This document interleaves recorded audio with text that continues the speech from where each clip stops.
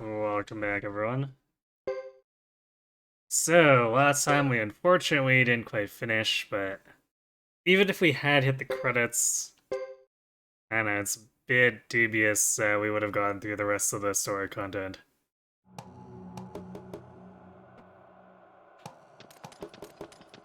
So, we're unfortunately gonna need to do a bit of work on Thomas and the rest of the crew, because we don't do enough damage, and we don't have enough survivability, so we need to improve either. I guess theoretically we could just improve a little bit of both.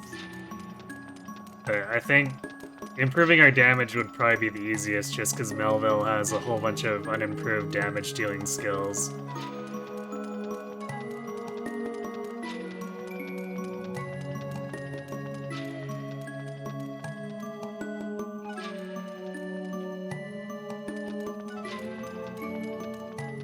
Let's fix camera angles.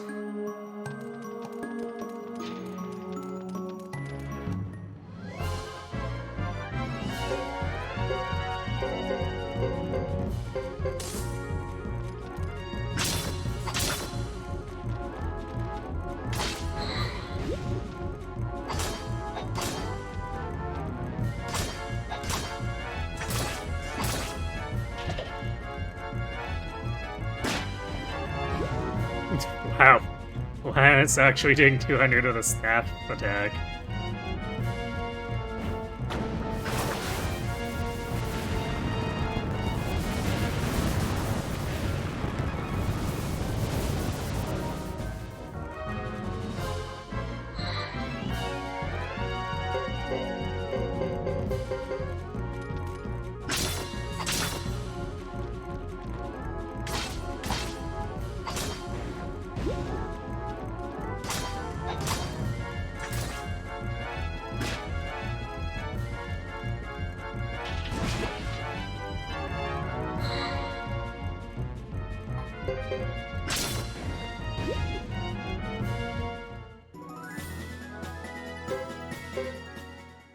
Who did I leave as our support?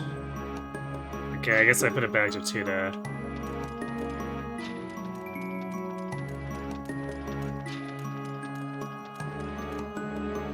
Just fine, it helps our sustain while we're actually trying to do stuff.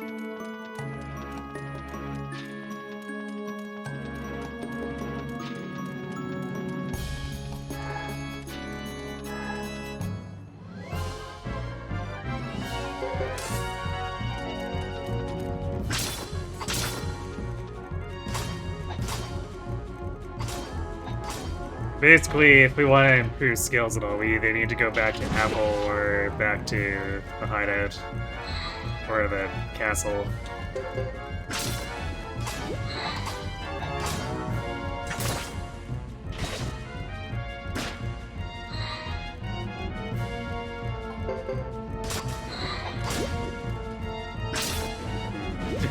We do less damage when we don't use the unites, but also because we don't have to watch the animations, it's faster. At least with all level 16 weapons and stuff.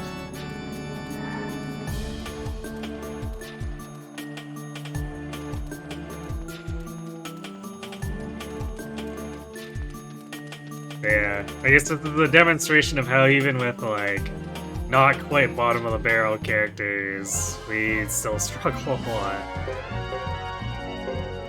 So, attempting to use the Shiba Inus on the final fight would be just an exercise in futility.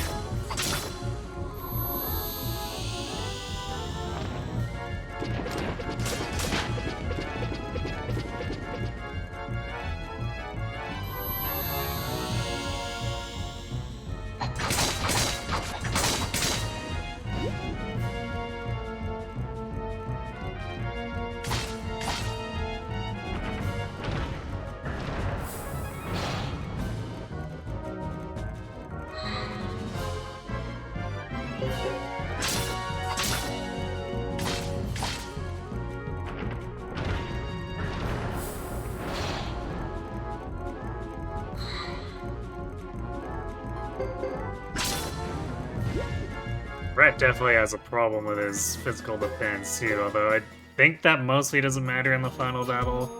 It's almost all magic defense or elemental defenses.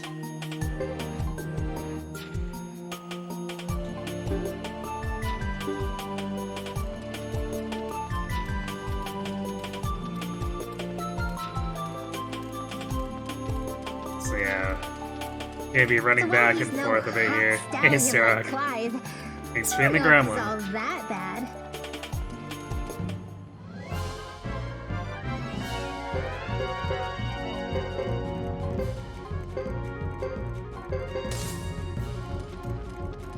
I guess what we could do too is dip into each of the treasure dungeons and loot the Chapter 5 versions of their chests. Might even give us some extra stuff to work with too here, as far as gear goes. It'll get us less experience, but it should still get us SP, because that's not really scaled.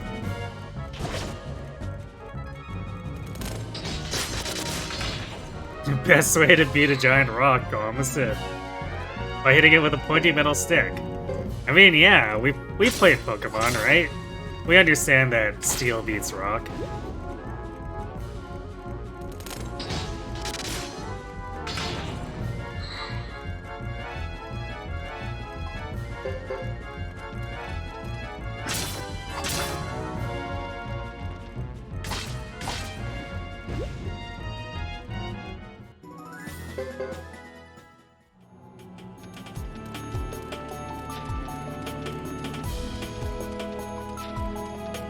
Doesn't punch also defeat rock? Sure.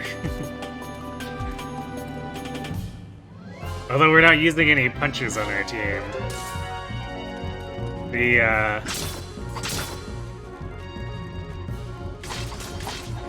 The fist users are technically some of the best damage dealers in the game, as long as they can crit. And they have pretty good odds of that too, because usually they get like 4 or 5 attacks. Yeah, if they crit, they multiply their base damage or something like that by a lot. Which is why you'll see, like, stuff like those, rock golems that have huge defense only go from taking 20 to 300.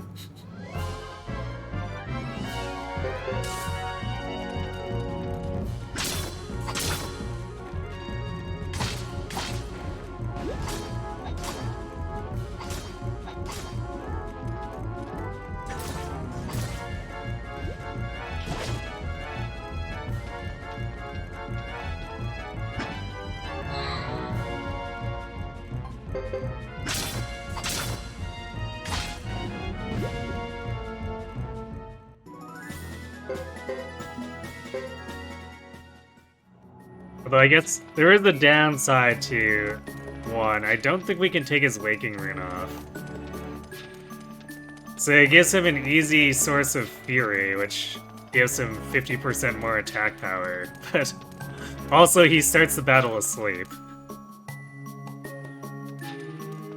So he has to get punched in the face first himself before he gets the buff.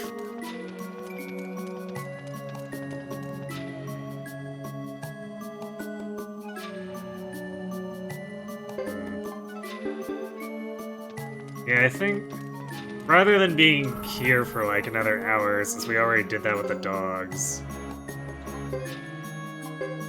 let's go hit some of the other treasure areas.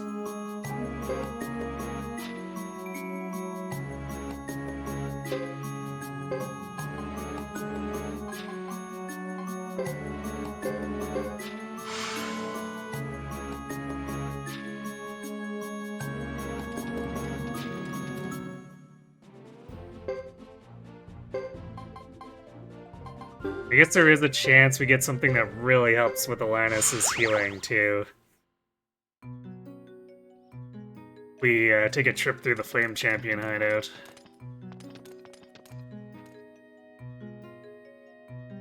Because, I think one of the corpses can drop a water magic ring, and she's currently running into problems where the lightning rune outspeeds her.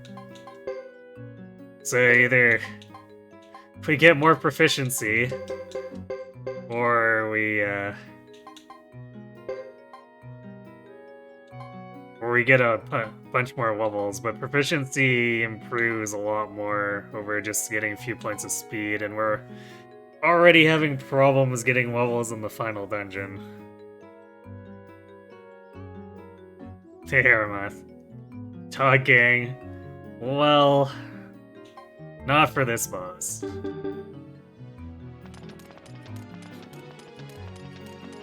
Because I don't think they'd be able to beat the final boss. Sarah was already enough of a struggle for them.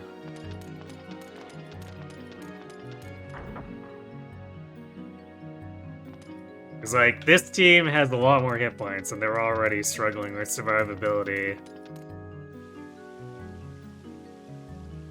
And the dogs have, like, half their hit points.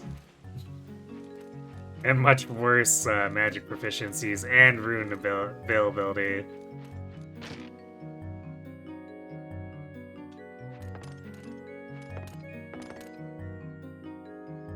Like, it's bad enough where I'm not... Even if we could, say, cheat them to level 99, I don't know if they'd be strong enough.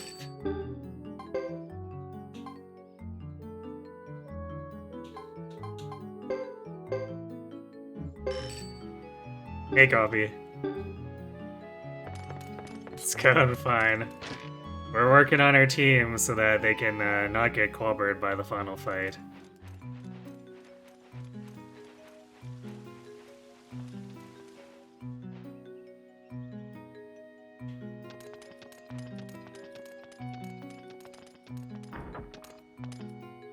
But such is what happens when we use as much of a C team as we can without making the fight impossible.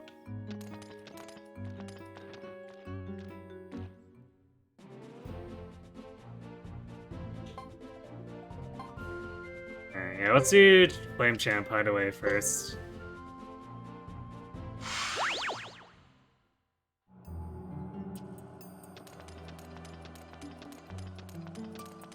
So I guess fingers crossed for that water magic ring.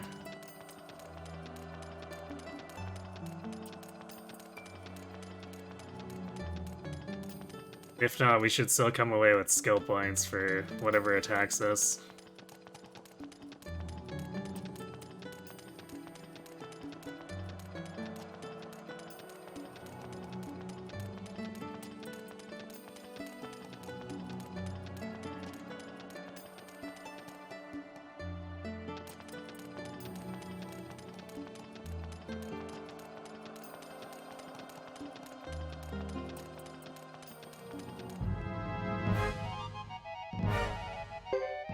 Popper's ends now.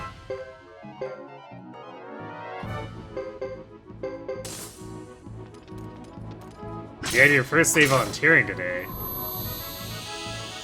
What were you volunteering for?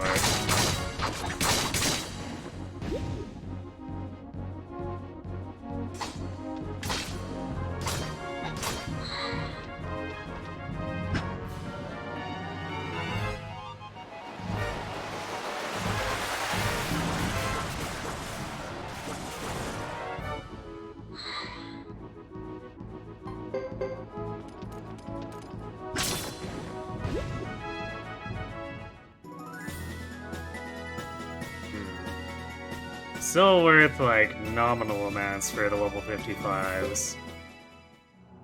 The problem is that nominal amounts means we're doing, like, 25 to 30 battles per level. Fine Helm. It's like a decent chunk of change, but definitely not what we were looking for.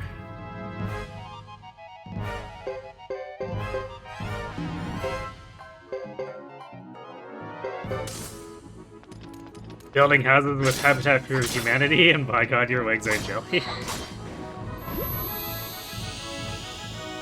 I'd imagine.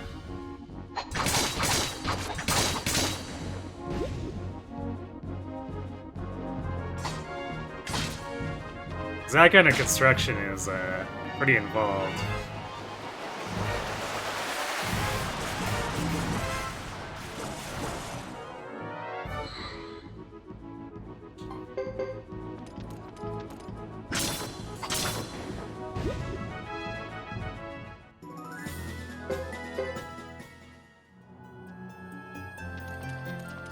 You know what's unfortunate is that Chris has no free rune slots.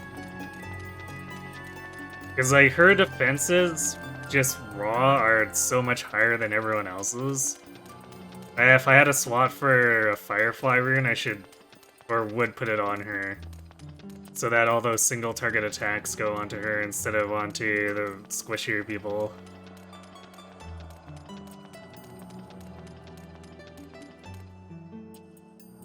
Not that super terrible for, I say, the fire rune that was focusing Cecile before, since Cecile's got Armor of Rage, which reduces fire damage, but still.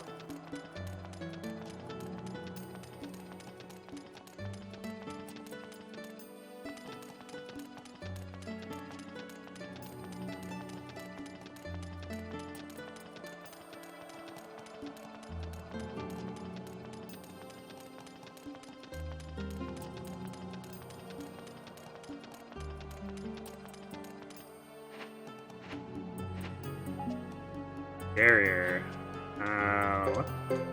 What is the barrier rune?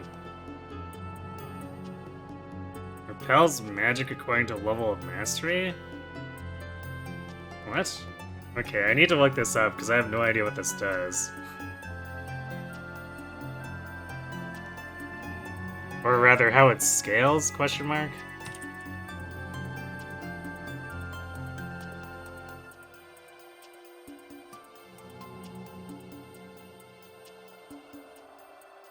It's...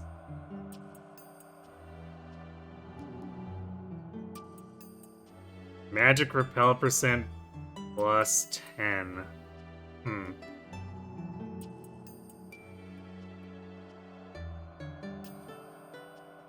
Interesting. I don't think that's worth using, just... because, well, actually... Ret has... Magic Repel B. I don't think it improves it enough to make it worth using. Because B is already... I mean, I guess even if he had somehow had S, I don't think it'd be high enough to really... Let's see... Oh, wow. Okay, I take it back. If you somehow had an S, S is 80% magic repel. That's kind of ridiculous. Unfortunately, B is much, much worse at 15%. So if we use this barrier rune, it would only be 25%. Compared to if he somehow had S and equipped the barrier rune, it had 90%. But I don't think there's anyone who has magic repel that's better than like B+. Let's see. My curiosity.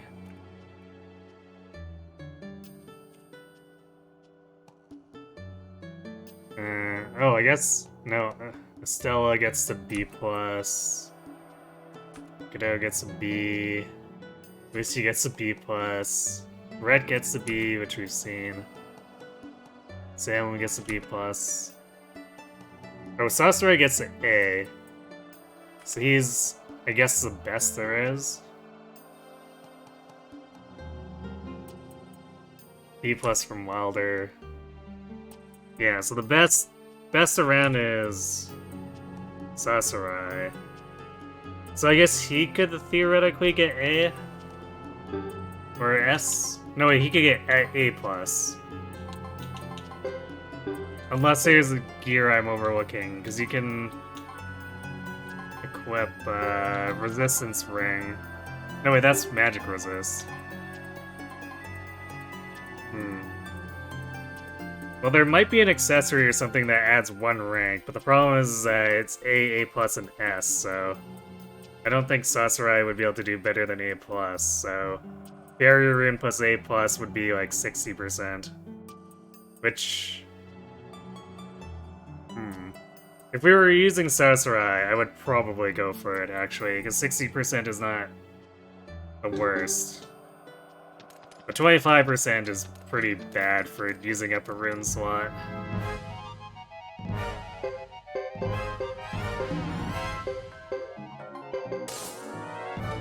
Especially when we absolutely need the damage from him and Melville.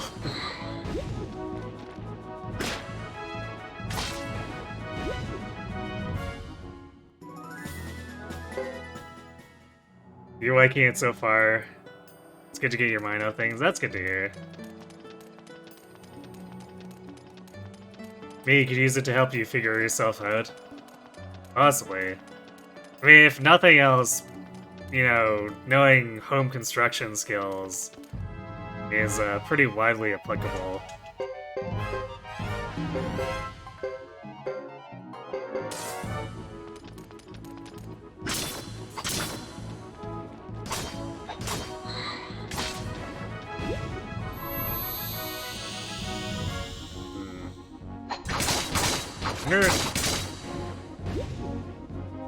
Sometimes it's hard to tell. I don't know if that Copper Sun's using shield or earth magic.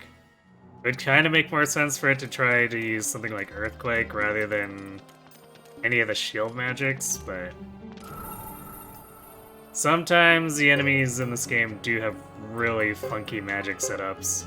Like those gold boars that spend 2 turns casting Berserk Blow. Utterly pointless, but for some reason they do it.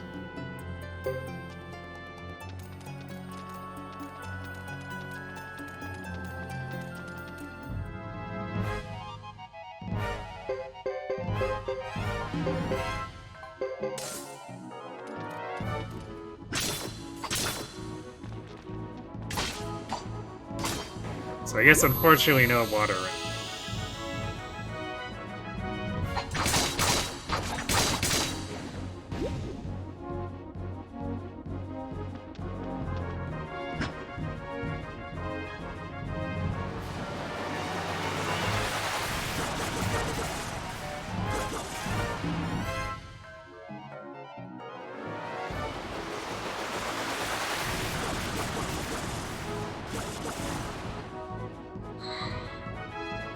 We might do one more round 3 here after we finish with the other treasure bosses, because chances are it will have regenerated by then. And same with the corpses.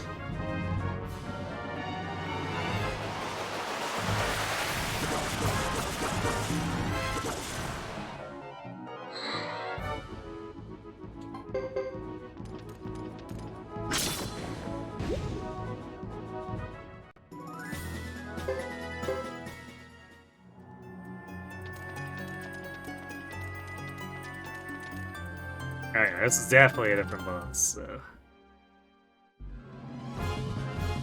Time to see what his chest coughs up.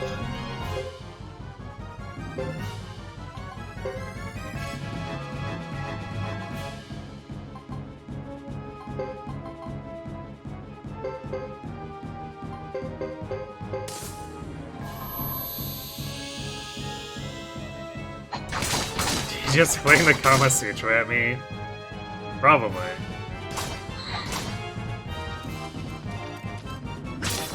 He's also using lightning magic, so we might not end up dealing much damage to him. Oh. Okay, he decided to use Berserk Blow. Oh no, 94 damage.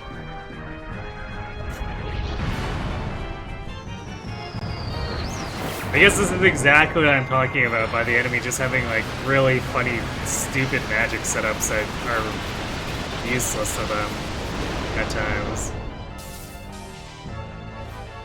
Okay, no, he doesn't resist it. It's good, because the Azodes takes 1 damage.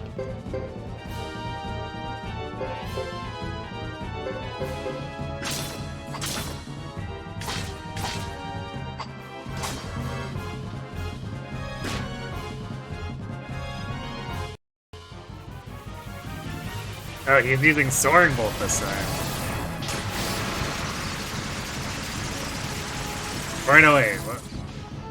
No, Thunder Runner. Wow, okay, he used an even lower level. I have questions.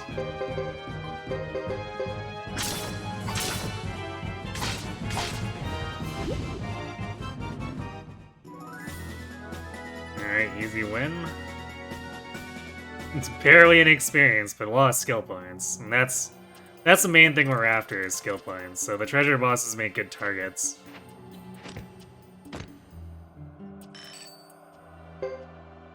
Mega Masons, custom cask. Nice. Oh, another wind hat. Don't mind if I do. Yellow scarf.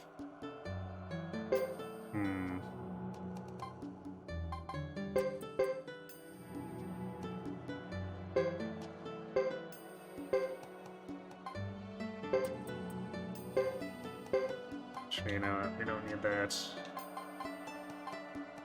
Thunder runner. Let's get rid of it. Status protection is nice. The problem is... I don't think it's gonna help us in the final fight, because we really don't get hit by statuses there. It's the kind of thing that would probably be great for if we'd found it much earlier in the game, but not so good now. We did find a lot of good whatever here. Oh yeah, Windhead is wind resist too. That's actually gonna really help us with the fight.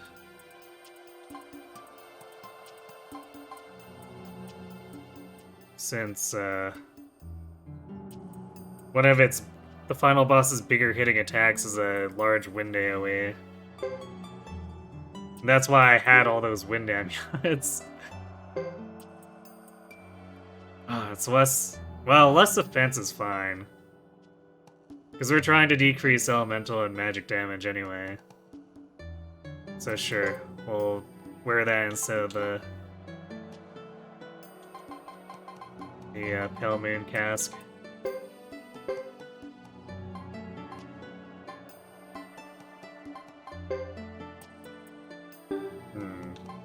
Man, custom cask is normally a good find, but we're actually pretty geared out now.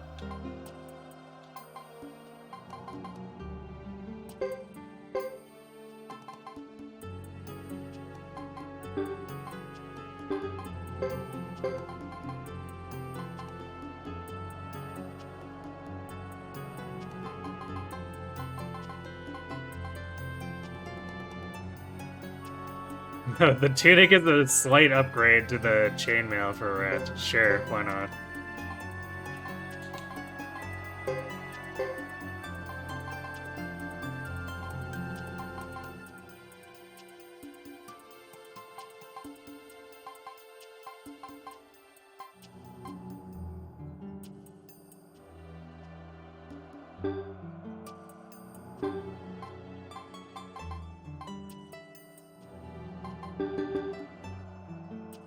So let's warp out.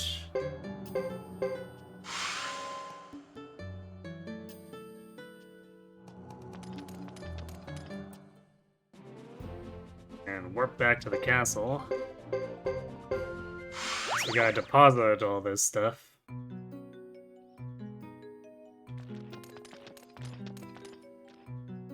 At least some of it. We're probably gonna sell off bunch of the armor. We probably don't really need stuff like Blessed and Fine anymore.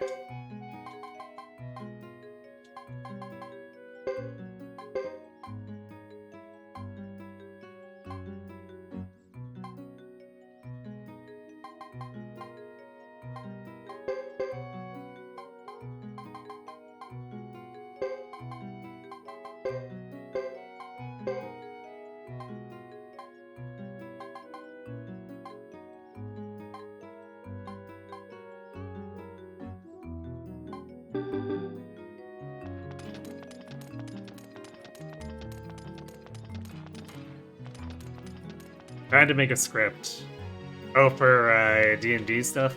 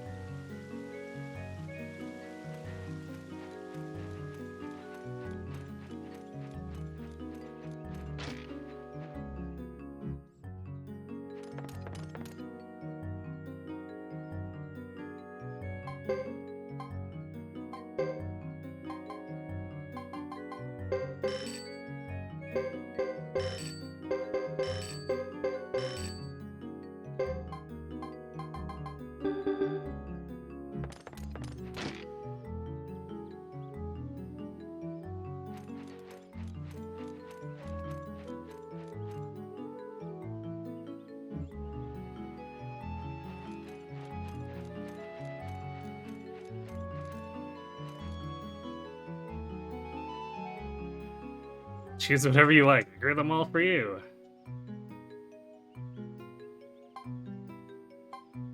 Medicine D and Grape A.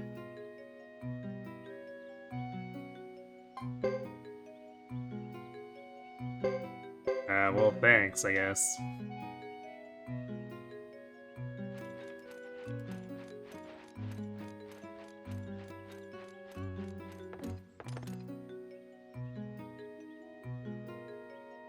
Oh, for the Tears of the Kingdom vid. Right.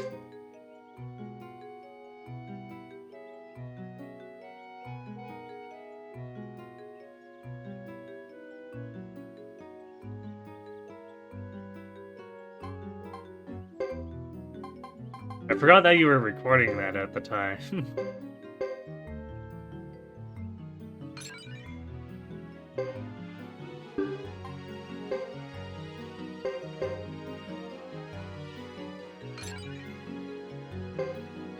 Alright, Melville's crit base is as capped out as possible. Okay, well, I guess he can't get more damage skills now. What do I even do with his other skill? I could give him dash or armor protect. Although we don't have the SP for it right now, so it's basically not really anything.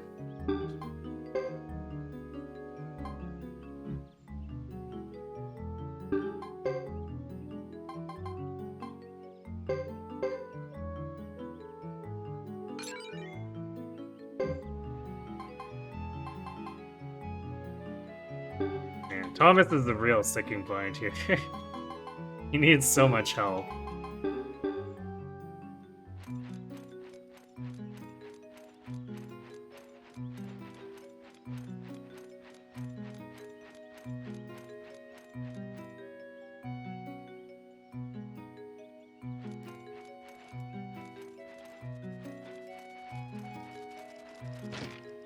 Unfortunately, this weekend is probably not going to be a good weekend for me.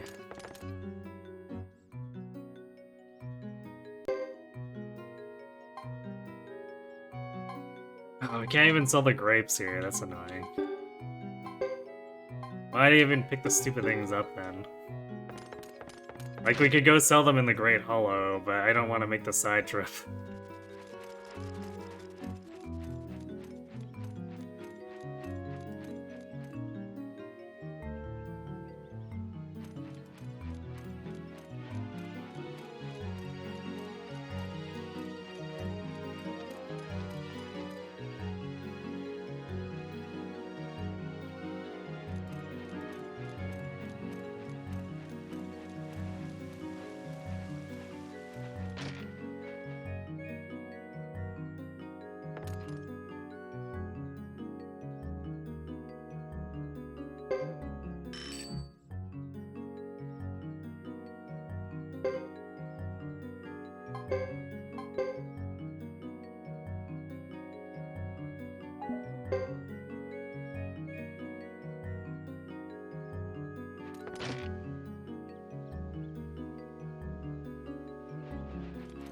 Yeah, thanks. See, this should be the last Saturday that's particularly erratic, so...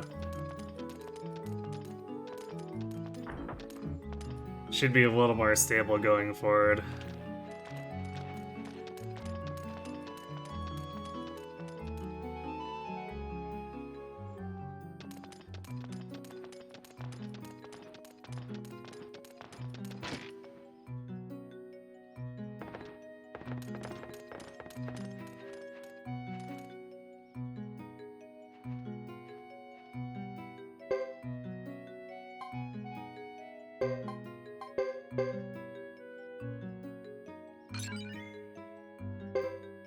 Okay, well, red is basically maxed out now.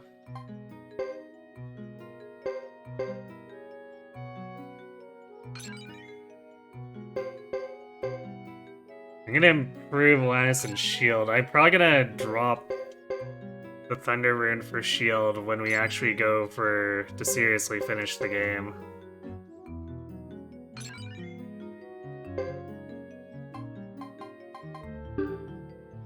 Because using magic attacks in that fight is actually not a great idea.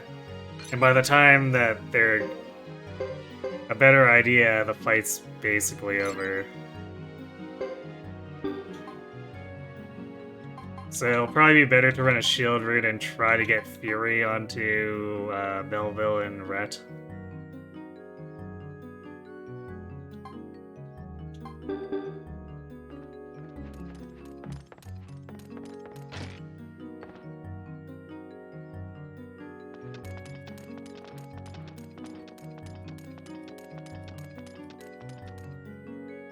But of course the issue being that not really a reliable spell, but the chances of me getting a Fury rune are pretty close to nothing.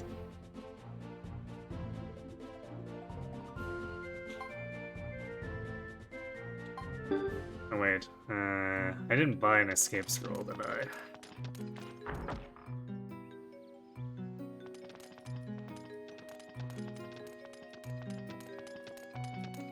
So we really don't want to walk out for all these treasure bosses.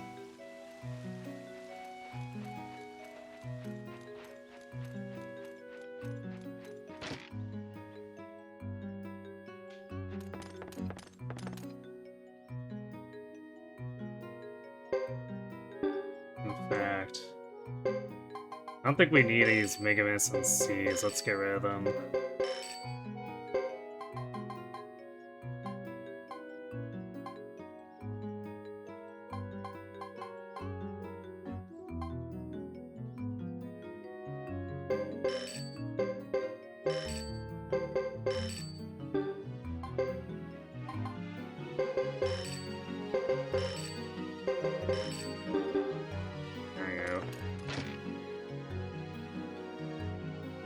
Few around so that I don't have to run back every time.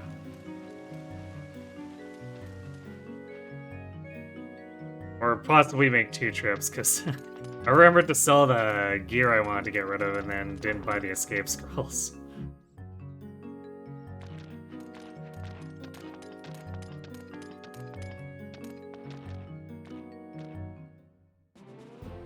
Okay, let's do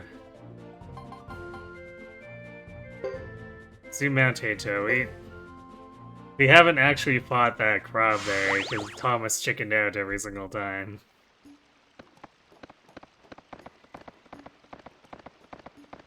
Also, I guess we get to use our horse. That's nice.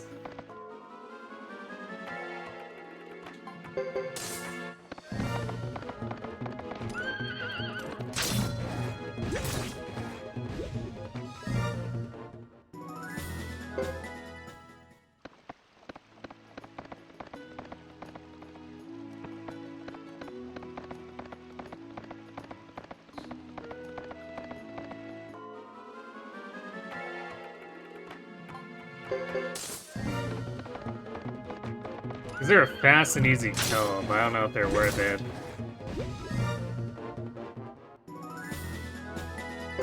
And it's like 21 SP each.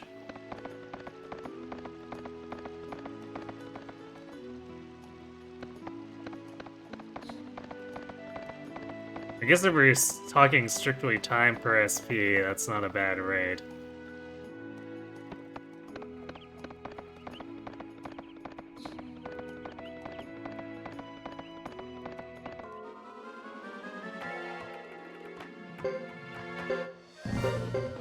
Okay, these are slightly more advanced enemies.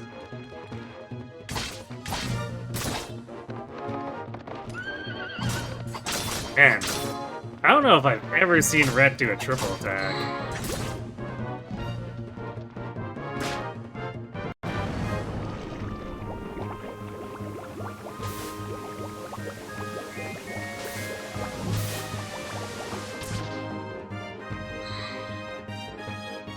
The stuff that's actually on level, he gets 2 at most, just like all the other ducks.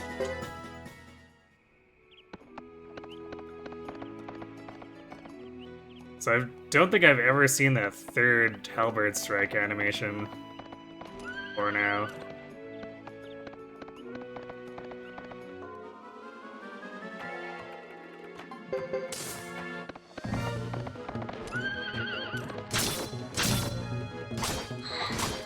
Damn, no. You probably won't do that much against the actual final boss, but it's definitely nice to see 850 against something.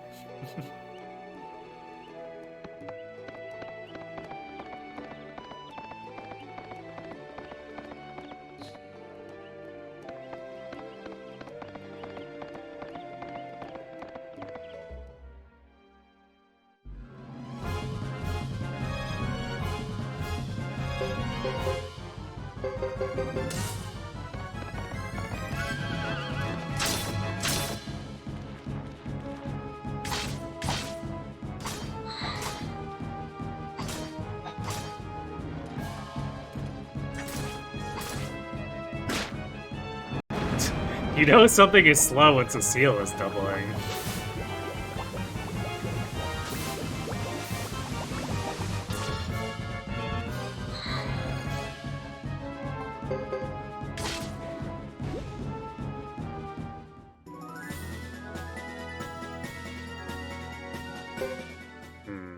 That actually wasn't worth that many SP. Well, let's see what's in here.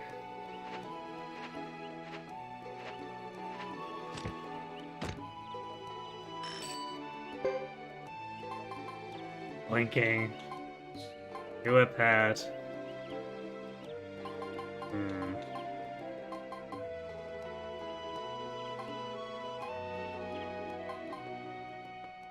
Well, we got a whole book. Yay, I guess.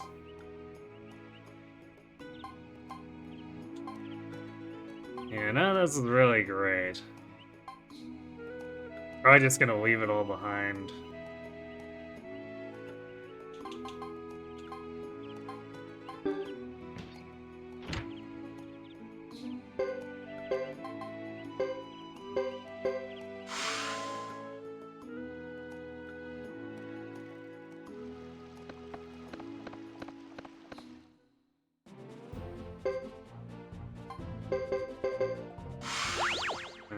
Let's see.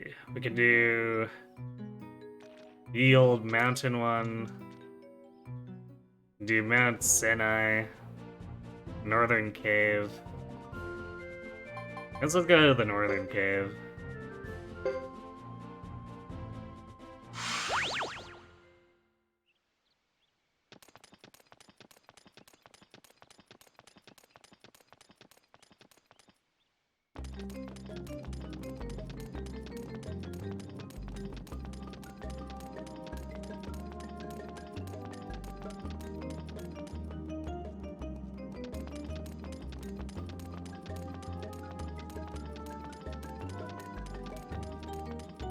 Not sure how much these will have updated.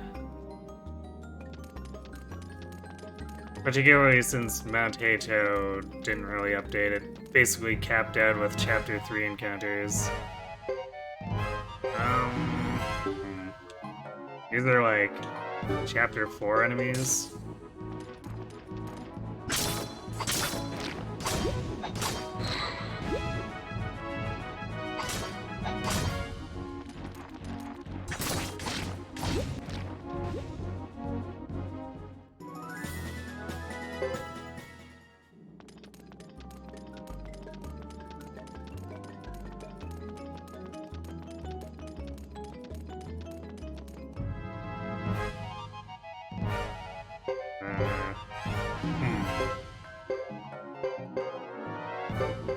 Zombie unicorns are definitely something I've run into before. Well, they're pretty squishy.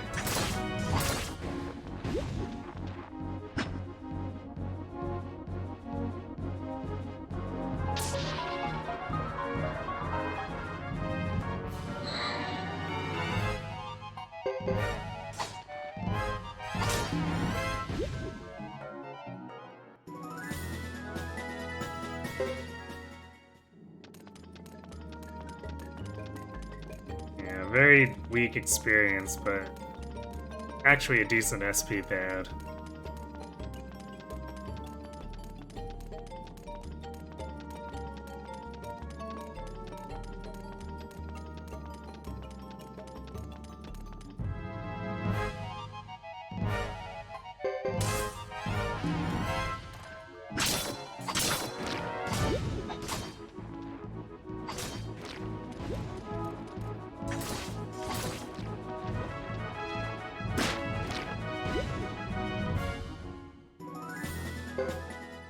probably satisfying to have Alanis run in and just finish off the fight by whacking something with her staff.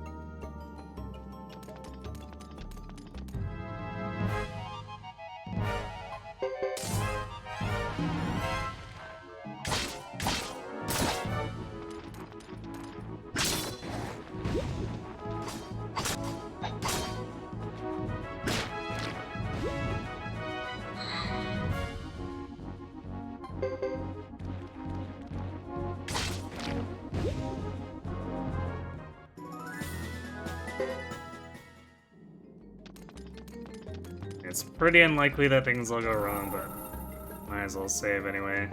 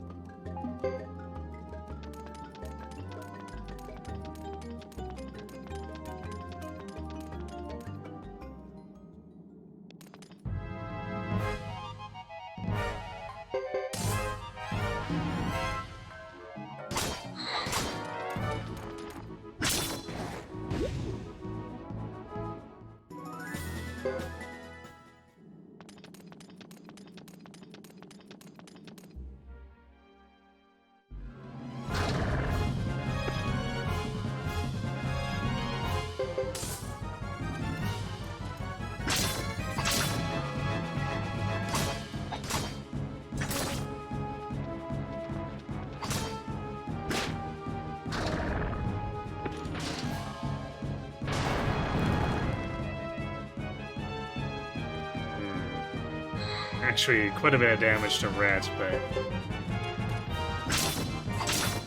I doubt this guy has that much for hit points.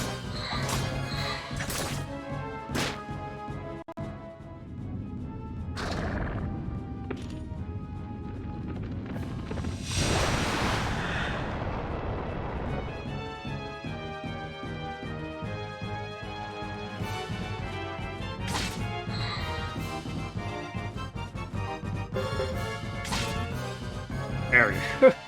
It's like, wow, he lasted 2 rounds. Surprising. But only barely.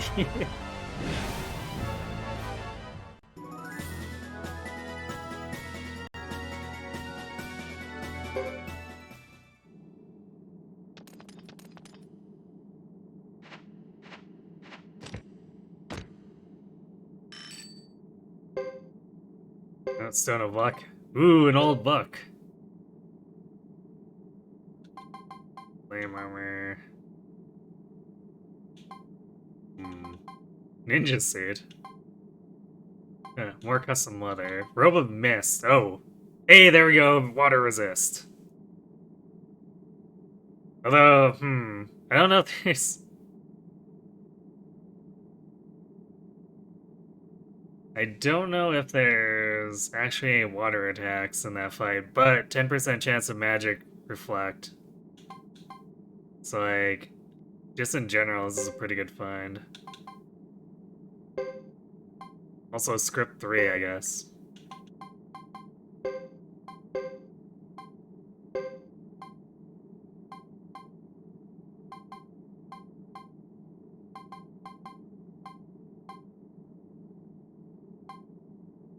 think I'm good leaving the rest of this, so...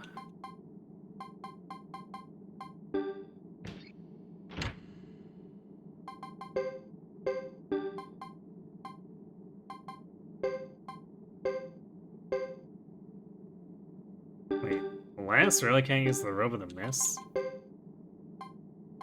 Why can my Mage Child not use Robe of the Mist?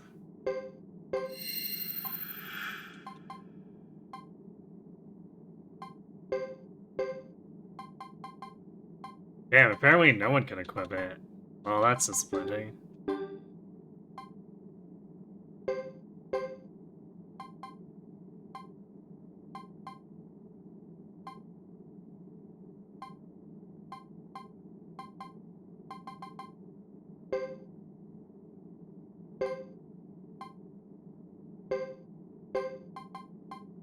Lance could use the ninja suit, though. Actually, plus 50 in speed, that might help with her casting issues, if she can't use the Robe of the Mist.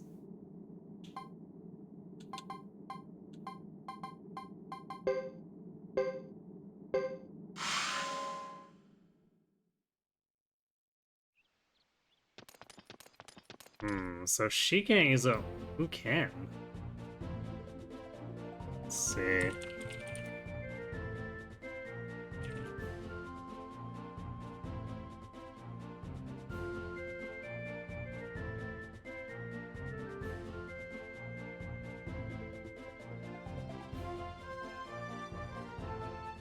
Yeah, of course it doesn't really say.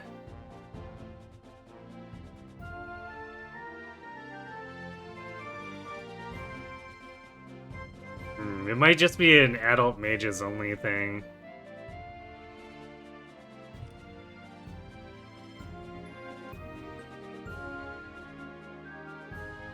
Wait, no, young Vicky can use it and has one.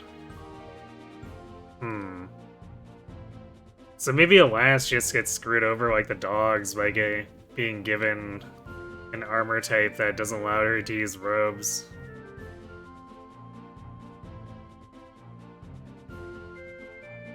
Well, that's kind of annoying.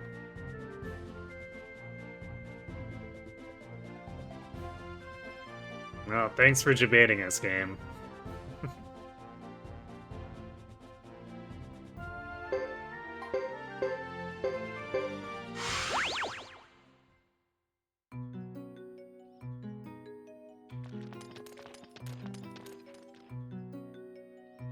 So, it's a pretty rare find, so we'll store it. And we'll store the ninja suit for now, too, and trade it in once we actually go for the fight.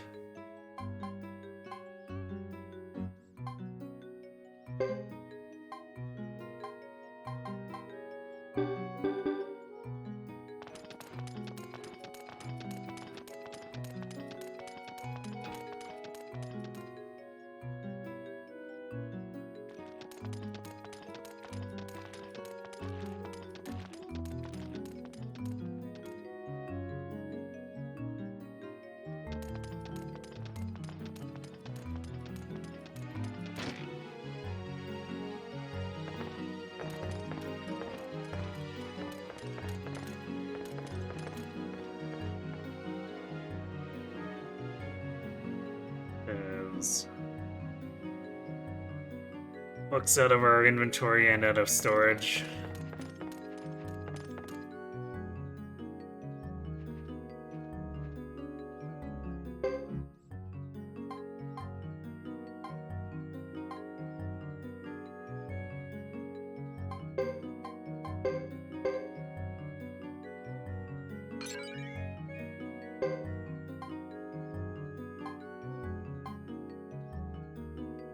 So Thomason ended up with another skill slot.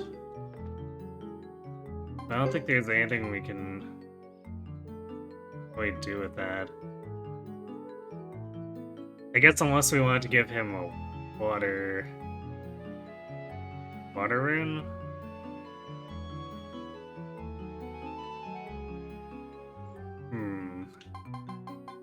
His MP is pretty well. Hmm. You know what? We might actually just give him the barrier rune because there's nothing better to put there, and he'll just be like, "Yep, I guess he has better survival."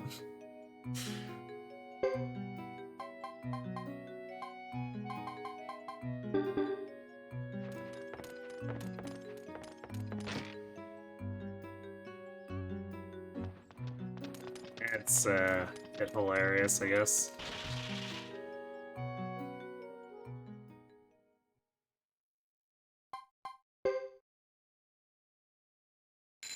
Assuming he's allowed to do it. I'm paranoid about people just randomly not being able to use runes now after the dogs were extremely specifically restricted.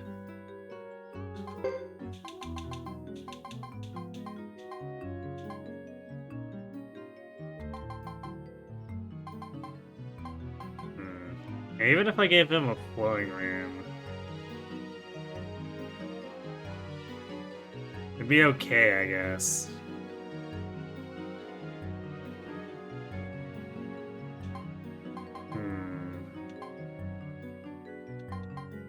Problem is that he is the one who's really needing SP for other stuff. So I guess we'll just do the barrier for now. And if it looks like we absolutely need more healing, then I guess we work on his water magic. And put the flowing rune on him instead. I'd really prefer not to, though.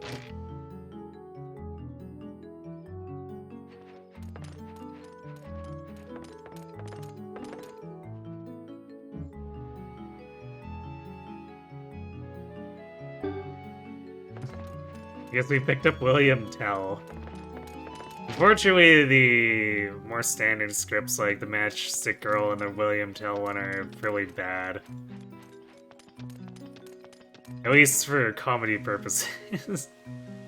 We tried to use them last time and they were just like, not particularly entertaining.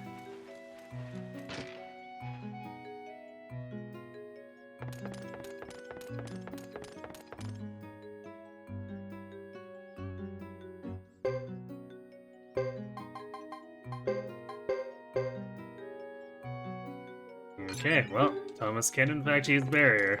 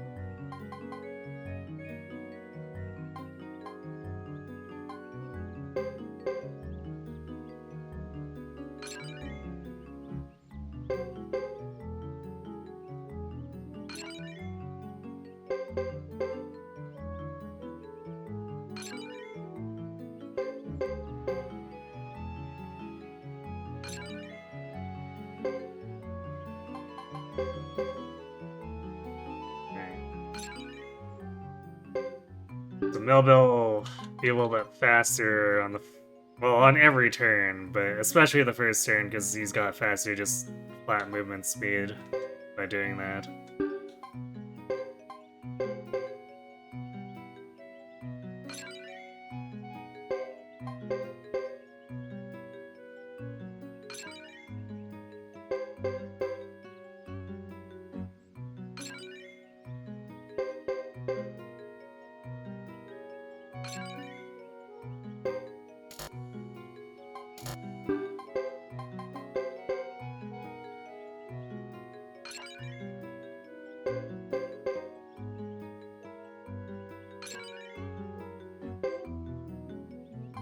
just a little bit short. I think we got one more rank of damage, and then that's as high as it's gonna get for their Unite attack, aside from getting more levels.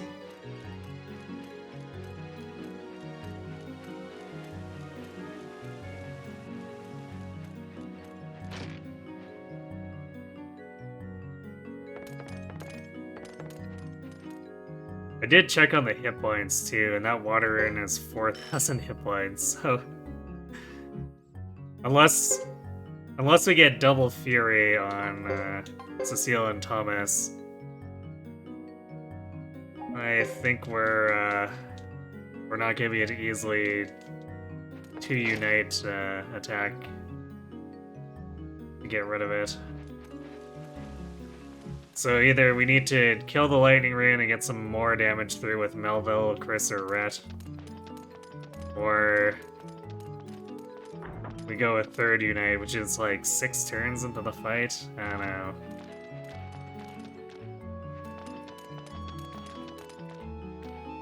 Seems a bit dubious.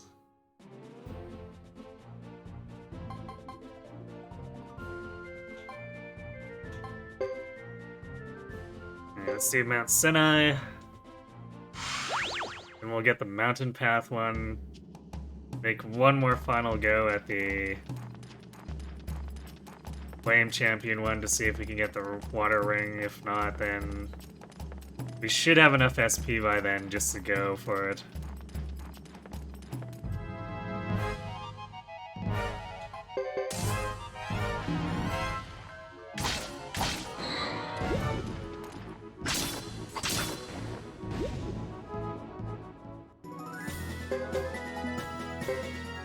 Plus a chainmail drop.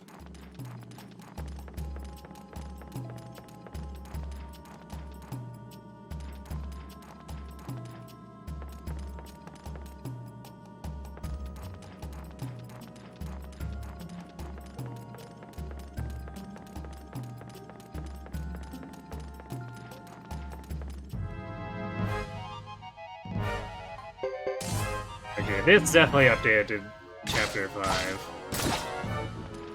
Because of the ghost armors.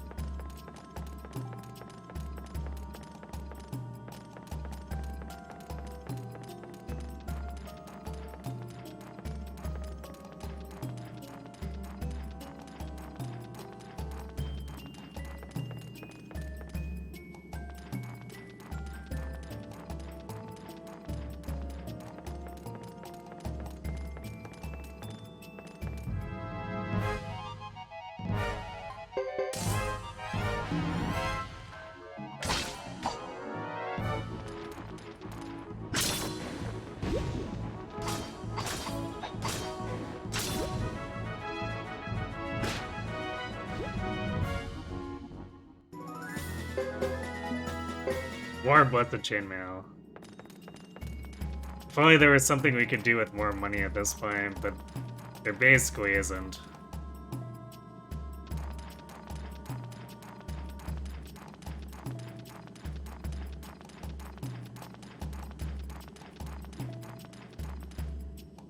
Let's buy your enemy off. I mean, in the first 2 games you can actually bribe enemies. It's usually really expensive though.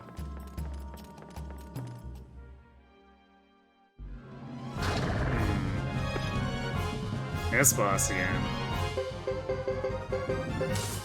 It might have more hit points than the North Cave version.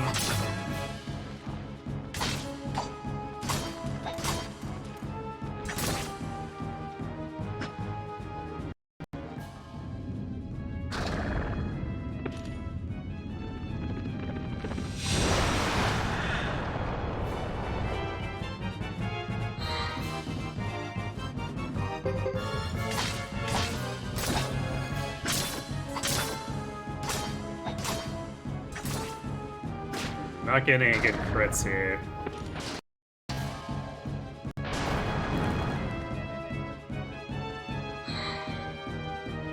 Okay, this guy definitely has higher stats if he's damaging Chris.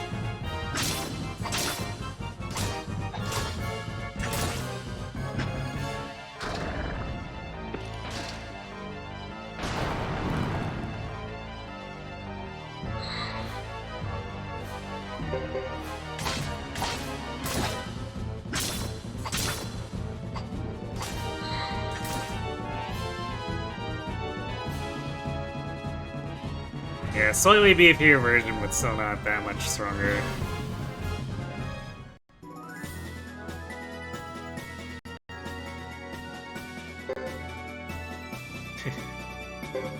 Yeah, I actually got a level up there. Nice.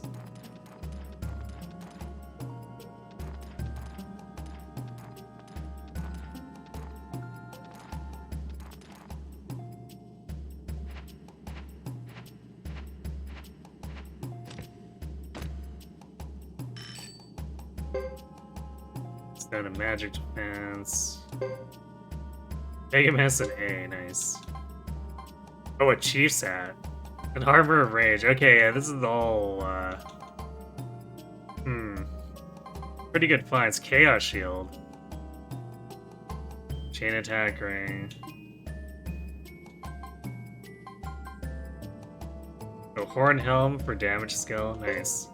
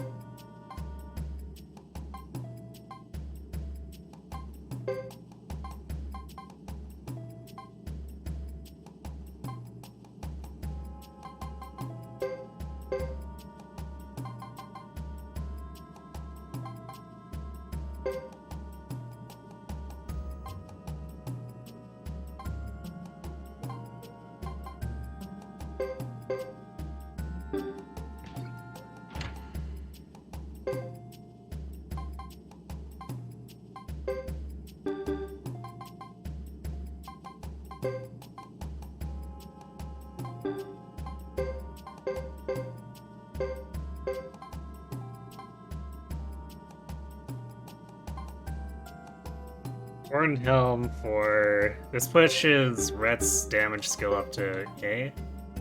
Yeah, that's looking pretty nice. A plus swing, A plus damage.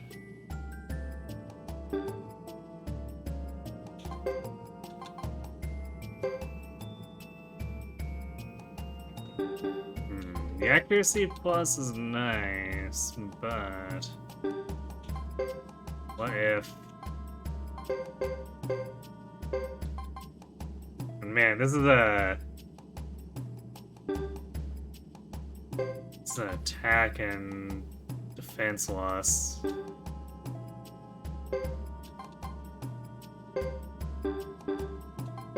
But this gives Melville the S-rank heavy damage skill. Actually, what is the difference between A plus and S in that?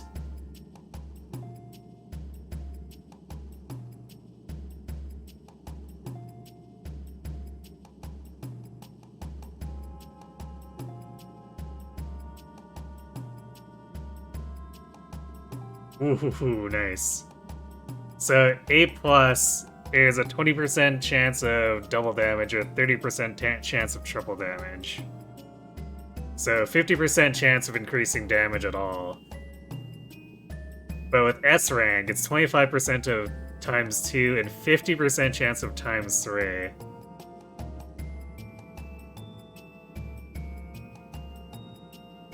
So I think, as painful as it is to not use the flame cask for the accuracy and the flat power base,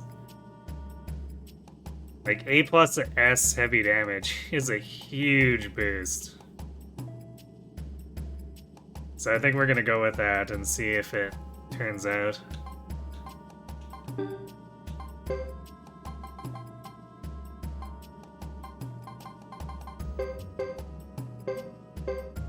I guess Cecile can use a flame cask.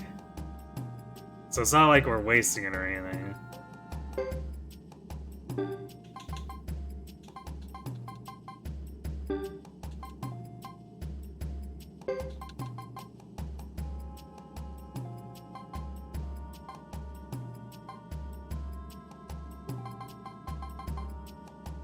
Alright, well this is a... yeah, pretty good trip. Does Chris really need more magic defense? I'm not sure if this stone's gonna help anyone else that much, though. I guess I'll put it on Alanis. Her hit points are the worst.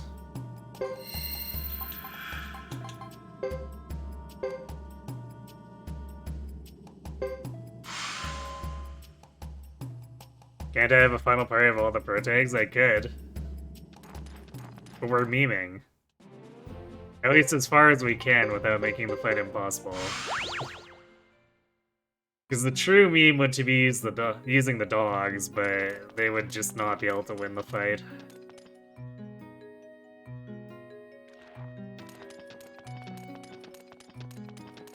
Because yeah, if we just wanted to straight win, then we just use our best units from the 3 main parties, and we would literally not have to do anything. But we already did that the first time I streamed this, so that would be incredibly boring.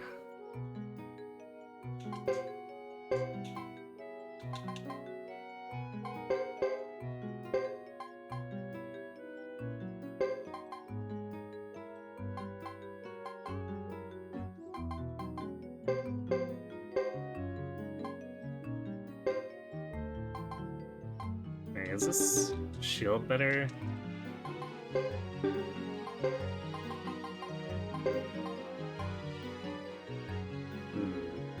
Nope. Because Earth Shield also gives Earth Resist.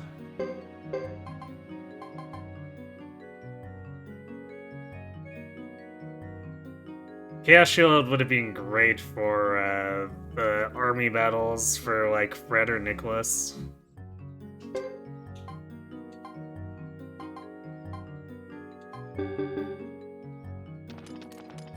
But we're kind of past that now, so...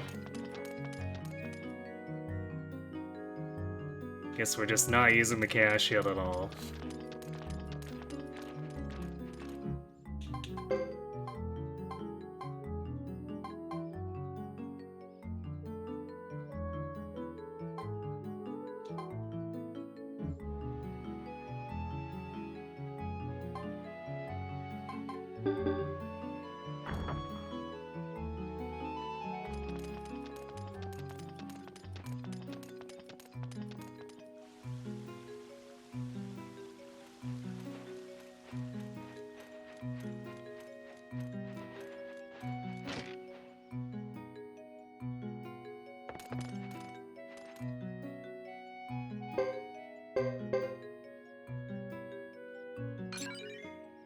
Night Statuess, oh my.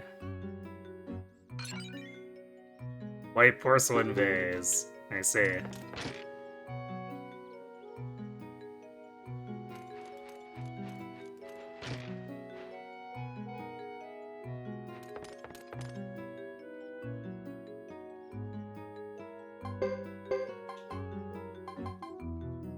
$50K, $45K, nice. There we go, we are now capped on Potch.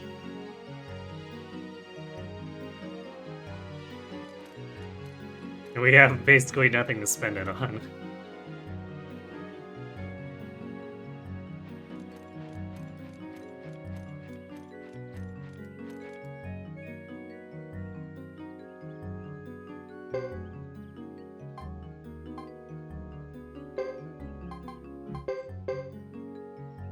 Take one more swing at getting that water magic ring, but...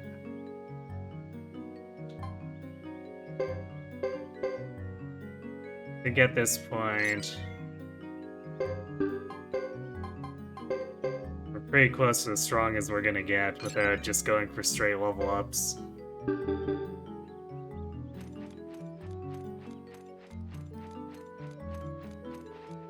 I don't want to just keep farming for one ring, so... If we get it, we get it, but otherwise, whatever.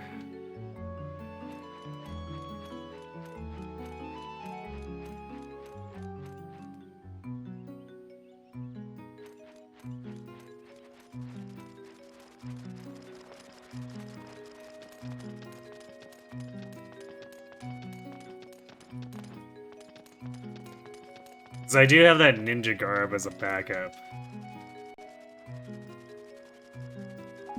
Okay, we got more profits, or potch.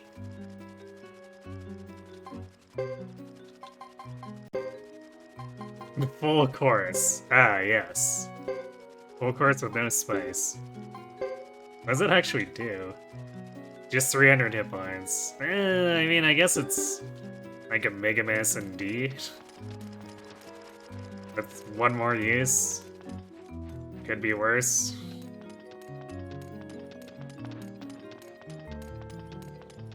Though 1700 is asking a lot.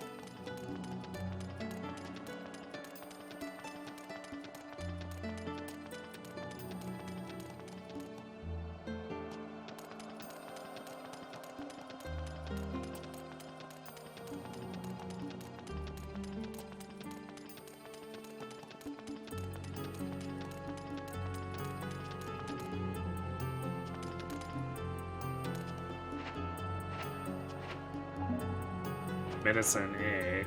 Well, I don't think that's the right corpse, but I guess it at least helps us confirm that things have replenished.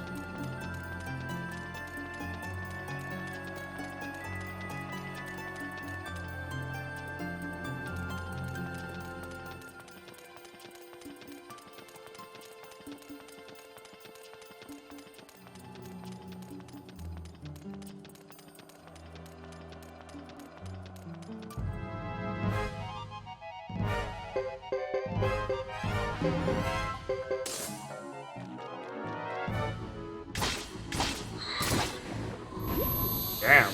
Alright, Rhett.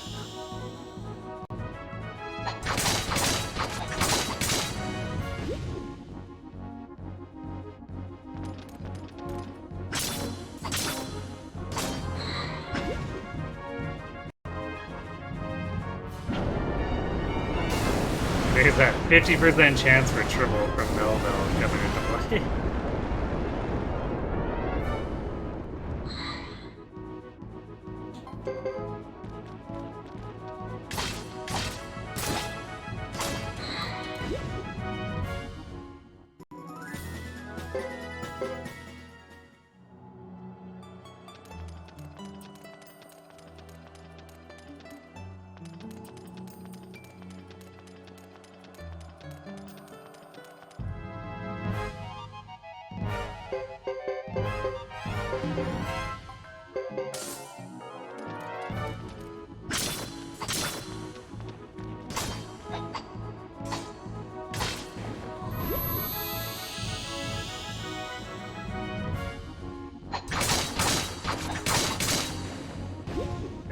under damage. Nice.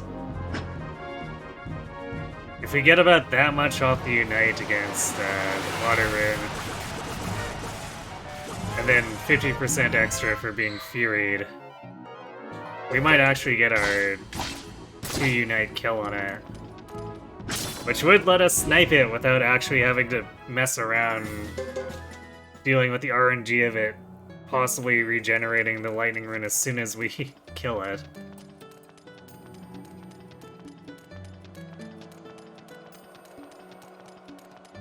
So we definitely have some strategic options now.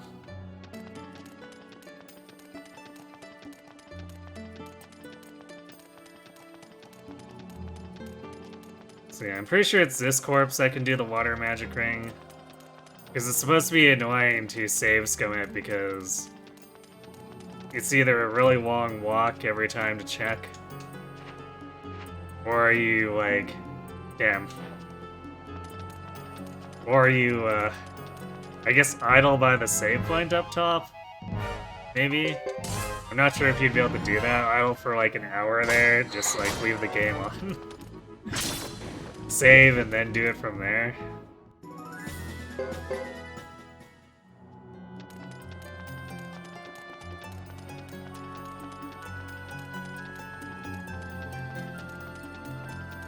Alright. See the treasure boss one more time. See if it coughs up anything interesting. And then we'll go try to finish the final boss off.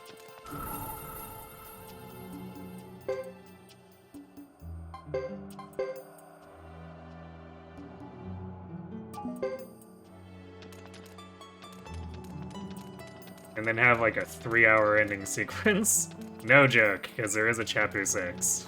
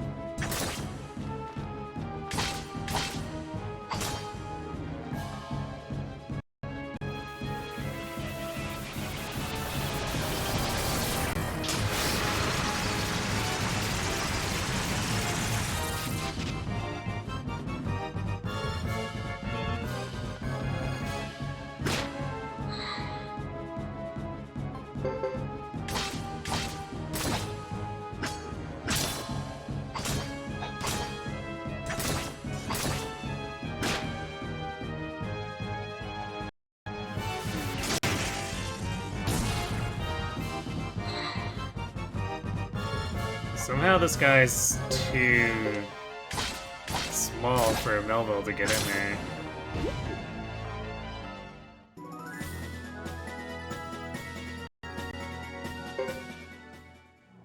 Which is very strange.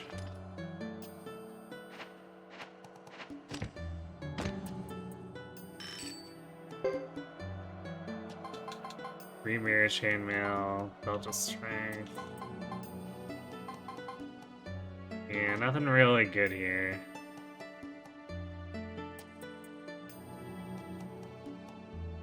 Because we've got all that custom armor anyway, so... Kinda figured it might not be great, but... Since we were so deep to check for the water ring, we might as well.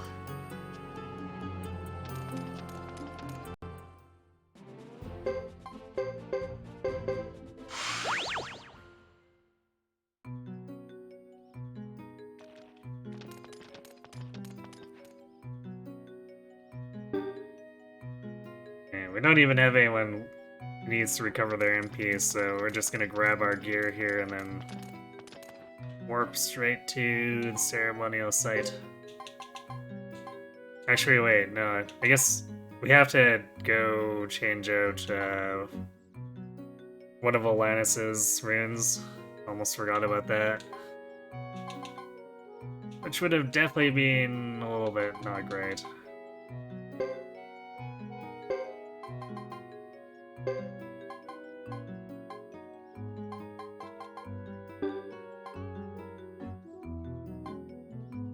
Wait, we can do a Windhead on Alanis.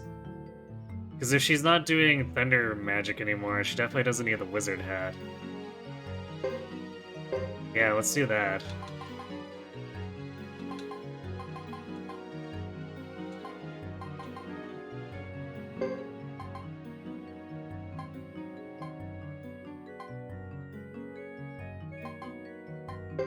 Also gonna do this.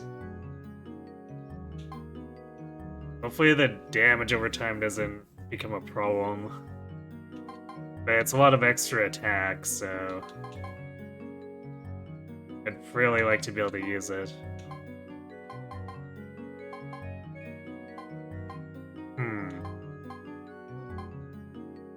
Okay, so there's something weird with this robe of mist. Because Alanis can equip the generic mage robes, but for some reason this robe of mist is just like restricted from being used by her.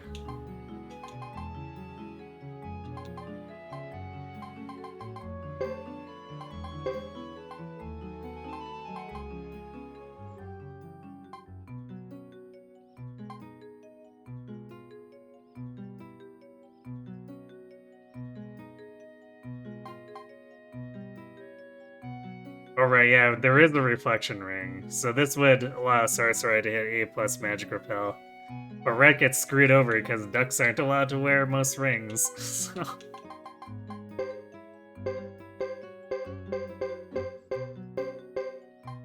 Big womp womp there.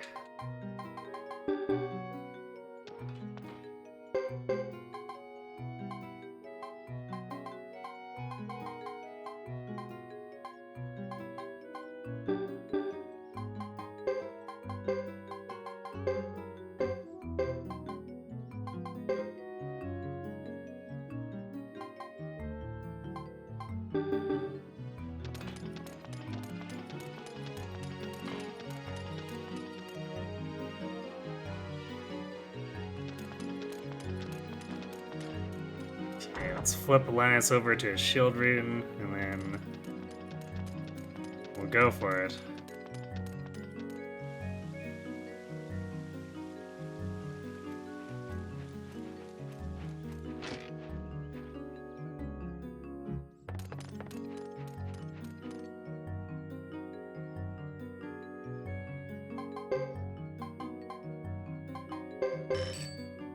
Here we go. Something to use our money for, spending 24k on shield rune.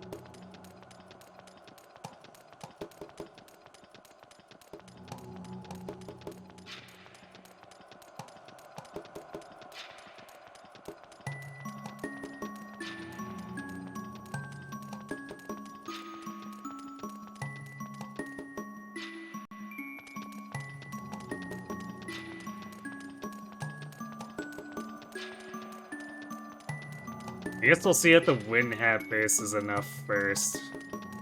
If it's still not fast enough for her, I guess we put on the ninja garb.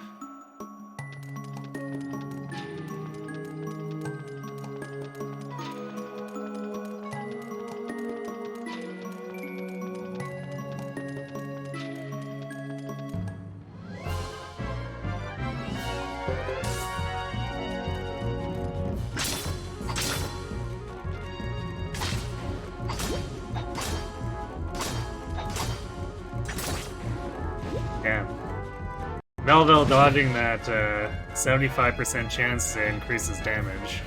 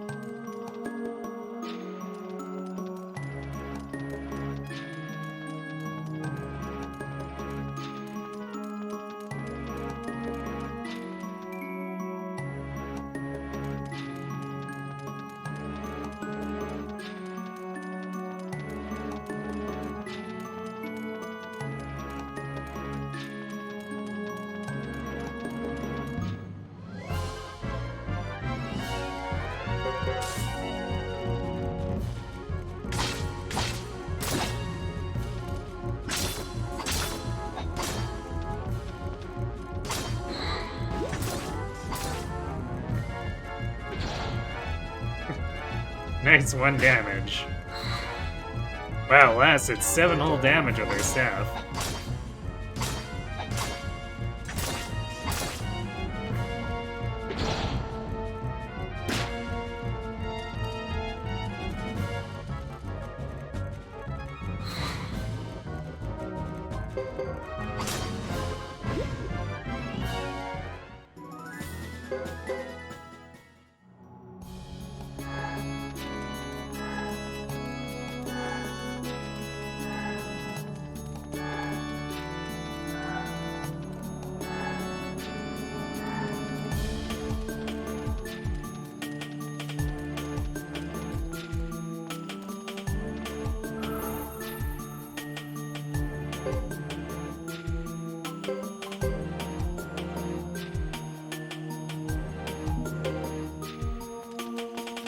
Alright, here we go.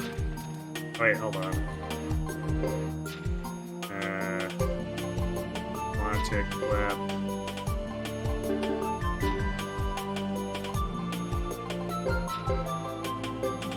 Wind amulets. Actually, Chris doesn't need it, but the others do.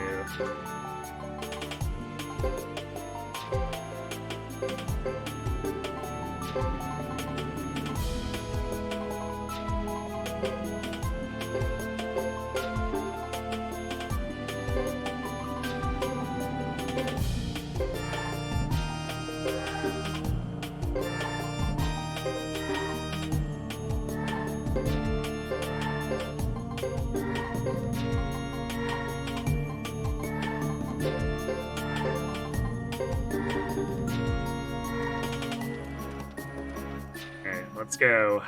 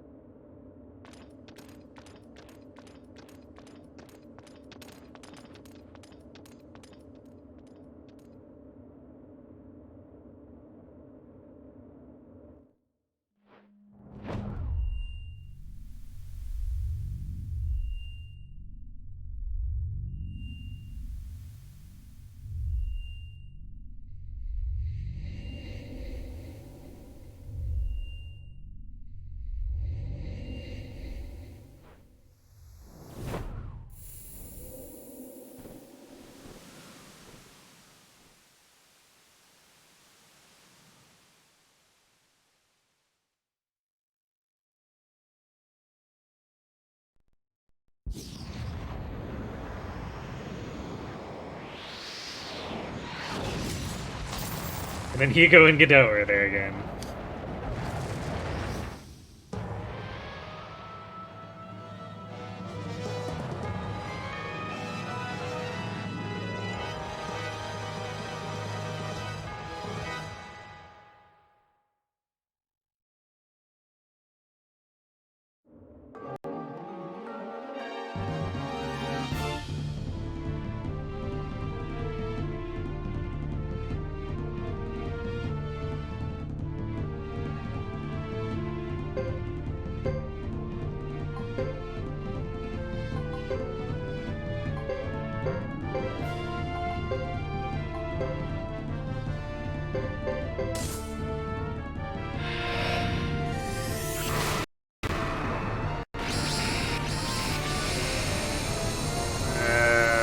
Got Melville and Rhett. Unfortunately, we didn't get Thomas or Cecile. Oh, nice crit, Melville. Alright, so he is doing like 900 damage to Lightning Crystal if he triple crits.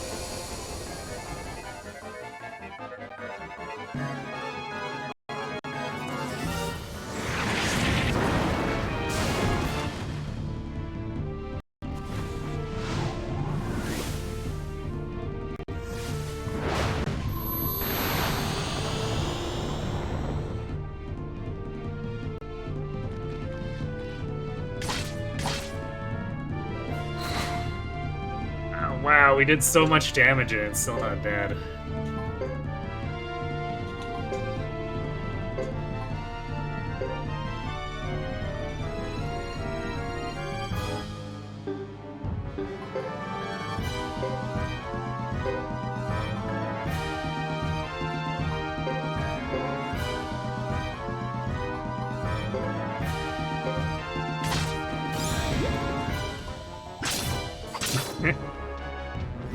I'll do my best.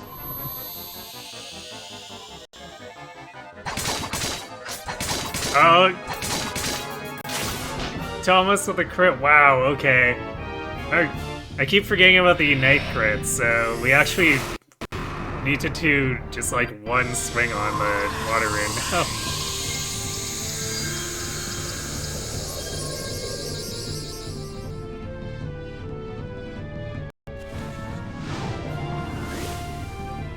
The lightning rune's gone.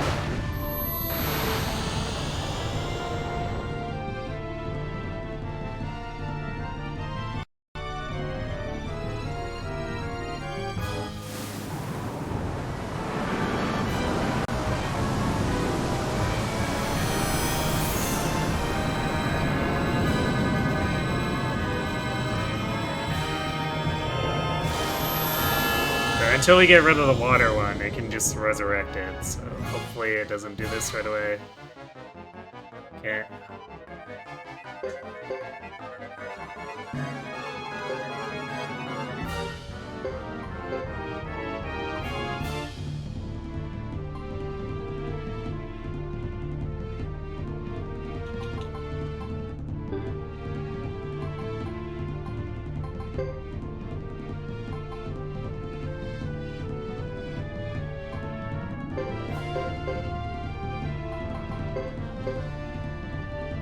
Yeah, we'll just do the Unite again.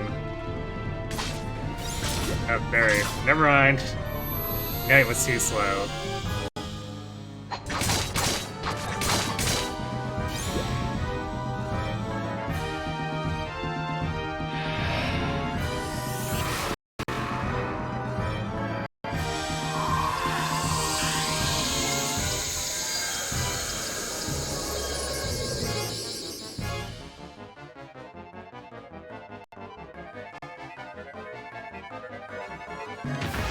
Okay, we probably got this at this point.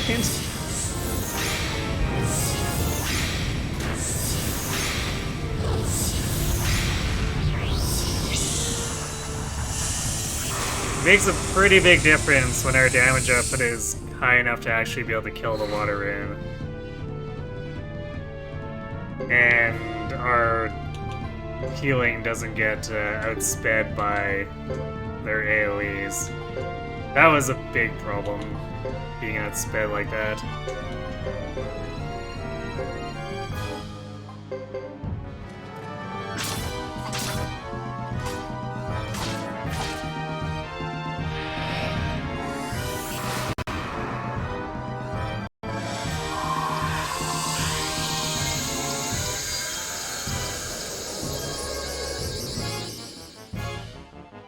Yeah, after a lot of effort, basically this team is about on par with what bringing in Higo and Godot and some of their best team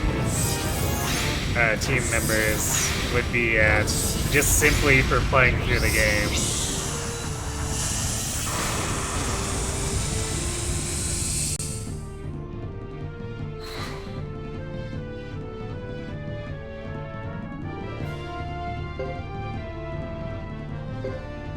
Why is this crystal not dead yet? Jeez.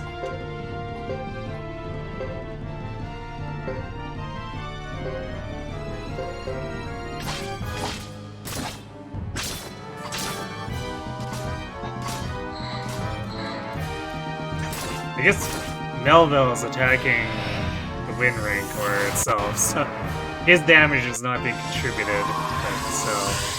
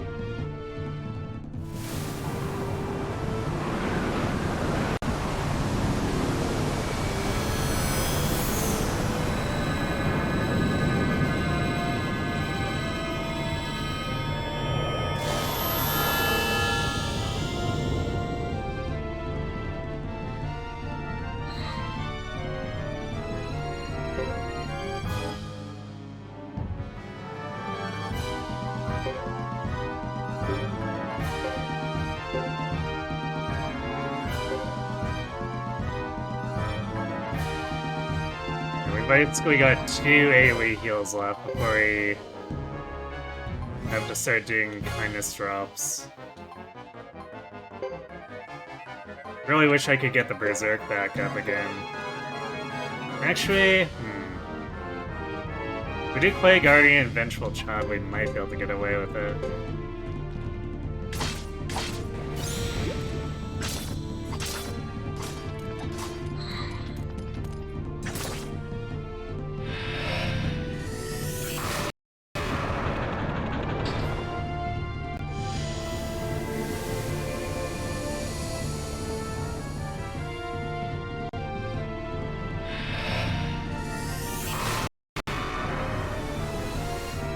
I think unlike the second game's last boss, killing the orbs doesn't end up giving the Wind Rancor 3 actions in a row.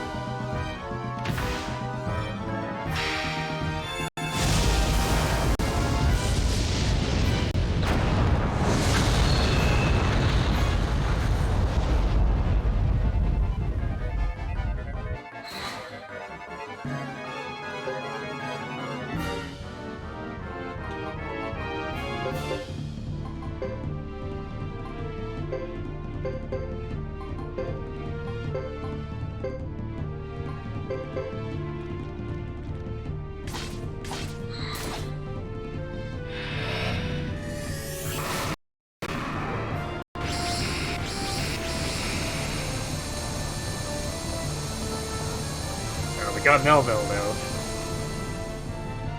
Let's see his... Yeah, there we go. Look at those crits from Melville. That was like 1500 damage.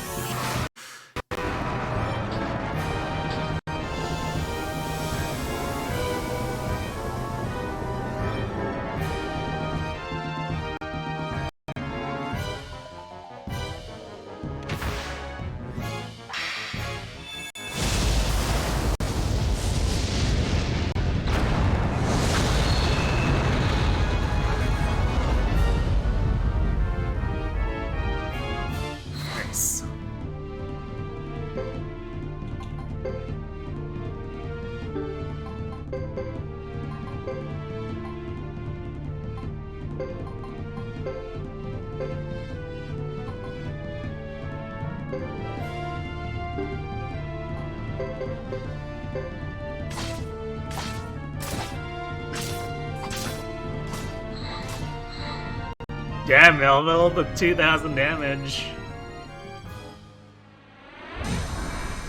There we go. Melville MVP damage dealer.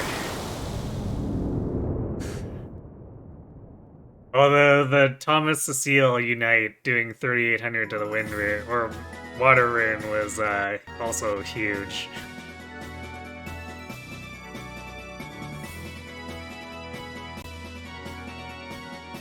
Just casually gaining 6 levels on everyone else. No big deal. Thanks to the GGs.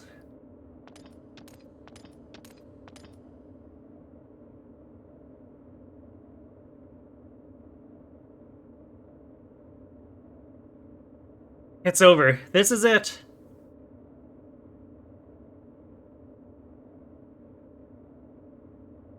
Yes.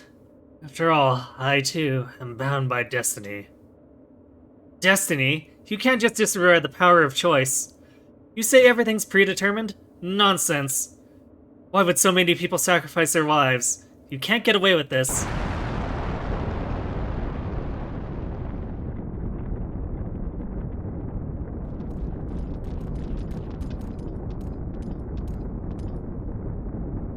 Uh-oh, help me!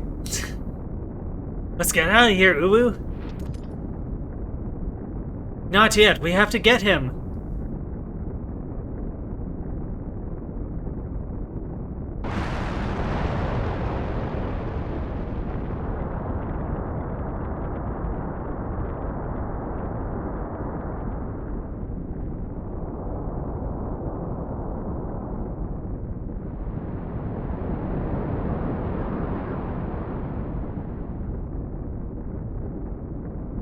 We can't stay any longer. Let's go.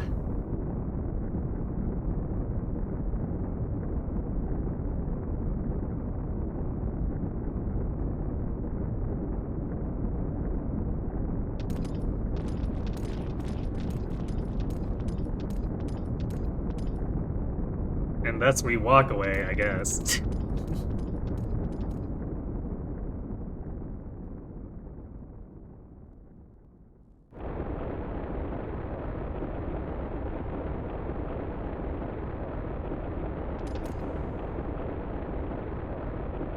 We made it all the way out here, so I want to get home in one piece. You're right, let's get moving.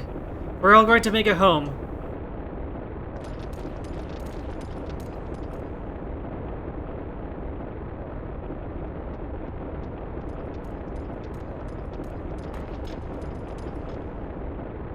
Red, what are you doing here?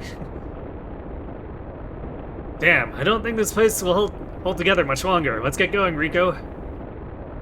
Yes, Master.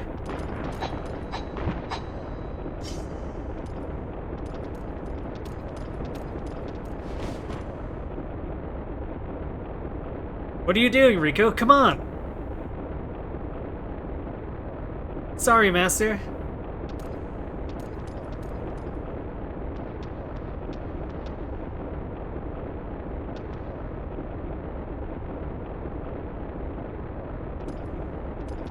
Oh no! Oh no! What now, Rico? Hurry! Oh no, it's gone! The badge! It's gone! The badge? Ah, there it is!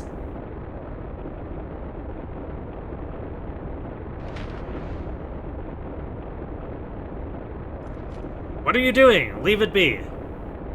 No, I won't. It proves I'm the apprentice of Master Fred of the Maximilian Knights. I'll give you another one later. Let's move. I want this one. It's a memento of the first time I met you.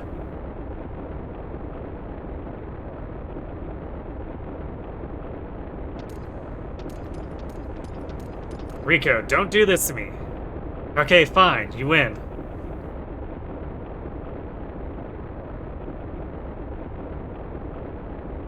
You wait here. I'll go get it for you. Yes, Master. And then he got eaten by monsters. Maybe so. Maybe so.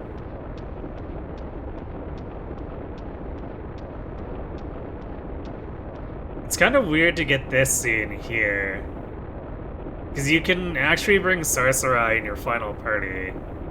So I guess the game just acts as though you never did it if you do.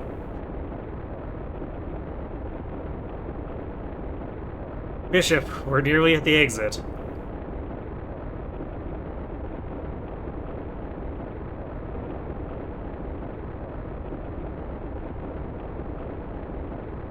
Thank you, Dios. I apologize for the trouble. It's not a problem, Bishop. This is my job. But, Dios, since we didn't get permission from the temple to be here, you will be rewarded for your service. I realize that, Bishop. Dios, are you a little off or something? Maybe you just like working hard. You are my only connection to promotion, Bishop, however weak that possibility may be. With a personality like mine, I'm not well liked by my seniors. I'll have no chance anywhere else. That's commendably devious, Dios. Besides, Bishop, you look a little like my son. Dios, I am older than you. Ah, I almost forgot. Well, we're almost there, so let's hurry.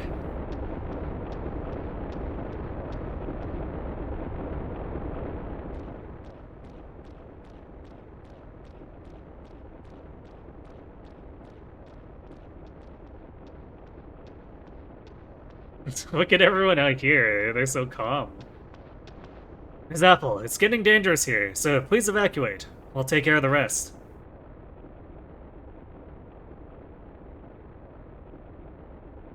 I appreciate your concern, but I'll keep to my word and wait here. But they might not make it back.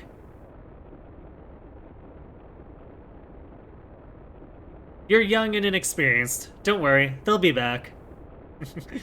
You know, this is only the third time Apple's watched the final dungeon collapse while she waits for the party to return. No big. How do you know that, miss? I'm old enough to know when people are honorable.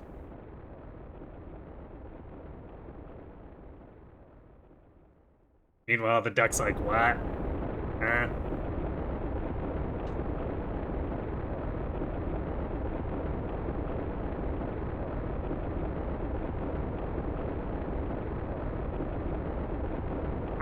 Are they still here?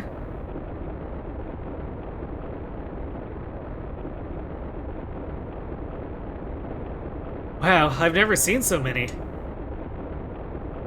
We're going through here. Everyone's waiting for us on the other side. Trust me. Oh, yes.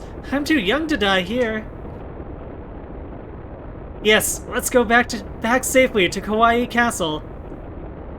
Yes, let's go back to Kawaii Castle.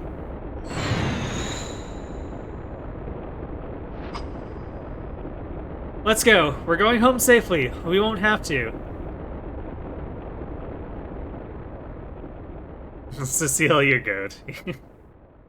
I do like Cecile a lot as a character. It's just unfortunately for her, she's not around for training a lot, and then she requires a ton of training to reach a usable state. Granted, not as much as Thomas, because she can just equip a lot of good heavy armor to be a wall, but if she wants to contribute to any other way, she definitely needs a lot of SP.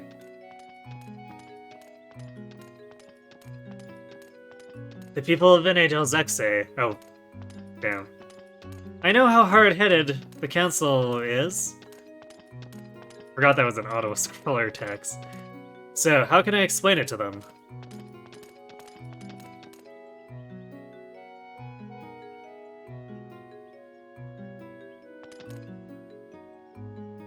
I'm tired of their tricks and lies. I'll go talk to them myself.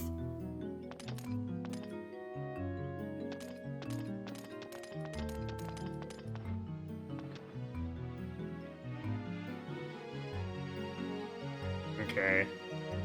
We do have ads coming up real quick here. I'm gonna let them run because this sequence is gonna go on for a while, so... Might as well let it go now while we're still early into the sequence, so... I'll go refill my water, and then we will come back to the rest of this, so be right back.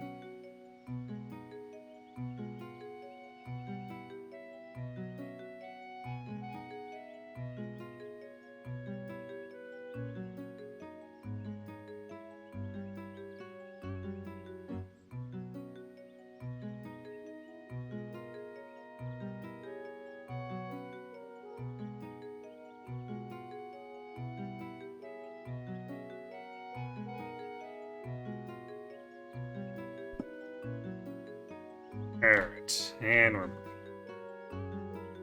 Chief Lucia, can I have a minute with you? Of course, we have time.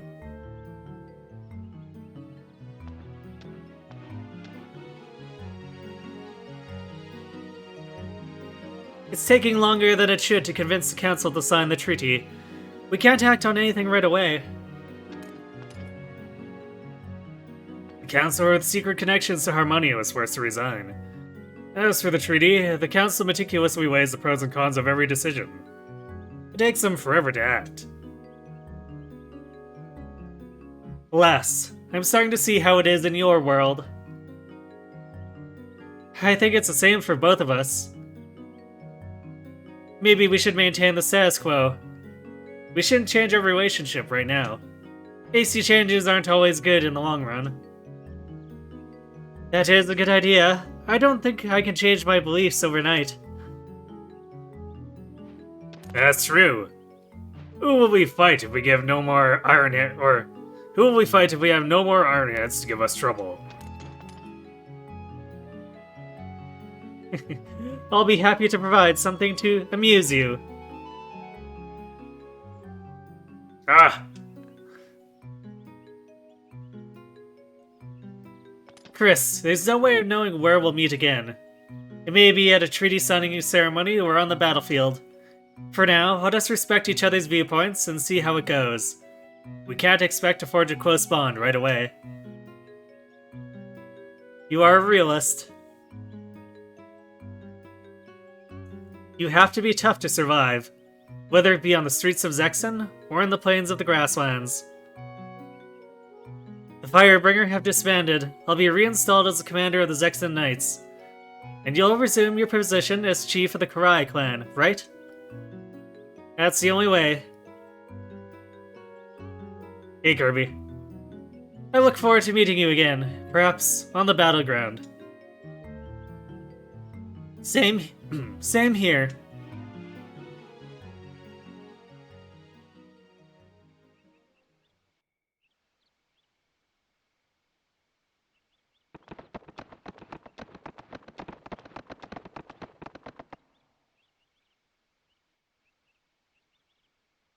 I'm back. Home sweet home.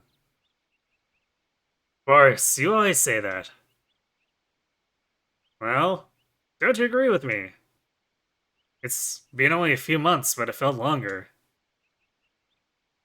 I agree. It's good to be back. What was the end result of all our battles? What happens now? That's for historians to decide. Our job remains the same, to protect the Zexen Federation. That is the best we can do. That's the way of the world. Never does it change. Nevertheless, it's good to be back. The Kawaii Castle was okay, but the beds were hard as rock. Those things are the least of my worries.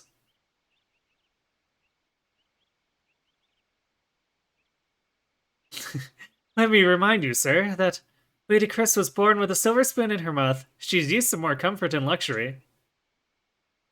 That's very rude of you to say so. Ha ha ha ha.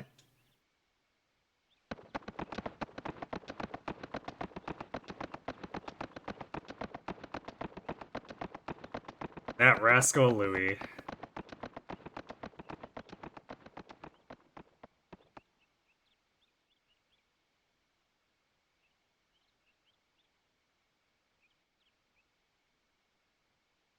I think this bit varies depending on who's Flame Champion, so it shows a scene for whoever. I don't think for anyone else.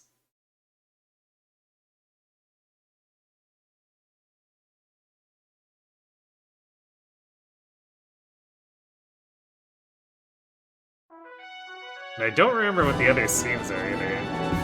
Revives Karai Village and succeeds Lucia's chief. Returns to Duck Village and remarries his ex. Sees about to his kids. Ends up living in Karai Village with Hugo. They get along just fine. After yielding her position as chief to Hugo, she moves to Orange, where she works for Karai's future. Asks why Lucia to stay as Chief Hugo's lieutenant, as hot-blooded as ever. Wants to mother all children who lost parents in war. Wants one big happy family. As chief of the Lizard Clan, he faces the Zexan Federation on the front lines of battle. When the fighting ends, he returns to his clan and gets married, maintains his position, and never lets his guard down. Makes his living as a Groundsman guide who escorts caravans. Member of Zexan Archaeology Association, specialty ancient ritual sites. Stays in Kawaii Castle and gains a reputation as a blacksmith. Achieves dream of owning a shop in Kawaii Village, but dislikes the rude and crude clientele. Returns to the Great Hollow and continues to expand it. Keeps up armor shop in Kawaii Castle. Customers avoid his lengthy chats. Entrusting Thomas with the key to her cozy hideaway, she sets off on a journey. Sets out, leaving word she's visiting Branky's hometown. Voyages to a new land, seeking the legendary cookbook once sought by her father. Returns once to Tinto, then decides to study Harmonia. By the time the president notices, she is en route. Word to stop Lily, who talks about it. He ends up accompanying her. Resigns as Lily's bodyguard, but is sent back to her when Minister Malo refuses to accept the resignation. Well, rip.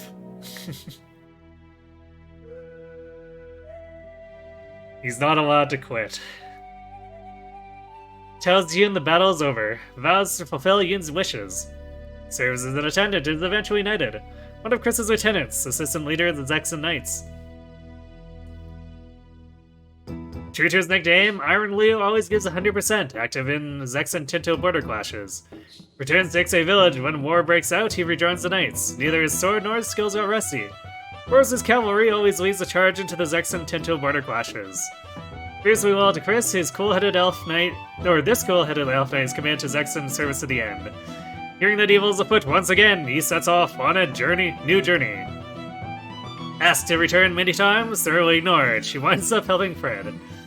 Seeking new trade routes, he journeys to the western continent. Joins the Archaeology Association and researches ritual sites. Discovers the secret Zexan ritual inscription. Departs to Kawaii Castle in the middle of the night with several mysterious men. Hears the rumor of a beautiful palace in Torrens, sets off to find it. Admirably elegant, a model Zexan gentleman, he bustles about, conferring titles to new residents of Kawaii Castle upon their arrival. Per Ui's suggestion, he returns to his village with Tudor and others, who gets rid of many infectious diseases. Following the saga of the Flame Champion, his quest complete, he returns to his homeland and gets married. He's content to depart after he leaves evidence of his time on Earth. Retires to Almakenan Village and leads a peaceful life. Returns with Yuri to Almakenan Village, but seems to get out and about frequently. The spirit of Yoon lives on amidst the winds of grassland and Kaput Forest.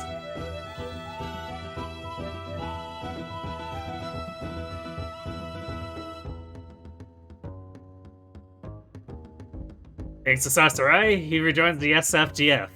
He still can't decide about that right-hand rune. Returns to her wife on the side of the Frontier Defense Force. Recently, she's given up vegetarianism. What a life! Managing the headstrong SFDF, he can't avoid complaining. Says fighting is difficult, but continues nonetheless. That's Joker for ya. Plans to fabricate an even more powerful Bogan. Gedo refuses to let her join the SFDF, but lets her accompany them as a trainee. Heads south on a new mission, still hoping for a rematch with Gedo. Her fate is bound up with Duke's, but it looks like she has no plans to quit working as a mercenary. Goes out on a military training tour, but often returns to Claire to help Duke. Heads south with Duke, defends him in any battle. Once his contract is up, he disappears in pursuit of Watari. What's Shimba doing there? You thought he croaked? He did. Sets out on a journey to find the 109th star, devotes himself to his training while traveling with Acela, but still can't fly. Returns to Ixay Village and continues tilling the fields. Spends his time running around looking for headlines. Responds to a request to solve the kidnapping of a lady of the Black Rose Society in an obscure nation. The theater of Kawaii Castle sells out after the Flame Champion is rumored to have performed there. Returns to Lebuc and has lots of healthy babies. Even as she holds off the persistent friends, she decides she wants to live with them. Makes great effort to help Lebuc villagers win status as second-class citizens. Yeah, Jinbei and Yoon are actually get a card despite having actually died.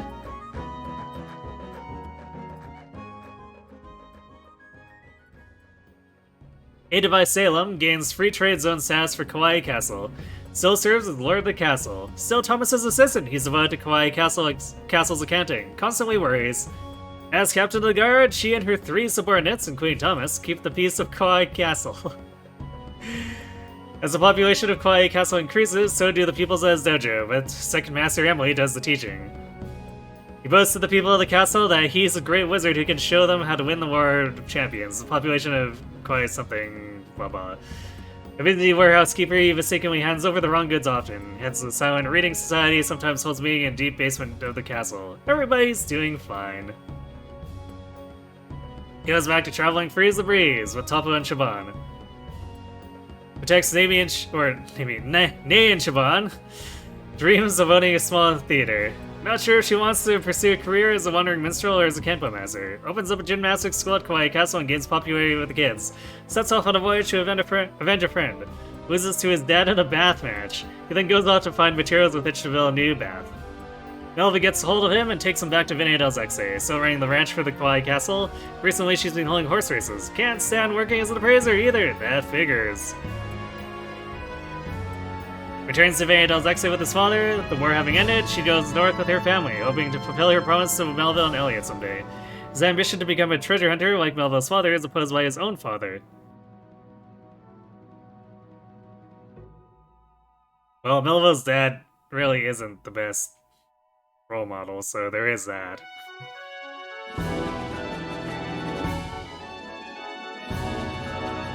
When the biography of her teacher is done, and Caesar is gone, she opens a school in her hometown. Painfully aware of Albert's superior talent, he sets off on a voyage to see the world.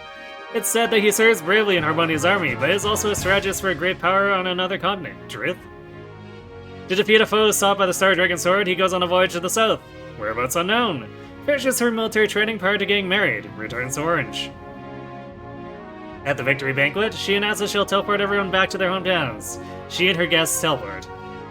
Vicky teleports all over, chasing Elder Vicky and others. Sets off by ship from Vinay Del Zexe to open shop in Holy Harmonia. Returns to Brass Castle, resuming her career as a rune sage. Goes with Halek to his village, where they help many residents. Accompanies Tuda to Halek's village, wanting to help Tuda. She begins to study medicine. Wait, she wasn't already studying? Becomes second master at Juan's dojo, never neglecting her own daily training regimen. Sets off on a journey with Gadget Z to become a great gadget master. Aims to power up while traveling with Belle as her attendant. Having rejoined the Dragon Knights, he's studying to get 3rd degree ranking. She attends the new Dragon Knight ceremony and gets a golden dragon. Whilst flying around in space with Futch, but Futch is bothered by his constant pestering. Returns to Holy Harmonia and serves as bishop but suffers some existential angst. Sasori's chief of staff supports him publicly and behind the scenes. The eve after the final battle, he appears in Chris's room and announces that he is leaving. There's a rumor he's been seen among the deformed creatures that sprang forth from the crumbling ruins. Pressing her one and only love, the only one who understands her, she is lonely but content. Luke's name vanishes from the histories of Harmonia, but he is remembered as one who defied fate. Yeah, Vicky ending that doesn't involve getting lost. I mean, you just know that she got lost anyway. If there was ever a Suikoden that took place on the timeline after 3, she definitely got lost. Geom is definitely not a Suikoden 5-star. You might be misconstruing him with someone else. I don't think he'd be old enough, honestly, to participate in Suikoden 5's war.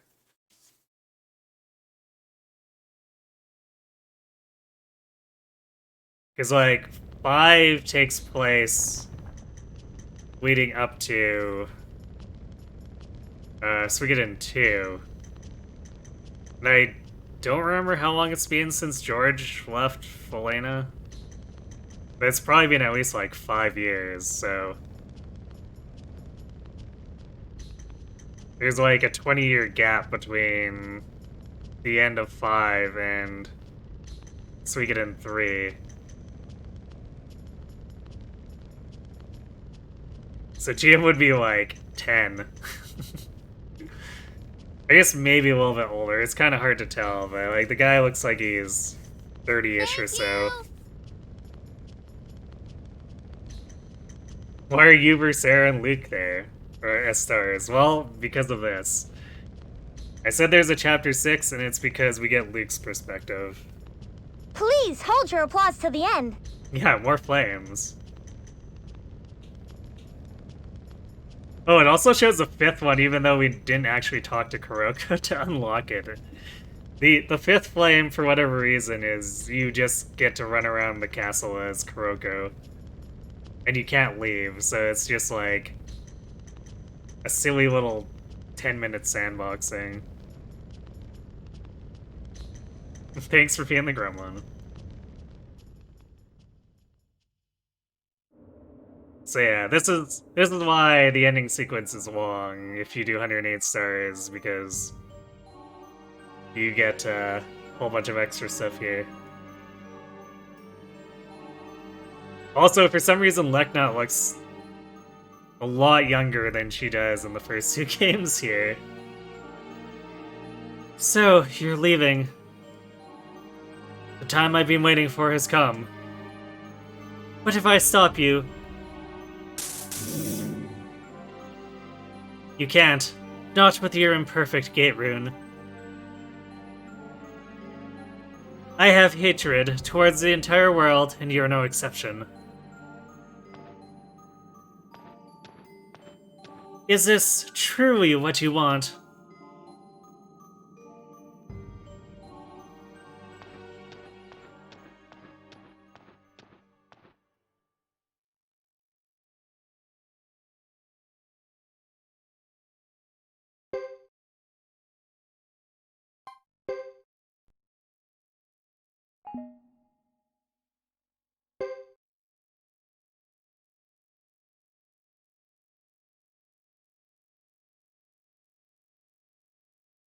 Great Hollow.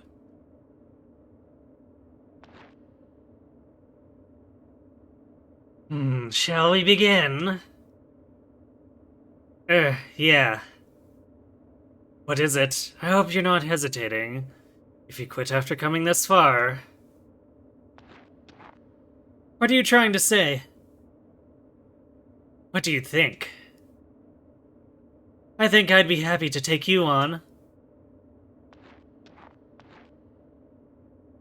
We don't have time to get into arguments. Our operation requires minute-by-minute precision and swiftness.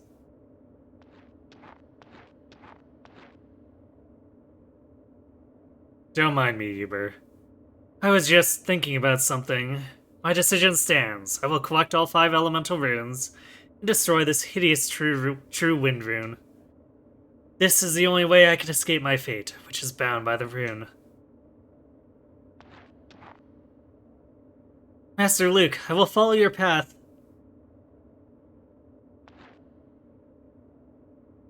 As long as I get to see the chaos you'll cause, I'm happy to help you.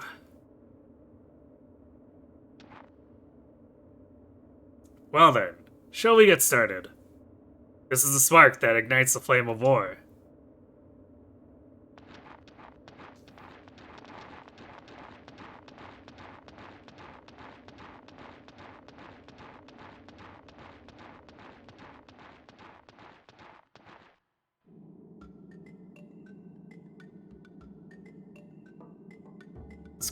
Let's go over our plan. Up ahead is the room of Chief Zephon of the Wizard Clan. Hubert, you'll do your part as arranged. We'll create a force field on the way as a trap. Sounds good. Depend on me.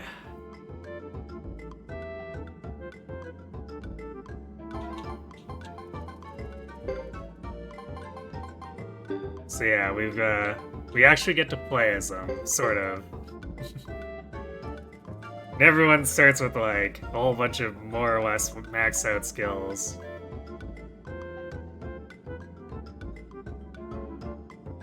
Oh, I'm looking at this like, why does he have next SP for S Wind Magic? But it's because Wind Hat gives him S and not... He's not naturally capped out.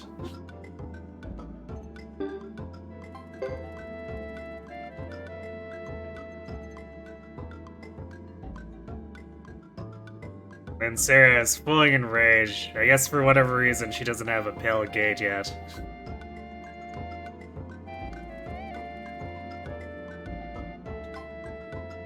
And then Uber.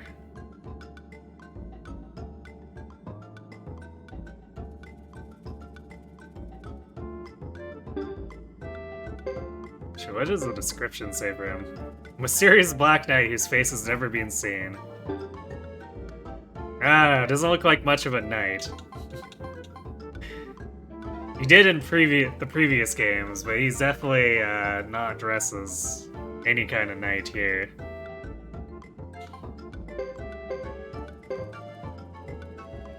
Previously Leknot's servant, but for unknown reasons, left his master. He's seen with Sarah, Albert, and Uber. He bears the true wind rune on his body. Magician able to conjure ancient and undocumented magic. She travels with Luke.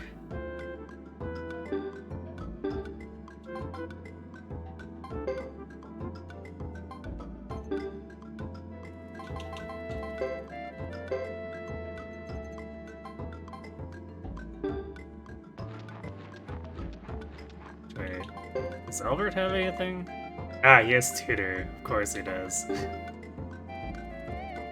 Which is funny, because we could be like, yep. We're gonna increase our skills right away.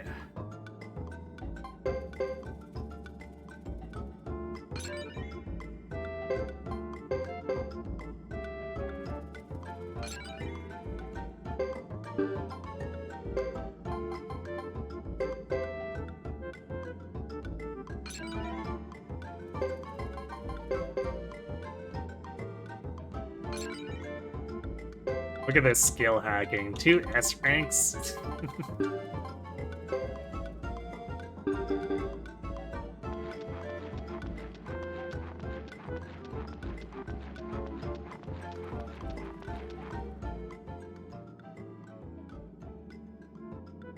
Further ahead, I suppose. Yes, Master Luke. Let's erect the force field here. We'll set a trap at the other exit.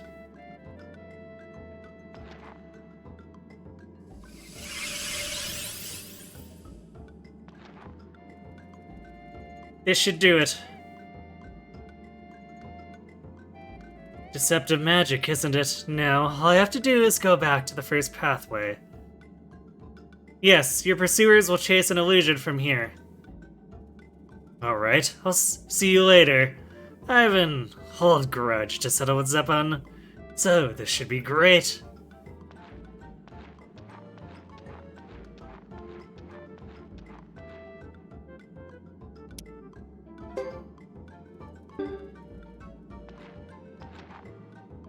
Very well, we'll go over the other side now. Excellent.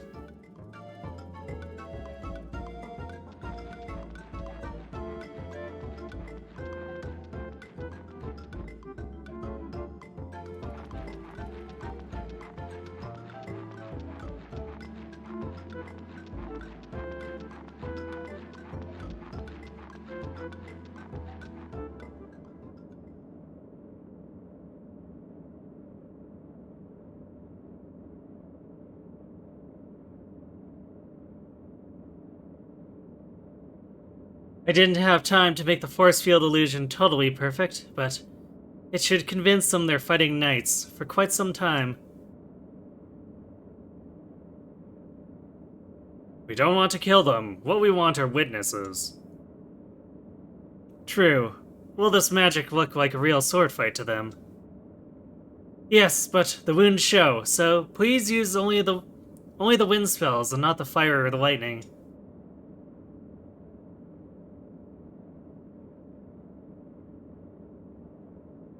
Alright, I'll go on ahead to scout and twist the details. I'll leave the combat matters to you. Fine.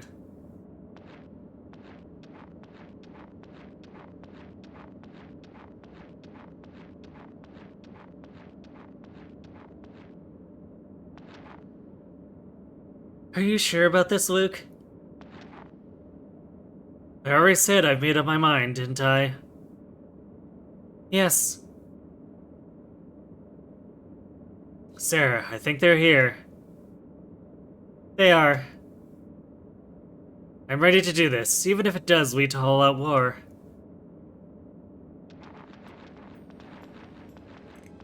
What's going on?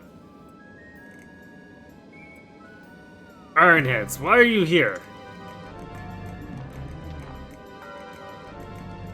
It's none of your business.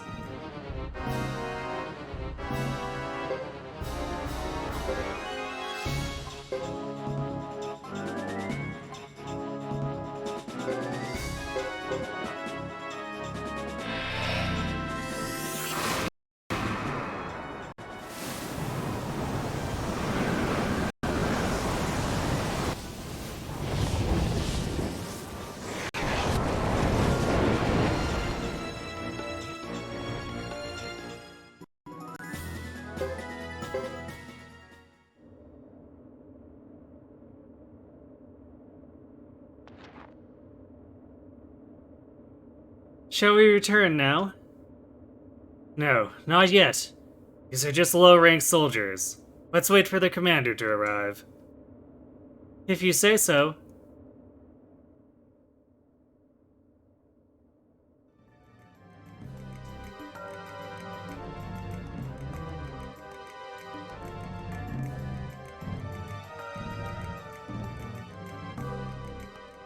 Hey, you there, Ironheads! What are you doing here? We wanted to see just how powerful the greatest warrior clan among the 6 clans was. Are you toying with us? We consider this an act of war. So, what do you intend to do? Shake your scales at us or use your swords? Swords! Wait. They'll suffice. If you think so.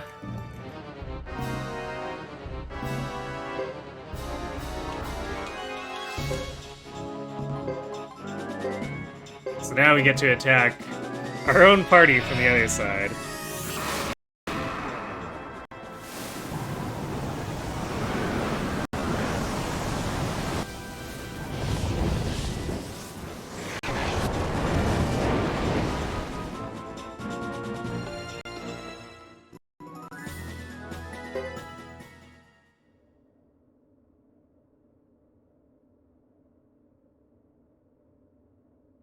With this many against us.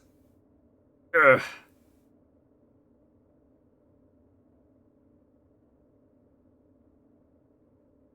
I think it's about time. What is this about? This isn't like the Knights of Zexen. One day, you will understand.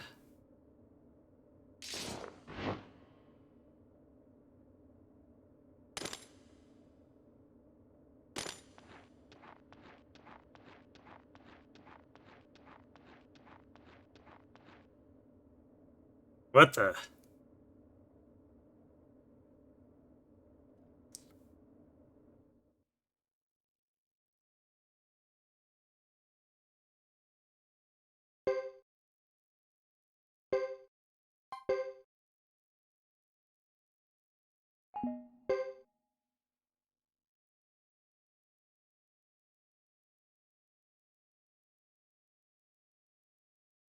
Now for the Karai clan.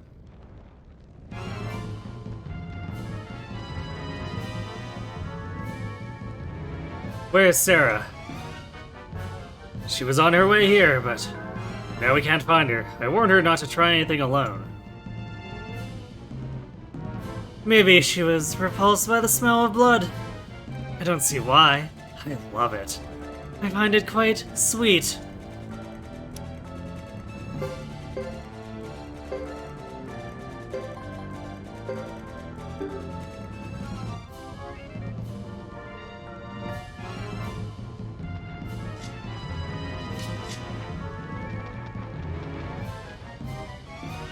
Who are you? Are you one of the Zexens? You don't need to know. You're here to die.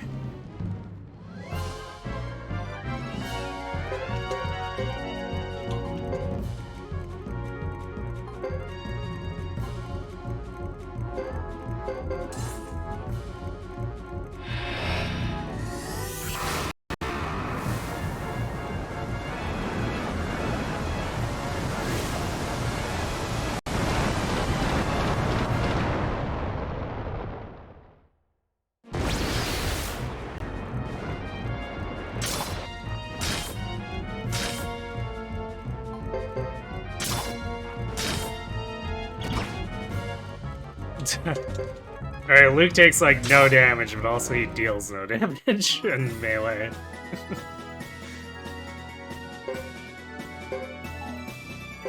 Ooh, Mega Medicine.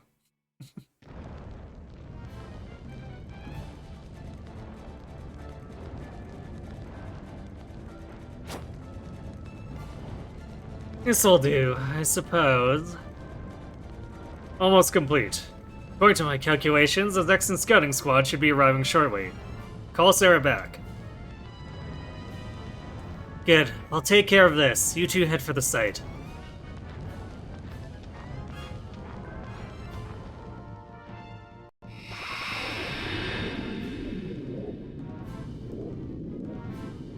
If you insist, but be careful.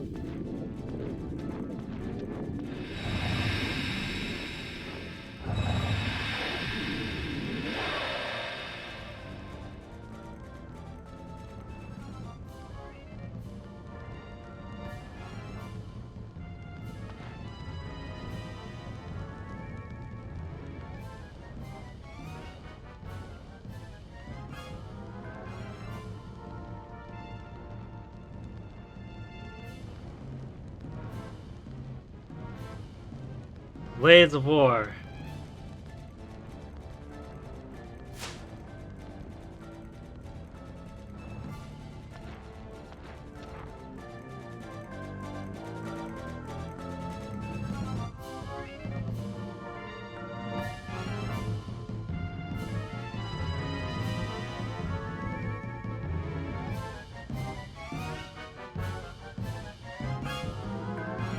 What was that? A small child. Come no closer, you beast! I'm a proud fighter of Karaya. I can fight. I can. I've been called a coward, but I'll defend this village. You wait and see.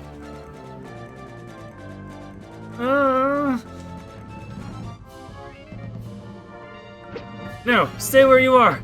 Don't come any closer. I have to kill you or ... Does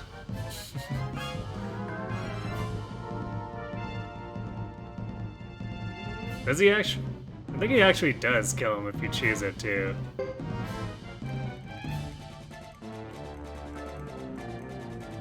I have to kill you. Because you saw us here, I have objectives to accomplish in order to do so.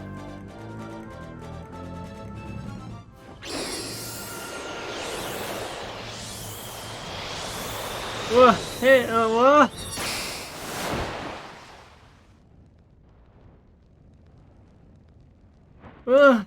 Wah!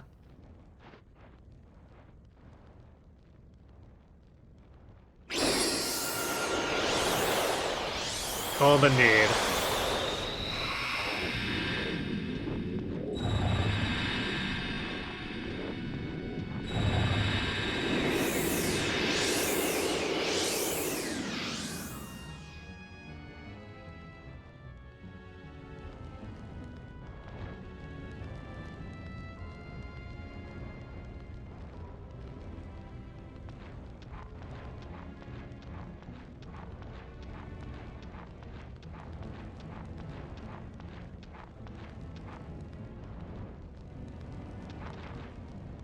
Please forgive me. I shouldn't have gone on my own. Never mind, it's fine. Are you ready? Yes.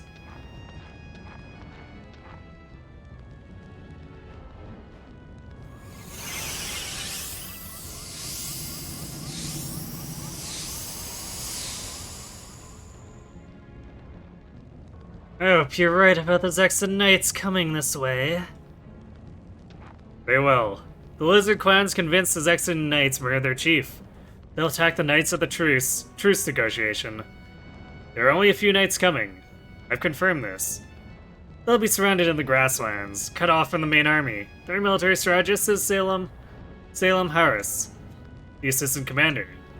I know his thinking well enough to surmise that he'll raid this village to break the siege.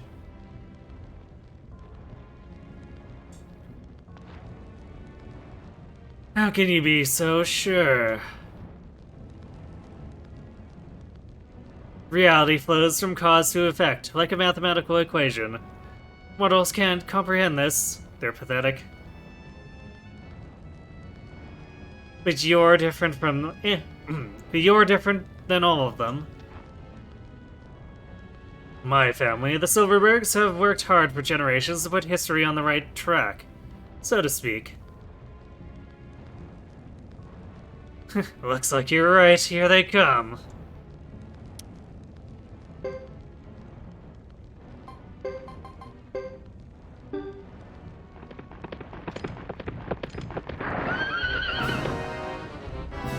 Who are you? What's going on?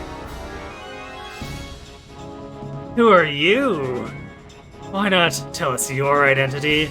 On second thought, who cares? You and the villagers are good mediums for anger. Oh, what did you say?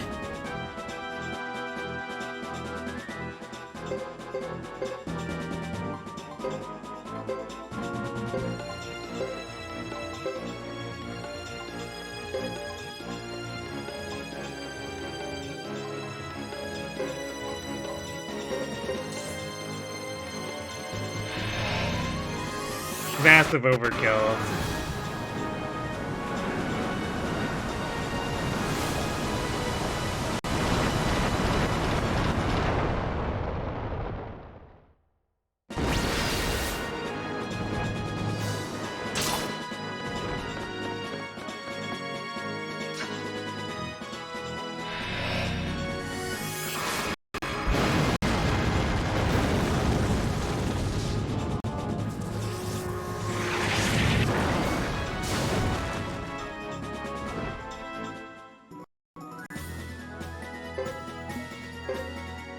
And more Mega Medicine for some reason. I guess in case you're dicking around and take a bunch of damage, but even so, these enemies do like 10 to Luke, so...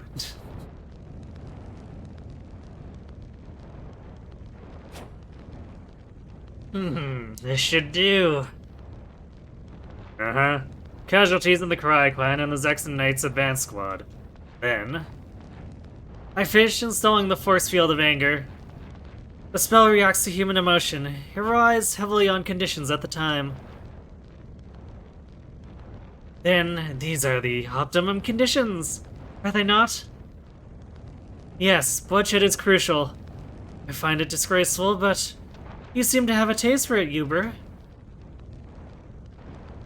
How right you are, my dear.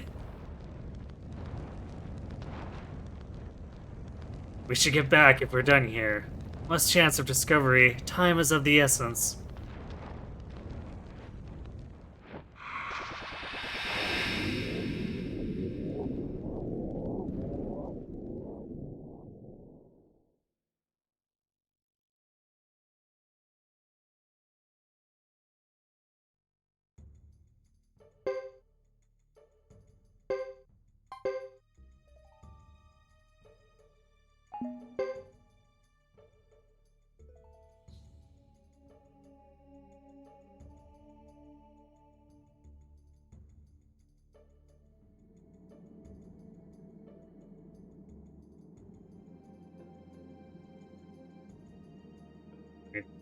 Yeah, this is the encounter during Hugo's chapter. This is a seal of Sindar. One of the 5 elemental runes is concealed ahead. We'll start with 1 rune. Once we have 2, it should be easy to get the rest. Splendid.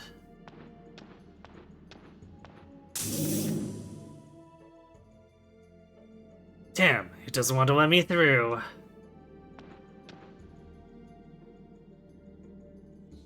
The seal is strong.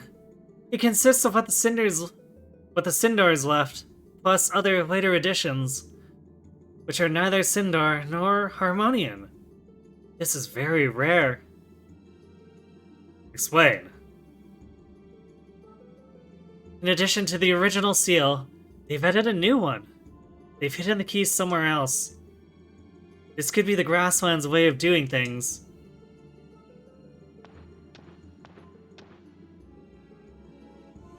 Can you step back a little? As a successor of the 27 True Runes, I will release the seal.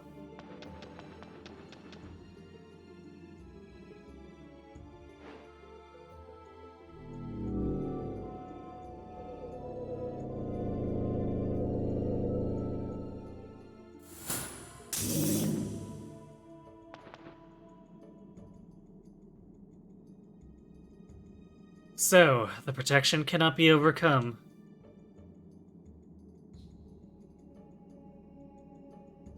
Thanks to Sindar's ancient technique, or shall we call it their magic.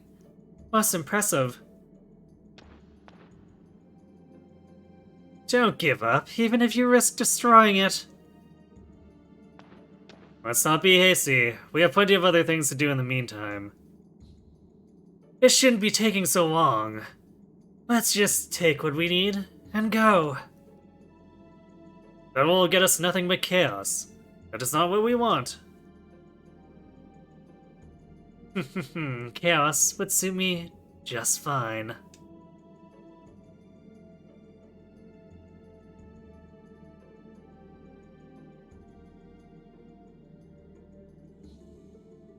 Sarah, what's the matter? Nothing. We shouldn't push our luck. It could result in diminishing returns. Who would have thought it would take this long? Very well then. What was that?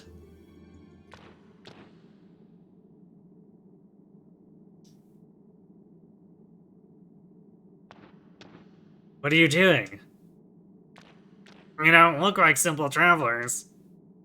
You're not from the grasslands, are you? I doubt you are either. Your little band looks out of place here too. You are Lily Pendragon, daughter of the Tinto Republic president. How would you know that? The honor is all mine. Pity I don't have the time to get acquainted.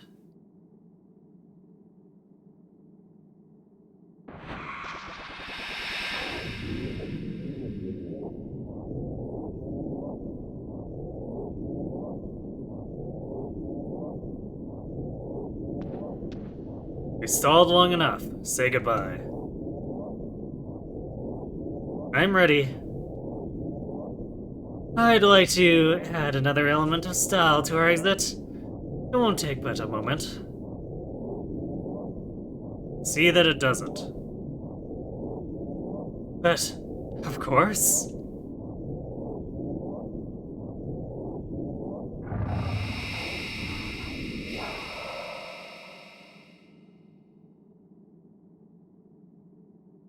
Stop right there! I'll stop after I finish you. And then he got beat up. Yep. So the interesting thing here is, for a number of these battles here, if you don't win them as the other protagonists, you do play them out as, like, Uber, Sarah, and Luke. But if you do win them, then you just skip through the battle to the result. Yeah, they actually account for it. So your reward for letting yourself get beat up is that you get to beat up on yourself. By playing on Luke's side.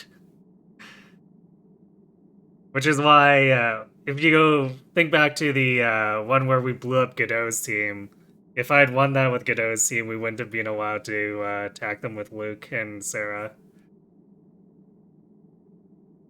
Maggots, all of you.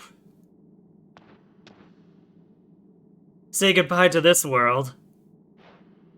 Evil beasts, you're doomed.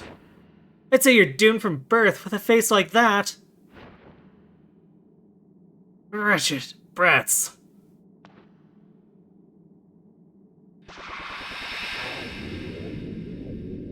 Yeah, I know, right? It's a nice touch.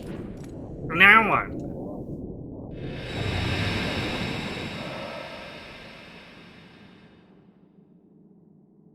Come, Uber.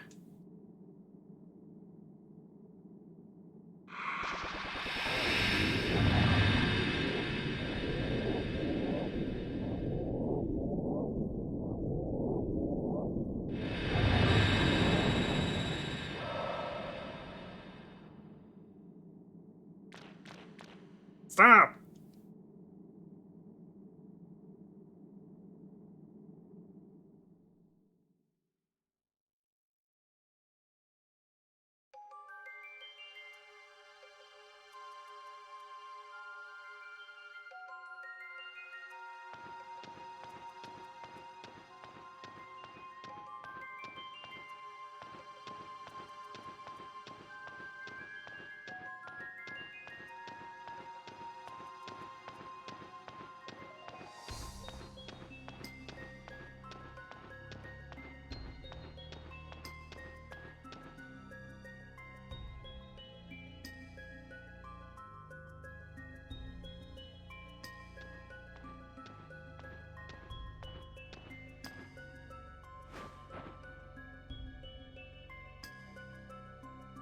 It gives me great joy, and it gives me great joy to devote my body and soul to my master and father, Chief Bishop Hikusak, who controls all.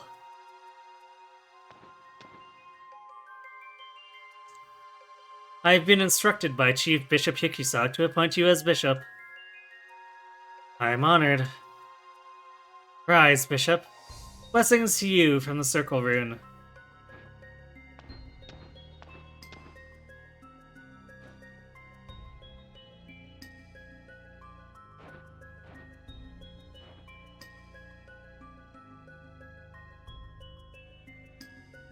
Very clever to use the words, my father. How crafty of you to be named a bishop without revealing your name or face.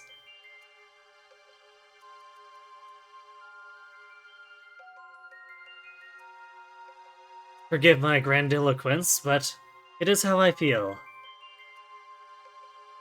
Can I trust your word? No, you can't, Sasarai. Blessings to our new bishop.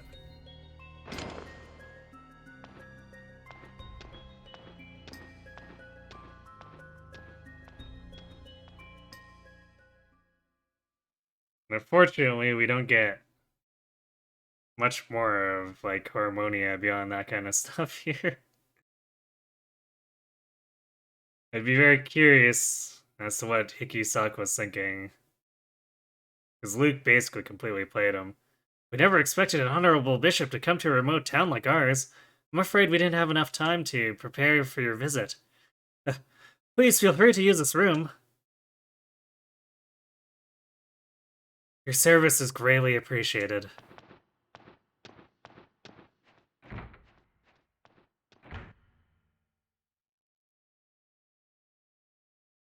Master Luke, has the Circle Palace changed since I left? Do you wish to go back there, Sarah? No, Master. My only place is by your side. Sarah.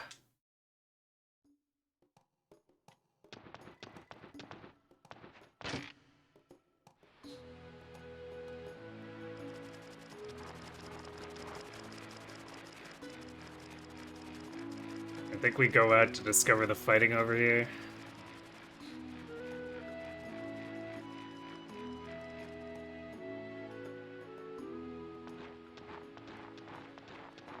Yeah. There it is.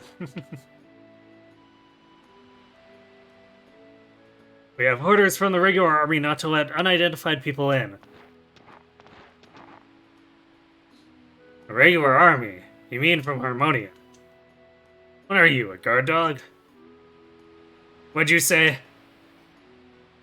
What's going on?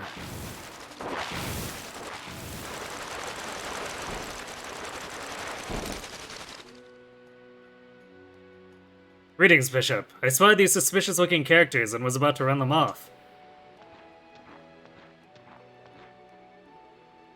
Bishop? Who are you? Are you Harmonian? No, I'm Godot, assigned to the Harmonia Regional Army's Southern Frontier Defense Force. A mercenary, huh? Yes. And what do you want here? We have instructions from the Defense Force to search for the true rune. Oh, really? I see. This man is a mercenary of the Harmonian army. Take him to the village. Yes, sir. Bishop, will you tell me your name? What's in a name? There are things that are better kept secret with this type of mission. Oh yeah, another thing is the game there remembered what choice I picked with Godot, so... He asks the exact same thing that we chose. If you say so. Well, if you'll excuse me.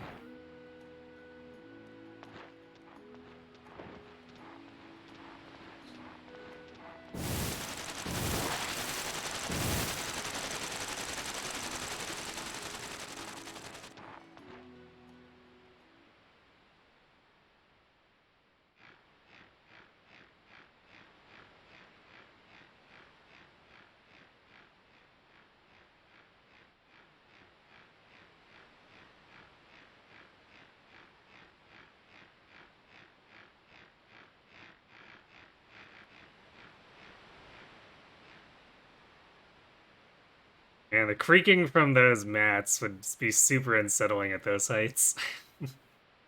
Master Luke! What is it?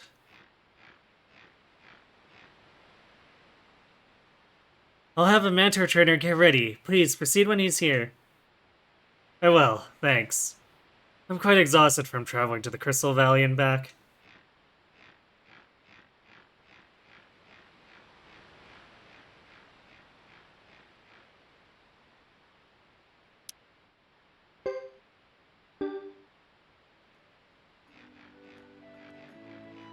Yeah, we get to play as Sarah, like, as the lead character for, like, 2 minutes here. I think this is the only section where she's the controllable character. Excuse me, you're one of the mentor trainers, aren't you? I am. And if I'm not mistaken, you're the bishop's attendant. What can I do for you?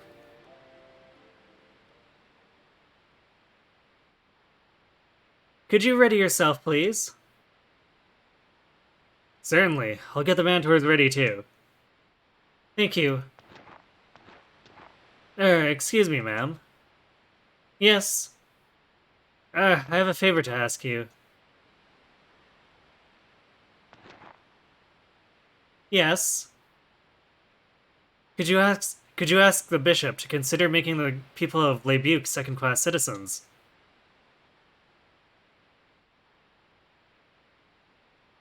If I'm correct, Lebuc only became part of Harmonia a few decades back. It usually takes a lot longer than that to become second-class citizens. Yes, but I've heard that some countries acquired second-class status through exemplary service on the battlefield. Isn't there some way I could prevent my people from being treated like slaves? Can you help?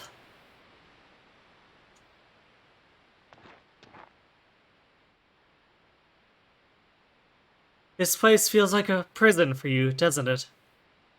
Sorry, I didn't mean to. No. I'll pass on your wishes, but that's all I can do. Oh, thank you very much.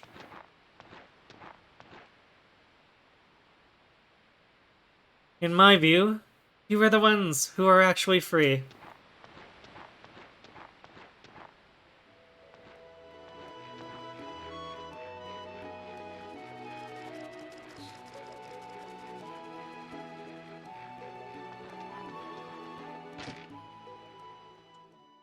It's our perspective, but it's also this section is actually showing why she thinks that way, I guess.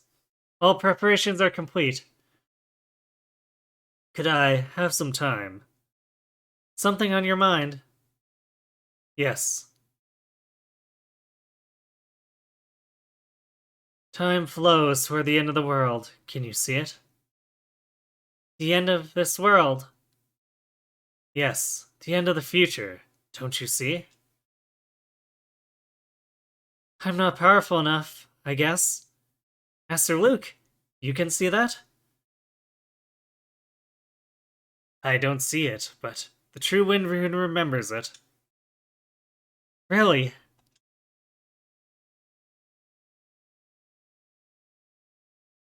The world will ultimately end in a huge battle to settle the power struggle between Dharma and Chaos. Humans will not survive. Our future is predetermined. To avoid our fate, we'd have to oppose the battle which controls the world. That of man versus balance. It's a war against the gods. Man can't fight his destiny.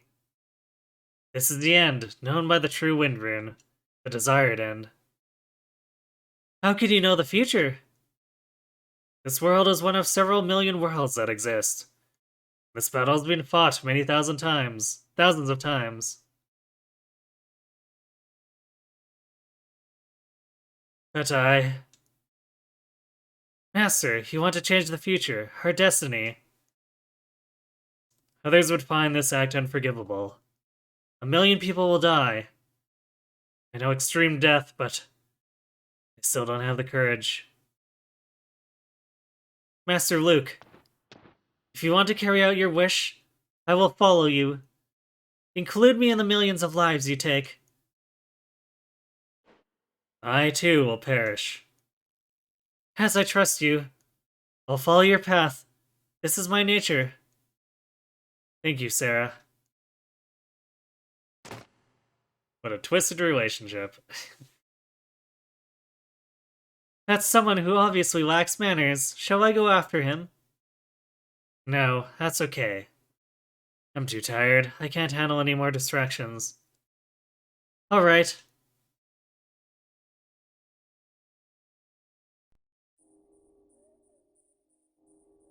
So this conversation between Luke here and Sarah, which is also hinted at when we get to the end of chapter 5. It, like, in the context of just the first 3 games, it's like something that feels kind of overwrought. But oddly enough, the DS game Tear Craze, which is otherwise set in just like a completely different setting, kind of addresses that stuff. It's really strange that they more or less throw away the main series setting for Tear Craze and then otherwise keep that. But it sort of also makes sense because Luke's saying there's millions of worlds. I guess technically means they could just go off to another world, like the Tear Craze one, and have somewhat similar rules, I guess. But it is really bizarre that they decided to take that direction when they got there. You're late. The Flame Champion tricked us again. He's clever. Difficult to deal with. So, it was his idea to leave the key to the seal here in Almakinen, a village virtually hidden behind a curtain of rituals. The ritual must have begun already. Indeed, I've been waiting for this.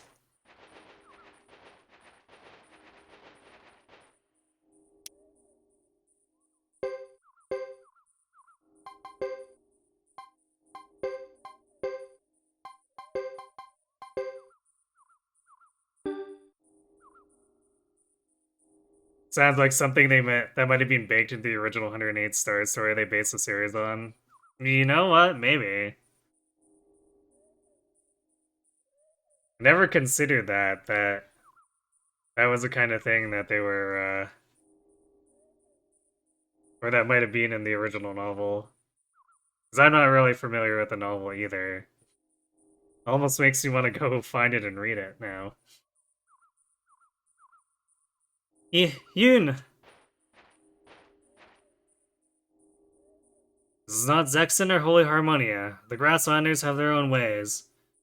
Look how they curse us for cutting trees and burning grass to make way for stone piles. To die by the sword is noble, but to give your life freely, it's not for us to say.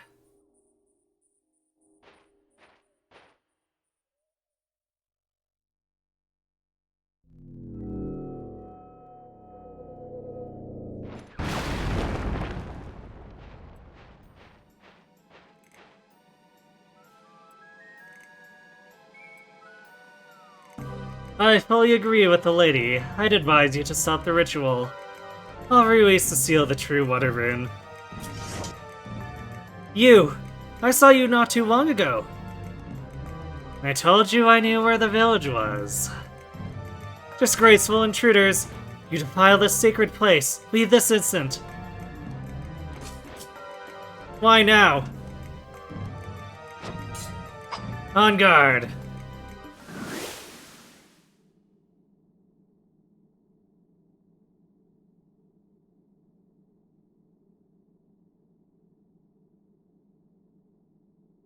Grr, you little cheater.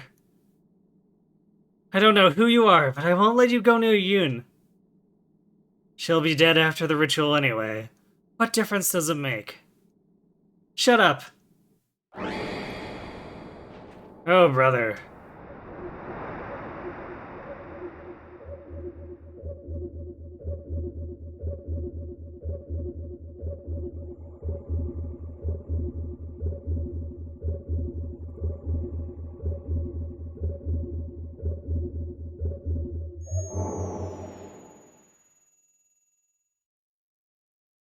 The ritual is over.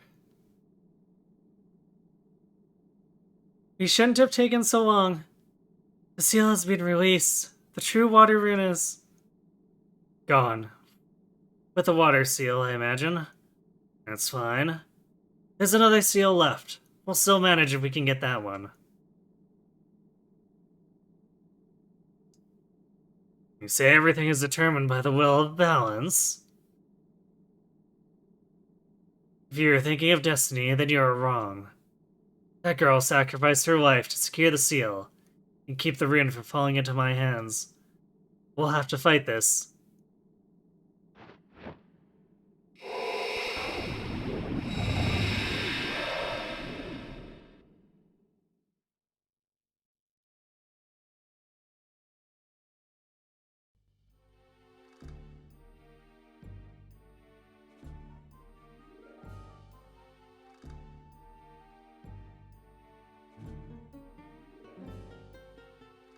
Alright. We do have ads coming up, and I pushed them a little bit because we kept getting scenes with no music. But I'm running out of sneezes, and this goes on for like another hour, so I'm gonna go let the ads run, go refill my water, and then we'll continue with this. So, be right back.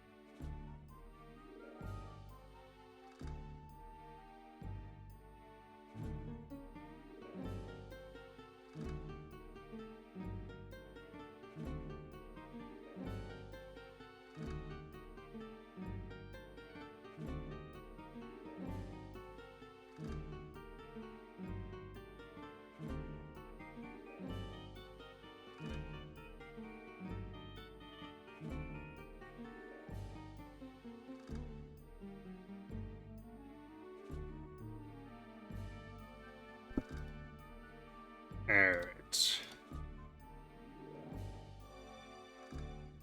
So let's keep rolling. Look what they've got. Nothing!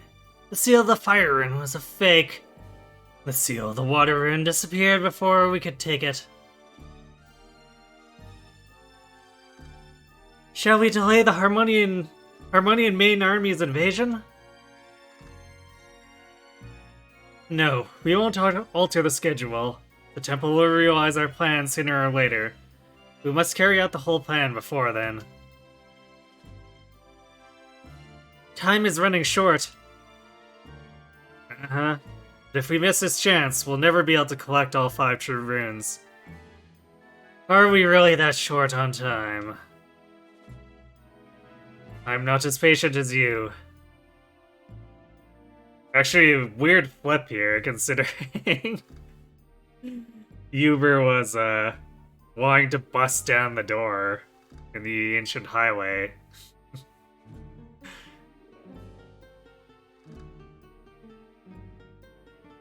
By the way, where is Albert? He was supposed to meet us here. I'll go look for him.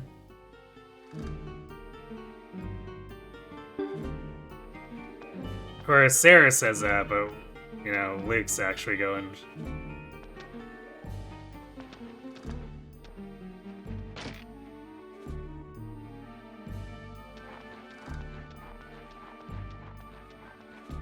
I think we can actually buy stuff here, but a little bit of a what does it matter?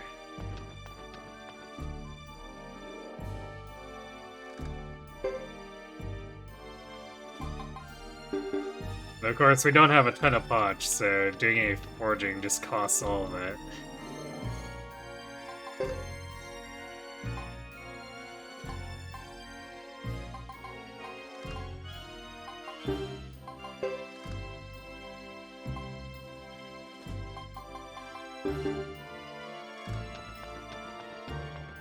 So I'm not quite sure why they decided to stock the shops that way, but they did.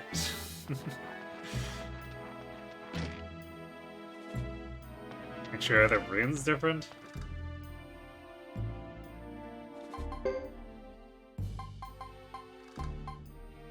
Yeah, we could just straight up buy Pale Gate if we want. We can buy Fury runes too.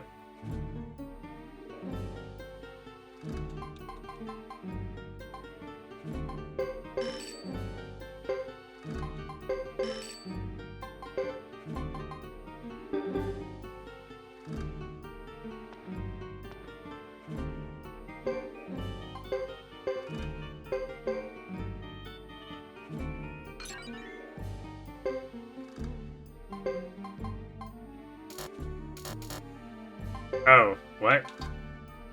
Well, that's weird. Wait, can we put a... Okay, we can't fix it. That's weird. Why is Sarah's flying rune stuck there? I didn't realize it was fixed, which it makes no sense if you compare it to when she fights us in Chapter 5 and she has a Pale Gate rune.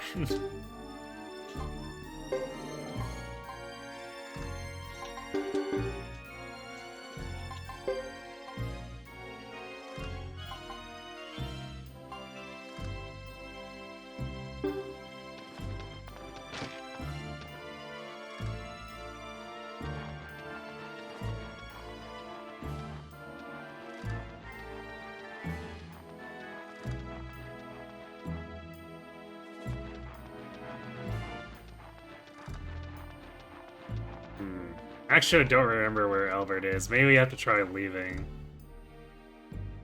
Or maybe he's talking to the information broker.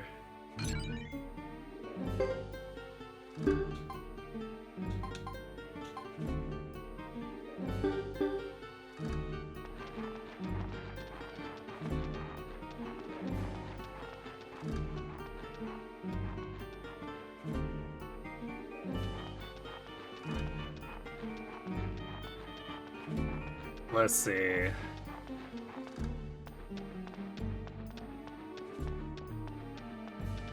Nope, he is not up here. Alright, let's try to leave.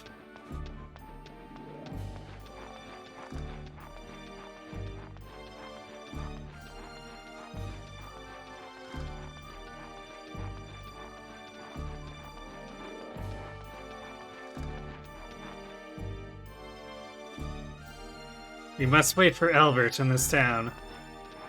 Okay, well... I guess that doesn't trigger him coming.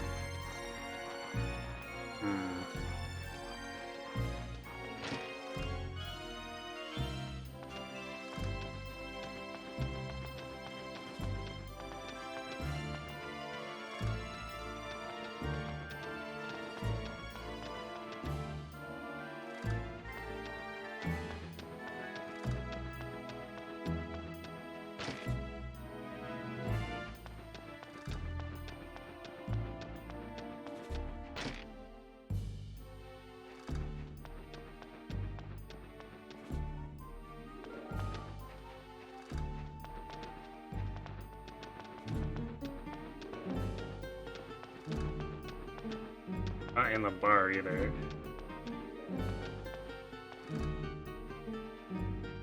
Are you the real bishop? Well now, once you take off your mask, I'm sure you're very handsome underneath. Oh my.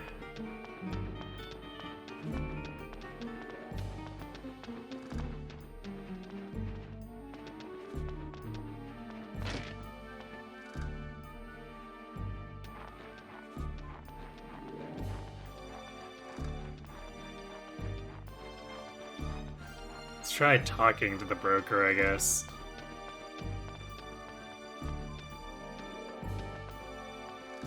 Oh, your worship, what brings you to a shabby place like this? What indeed?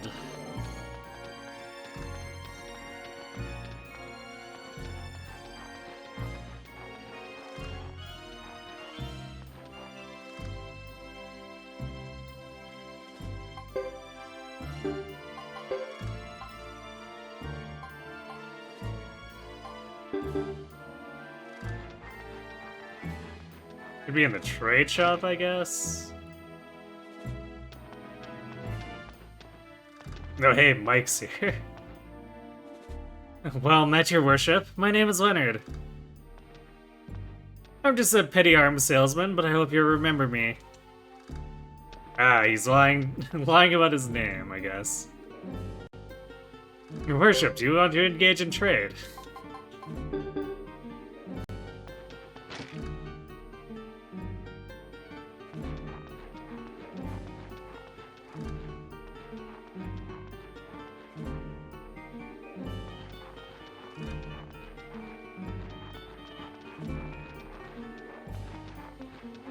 Day, your worship. How are you do you like Caleria? Would you like to buy something?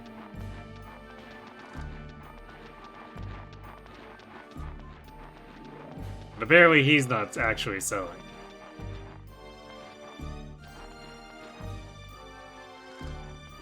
Welcome, your worship. I hope you find something to your liking.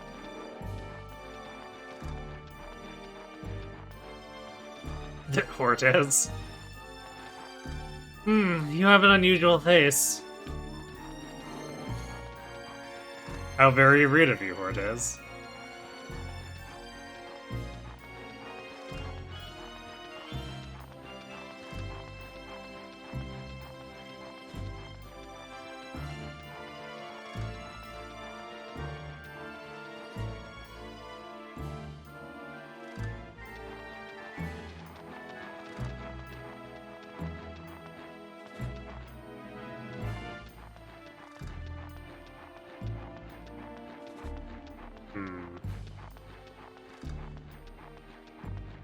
Really don't actually remember how we trigger Albert. I got this from the master blacksmith over there, but I have no use for it. Do you want it? Copper hammer. Aha! We have a copper hammer. Take that. Please, your worship, can you help me explain to this woman that my donkey is not for sale? Your worship, please hear me. This so-called merchant won't sell me his donkey. Won't you put him in his place? Your worship. No, we have a permit to do business. There's nothing illegal here.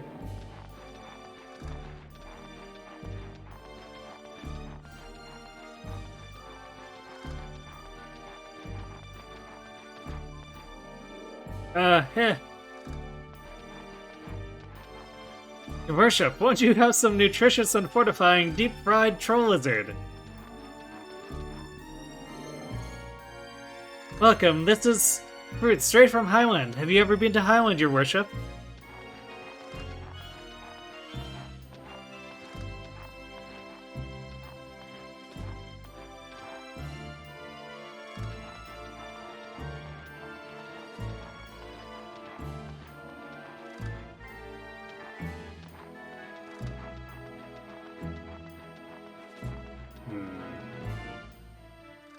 If you please, your worship, please buy something from me.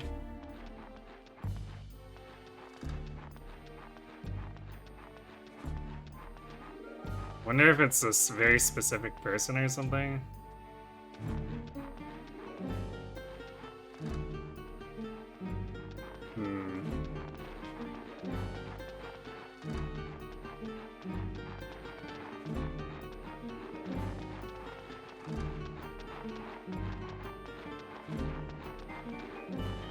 Probably not the kids. And the bishop of Harmonia, Sarsarai. You speak up. What's your name? I want to meet Sarsarai too.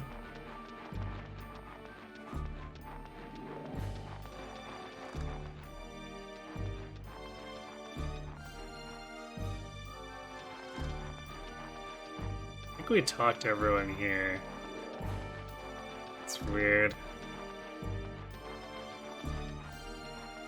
Okay, I'm just gonna refresh myself on this.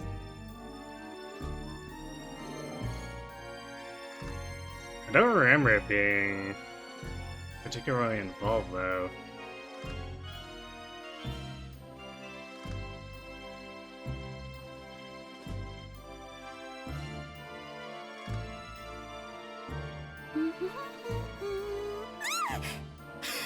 How long have you been standing there? Yeah, the Suiko source doesn't appear to... One doesn't appear to have it. Hey, Windsweep, thanks for the raid. What are you up to tonight?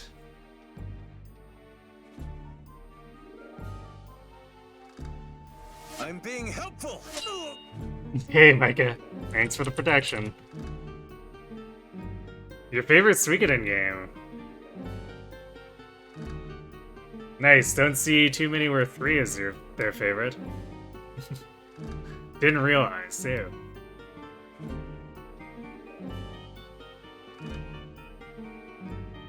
I guess I should give a warning for anyone who is interested in the story of the game. We are in the secret 6th chapter that has perspectives from behind the scenes.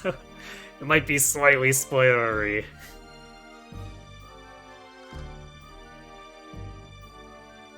Yeah, we've been at this for a while, so... We're in chapter 6. I'm just trying to remember what I have to do to trigger progression here.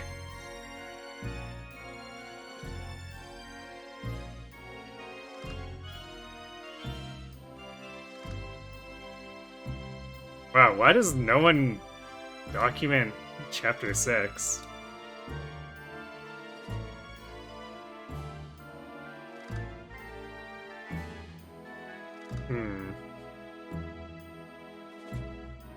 Okay, let's try this a different way then.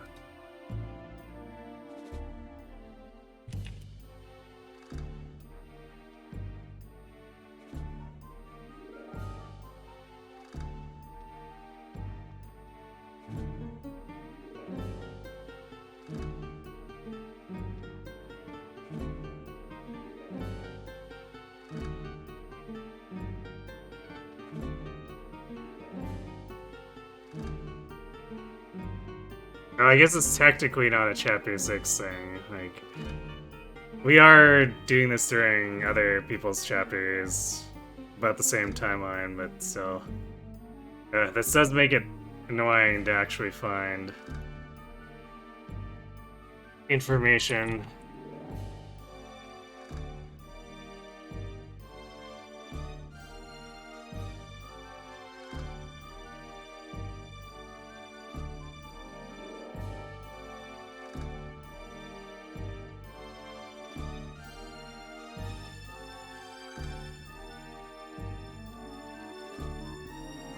3 and 5, greater than 2 and 1, very greater than 4 is kind of how you rank them.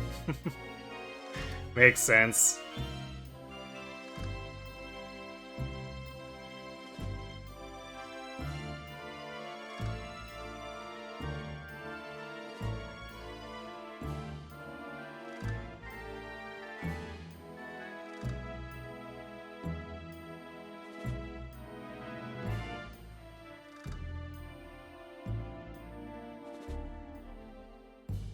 And there's like, no information. Alright, I guess we'll wander around more. 'Cause I can't find information. And there's only so many people we can talk to, I guess.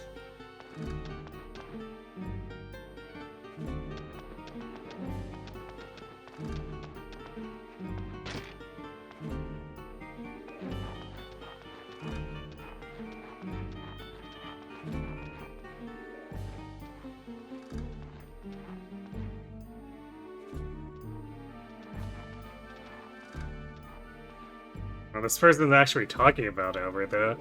Well, if it isn't his worship, is this Sir Albert? What kind of man is he?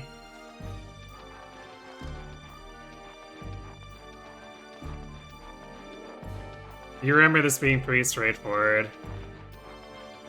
Yeah, me too. I don't remember why.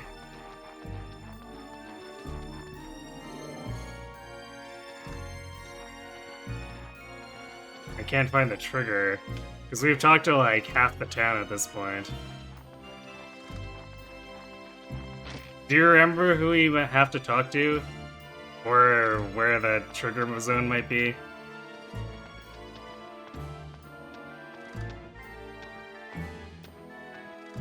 Digging into it, you get the impression that the earlier convo is more the Suikoden writers doing their own thing while taking inspiration from Taoism and Buddhism themes. It's been a while, you don't remember, yeah. That's my problem too, is it's been over a decade, so I'm like, Actually, I guess maybe not quite a decade, but still. The last time I did this was, not too long after I first started streaming, and that was quite a while ago in my streaming career.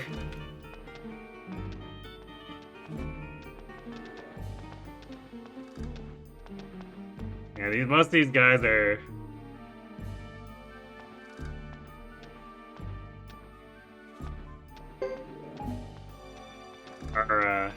reacting with surprise here.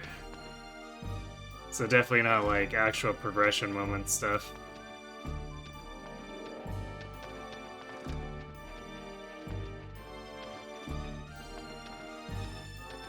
Wait, do we talk? No, Innkeeper just talks about us wanting a room. And that's just like really standard stuff.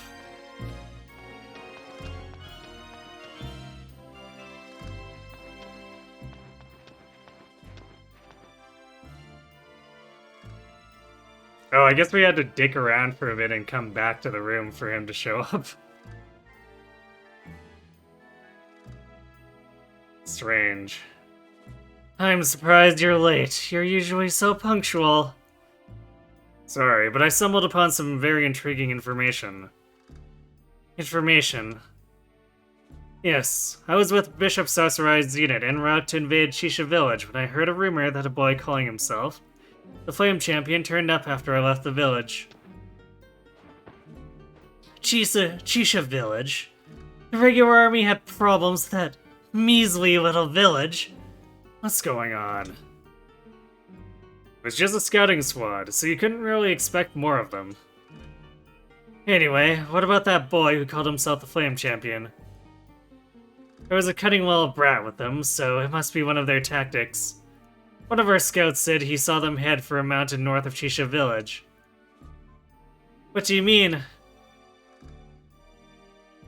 I was intrigued, so I did some research.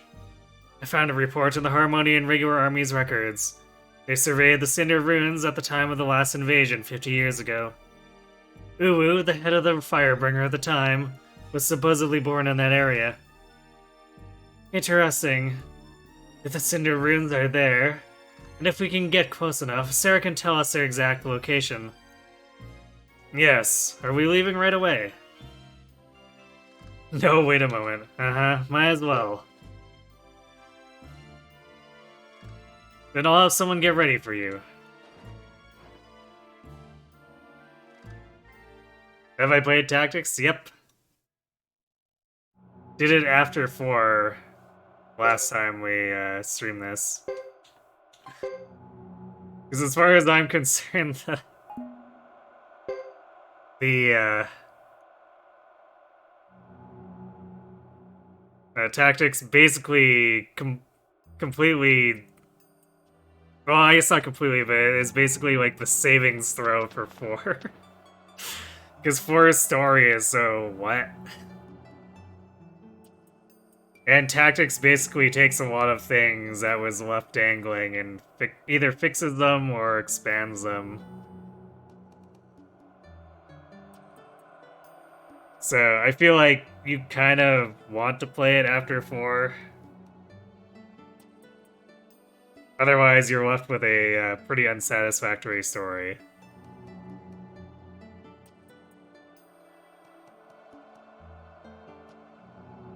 Oh, you still have to play it. Well, I would recommend trying it out and seeing if it helps out how you feel about 4.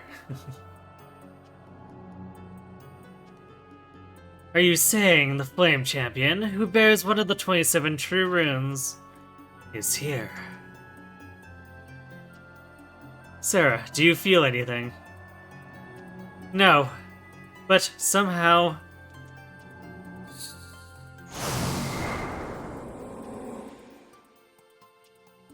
Master Luke, what was that?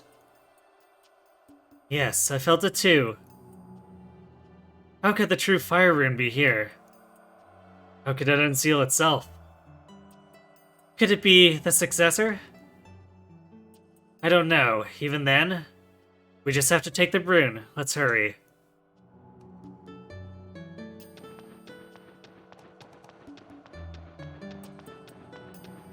You didn't hate 4, you just thought it was a mediocre experience. It had some cool parts.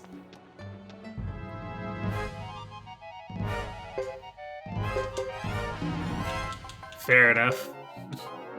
But I think it, like, personally, I think it, it makes things better since it expands 4's story and lore so much. Which is, of course, kind of unfortunate because requiring a second game to fix 4's story is maybe a little bit, oof. But nevertheless, recommend giving it a try.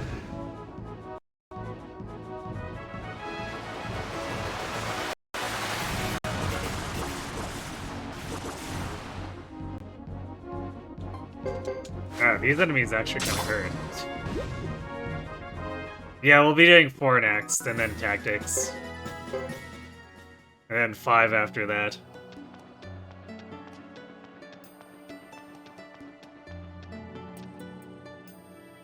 And if people are really hungry for more, I could do, like, Tier Crease after it again as well.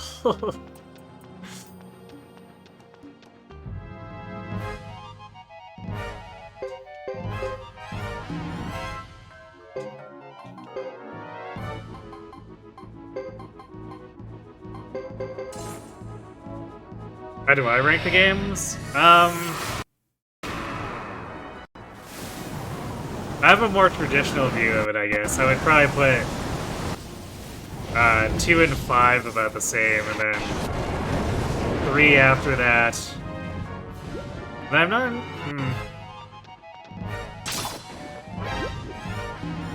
I guess I would probably kind of rank 1 and 4 similarly. Because 4 has more modern quality of life stuff. But 1 is kind of impressive for its time.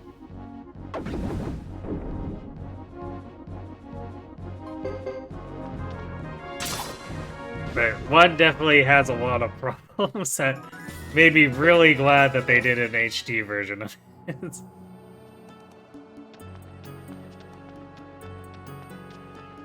Because it definitely didn't age particularly well.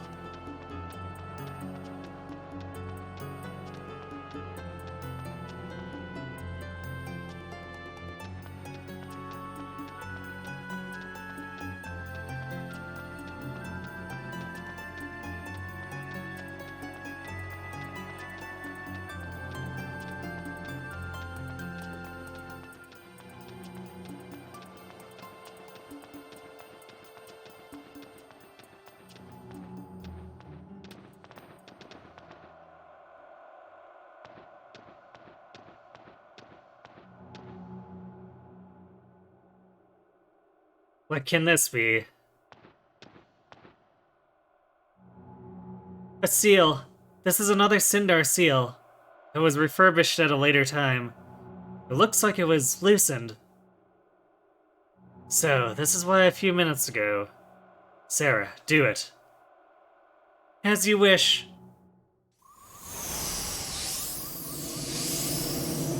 You always thought 5 was a return to 2 when you played it. Yeah, 5 definitely like used a lot of 2's base principles as a starting point. But they also took things from 3 and 4 and revised it.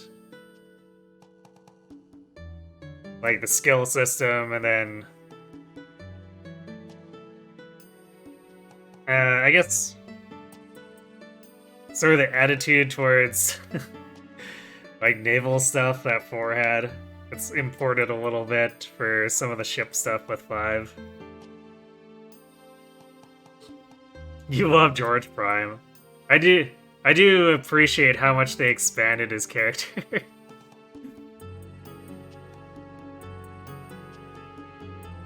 Cause like he's just an endgame or like a throwaway end of Suikoden 2 character with a bit of trivia tidbits that suddenly was expanded into a significant portion of 5, which amuses me to no end.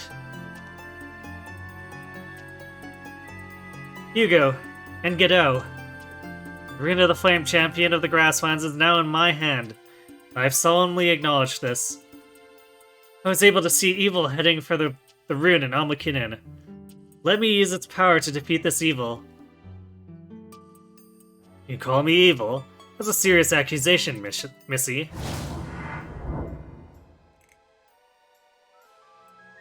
Why are you here? This place is supposed to be sealed. You just unsealed it yourself. When I sought the rune previously, it was impossible to find this location. The Flame Champion must have been an extremely cunning man. I searched Lebuc, the Sapphire Clan, even Almakinen. He caused me a lot of trouble, but it doesn't matter now. I found what I'm after. Give me the rune. You! Nice to see you again, lady. I wasn't able to kill the girl, but I will take that rune, along with your arm, if you wish. What? Let's get on with this, shall we? I'm a very busy man. I won't relinquish the rune. It carries the hopes of thousands of people. Go ahead and resist. It'll give me a chance to practice my powers of persuasion. Who did I choose in this run? We ended up doing Chris. I did a poll and she won by a landslide.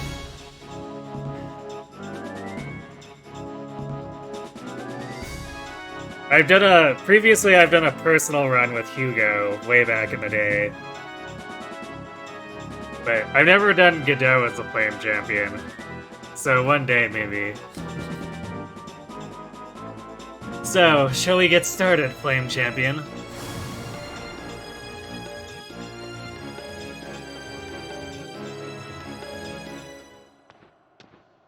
And of course, we actually won this fight, so it can't be. I can't believe my eyes. You can't have awakened the power of the true rune already. Impossible. I guess we have to admit it. Be careful, he's using the true rune's power. Ugh. Godot would be so nerfed as Flame Champion.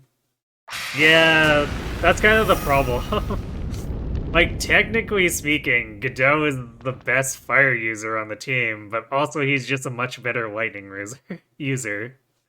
So, it creates so many problems to make Godot the Flame Champion.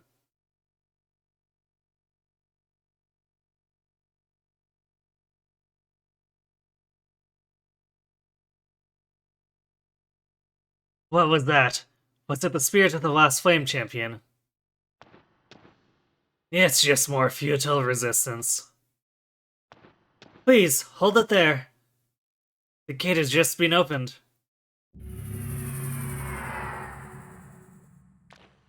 What's going on? Somebody tell me!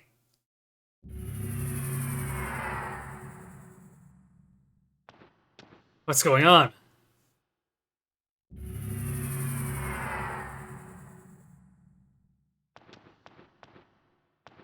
Boss, what happened? Where am I?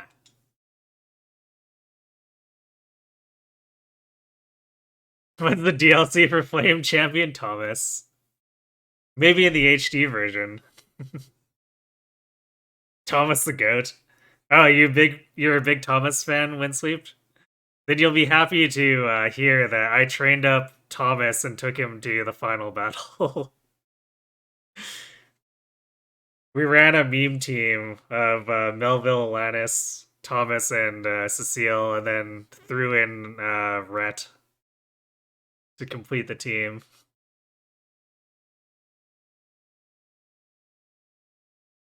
What's happening? This place is filled with traces of the last Flame Champion's aura. It's not advisable to fight here. Sarah. Yes, sir.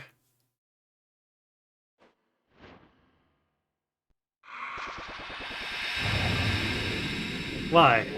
Why can't we do as we choose? Is it the spirit force of the rune?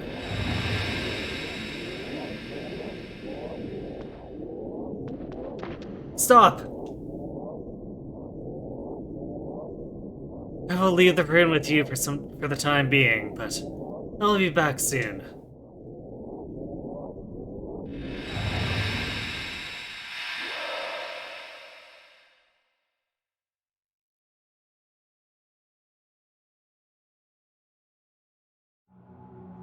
Though, actually, I don't... Is Thomas actually good with fire magic? I don't think he is, but it makes me curious. If they allowed Flame Champion Thomas, would he be able to do better than Chris? Which is a low bar, because Chris caps at C.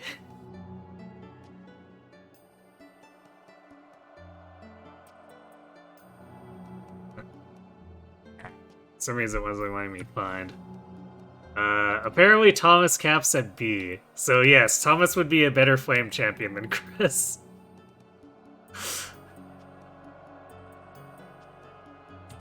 At least as far as utilizing the fire magic. His MP sucks, but it's not like Chris's MP is very good either. I guess I would kind of tie him with Hugo, because they both have B fire. But I think Hugo typically has more MP. And comparatively, let's see. Yeah, Godot caps at B plus fire, so because everyone can use a fire ring, he can push to A. I don't know if I think Hugo can use the wizard hat, but I'm not sure if Godot can. I would wager probably, so he'd be able to boost it up to A+, and Hugo could go to A. So if you compare that to Chris, who can't even use a wizard hat, her fire ring gets her to a pitiful B. And I think Thomas would be able to use the wizard hat too, so he'd be able to get up to an A in a theoretical Flame Champion Thomas scenario.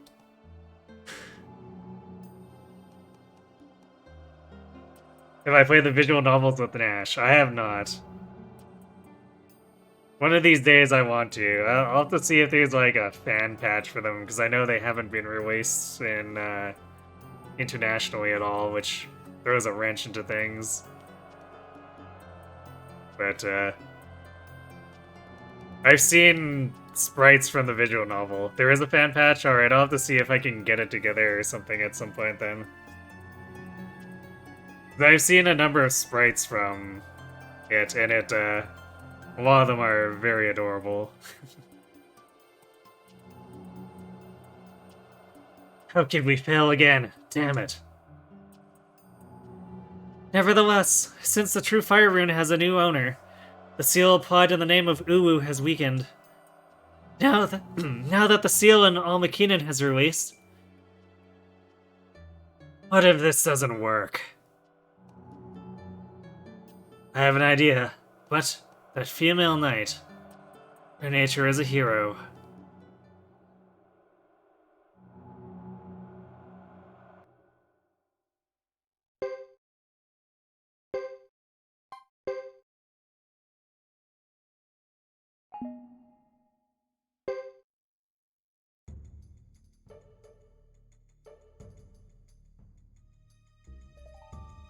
Oh yes, this will give us a little more info on what happens with the water crystal. It's really cool. I've heard good things about it. Or them, I guess, since it's multiple games, I think. Make sure the door opens this time. We can't afford further delays. 2 games, alright. So I wasn't misremembering. It's been a while. Uber! Don't worry, we should be fine now that the true fire rune has been unsealed. There's also the reemergence of the true lightning rune, and the breaking of the seal that kept Almakinen to help us along.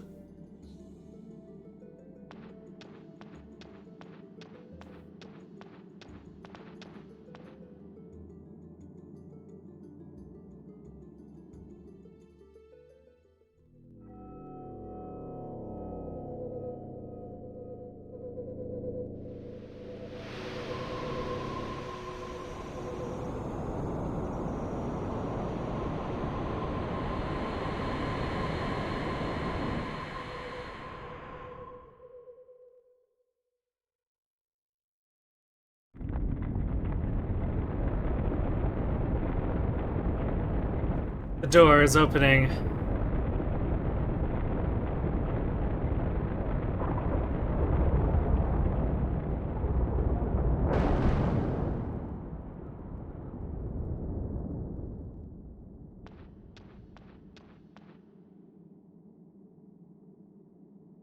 Finally, the first one. At last.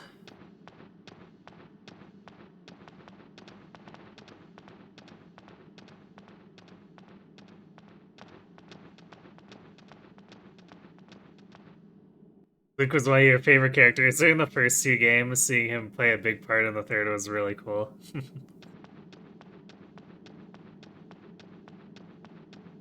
Yeah, the series is pretty good at taking, like, offhand mentions of places and characters, or minor characters, and doing, like, way more with them. Stuff like Luke or George. The, basically offhand mention of,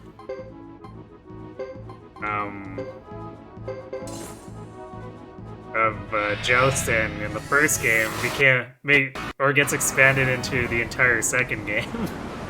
That kind of thing.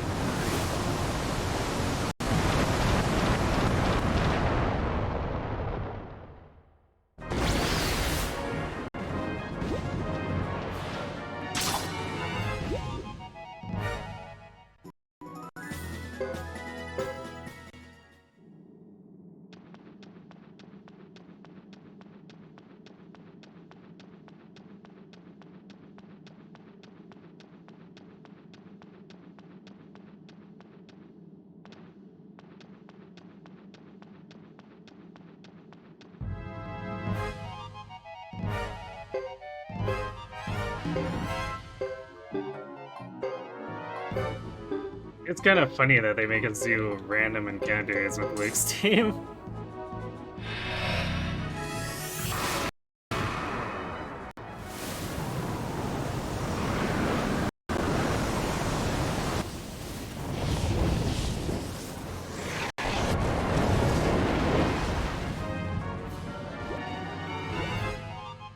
Oh wow, the siren actually blocked or dodged the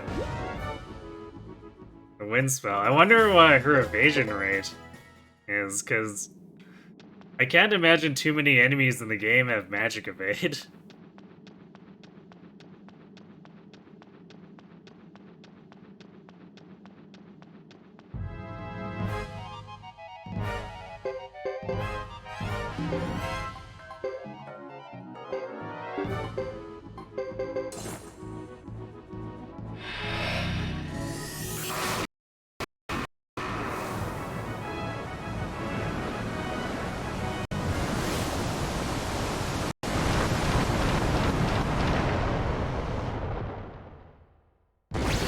It's funny, the game really seems to suffer in this dungeon trying to use spell effects more than anywhere else.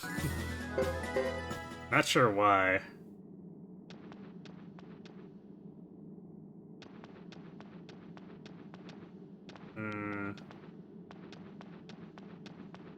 That's why I was deflecting off the side down some stairs.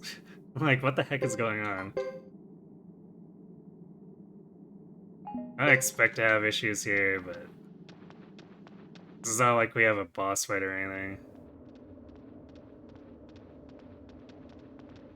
But yeah, just in case.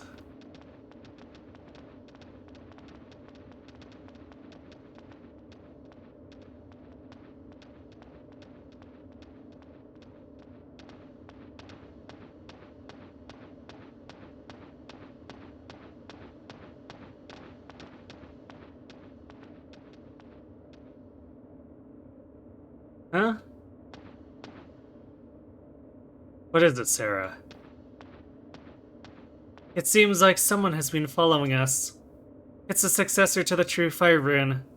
I will remain here and prevent him from getting any closer.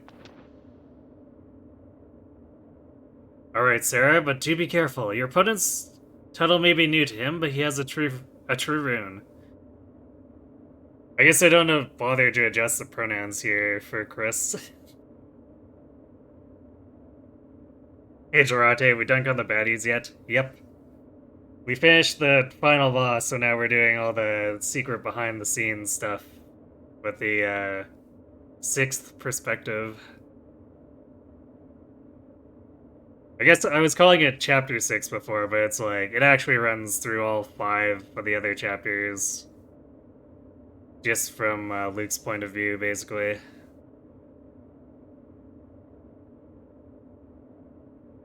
Please, do not worry about me. Remember, I've dedicated my life to you. You should take good care of yourself, Master Luke. Thanks, Sarah. I'll leave this to you.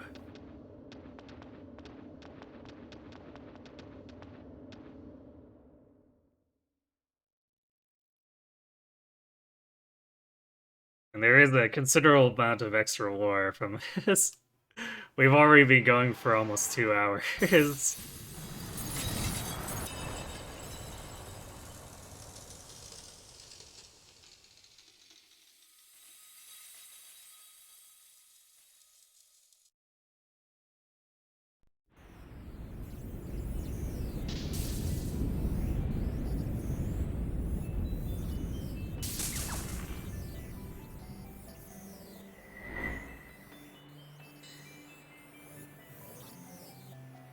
Ugh. How could this be? I'd rather have it this way than give it up to you.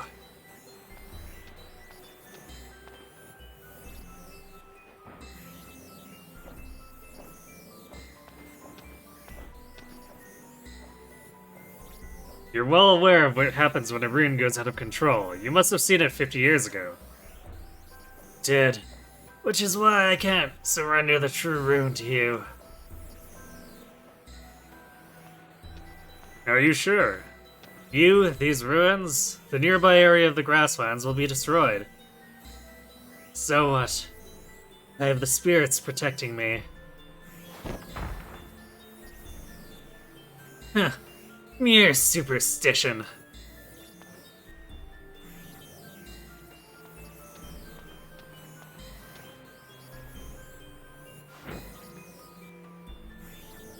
What happened? Are you okay?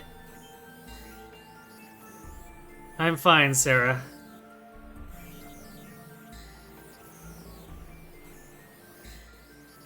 Luke, Master Luke, I can't live without you. I'm alright, Sarah.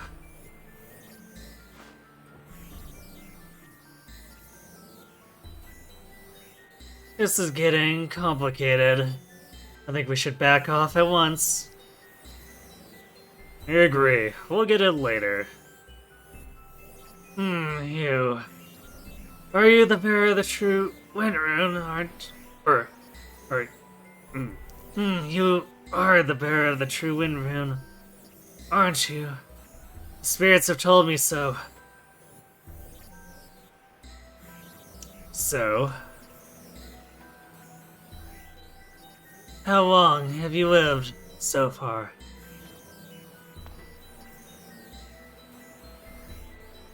30 years. I've been cursed for 30 years. You're still a child. I suppose you don't even have children of your own. Why would you want any when you're cursed? You don't have a future, do you understand? Don't be a fool. I've lived 70 years and have just one daughter. I've tried to run away thinking like you. When I had a baby girl, I was scared for her future. I just had a chance to see her recently. She was astonishingly beautiful. She reminded me of Anna. I almost cried with joy. I'd been so filled with anger about my fate, but then I felt happy for a moment. If she's in this world, it doesn't matter whether I live or die. My daughter is on her way here, so she can carry on my visions. This will be the happiest moment of my life. I'm sure of it.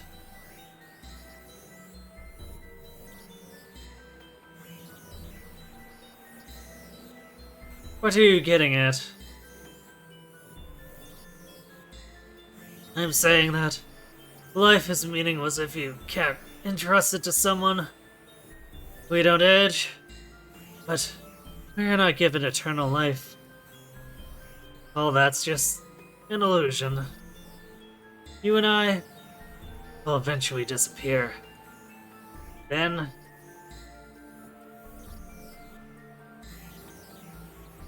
I will end the legacy of miserable visions with my own hands.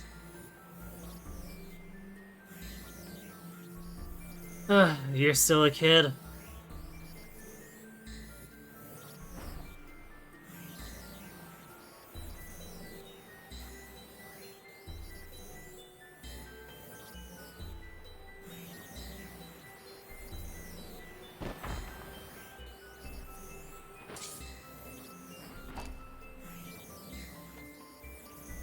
He's still breathing. Shall I put an end to him?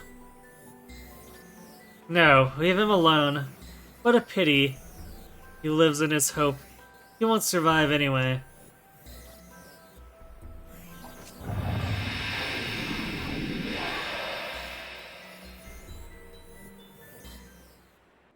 So there we go. Extended conversation with Jimba.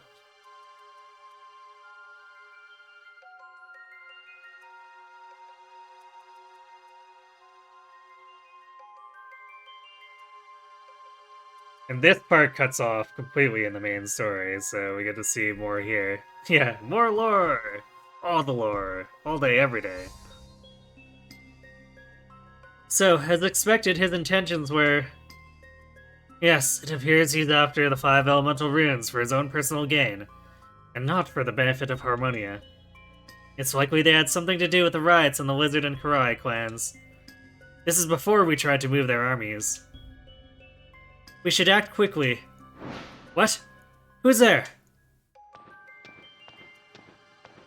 It took you long enough to notice me. You should be more careful. You are Bishop Sakurai's. Well, it's been 15 years. That's right, my brother. And you seem to have spent the past 15 years idling away your time. I ordered everyone to leave the room. Do you intend to defy temple traditions? That no longer concerns me, Sakurai. Give me your True Earth rune. I thought I could leave this for the end, but my plan has somehow gone awry. What? Who do you think you are? You want to know who I am? Ah, yes, I'll tell you who we are. You and me. At that point, during the main story, it cut off after Luke said that. So, extended convo. You and me? That's right. Holy Harmonia? No! Chief Bishop Hikusaki wants to collect all 27 true runes. Unfortunately, the true runes can only be born by successors chosen by the runes themselves, and can only be sealed in certain places. So Hikusaki has acquired an interesting method to keep the true runes in his possession.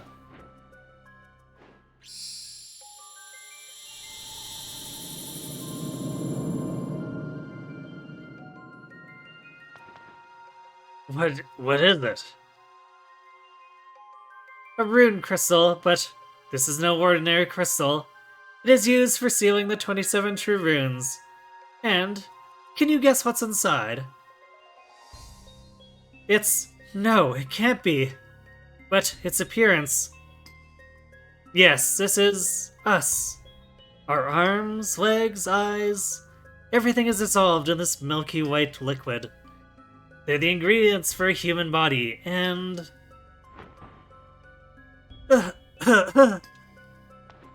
Look closely. It's us. This is what we're made of.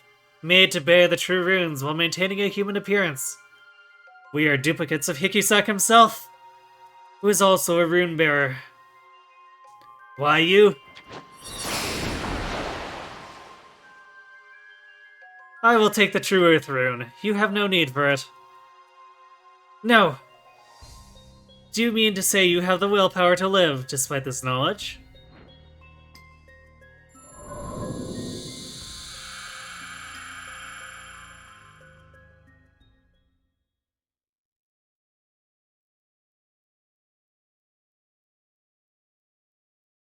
Back to Lebuc.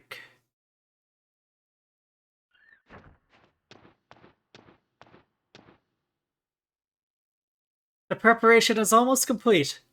Albert and Huber are adding the final touches.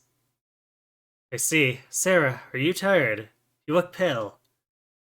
A little. Large-scale illusions are exhausting to create. Please, take care of yourself. Now that we've lost the backing of the Harmonian army, we must rely on your powers.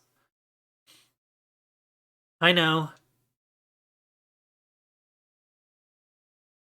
Luke, are you really going through with the ritual? Absolutely. The ritual is my only hope. I see.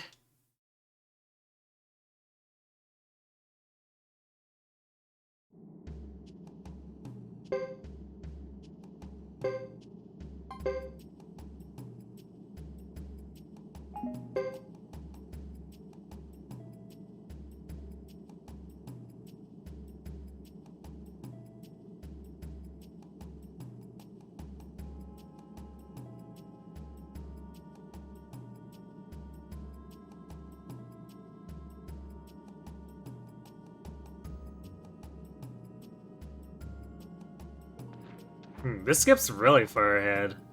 I actually wonder if we hadn't won this battle if we would have gotten to do it here.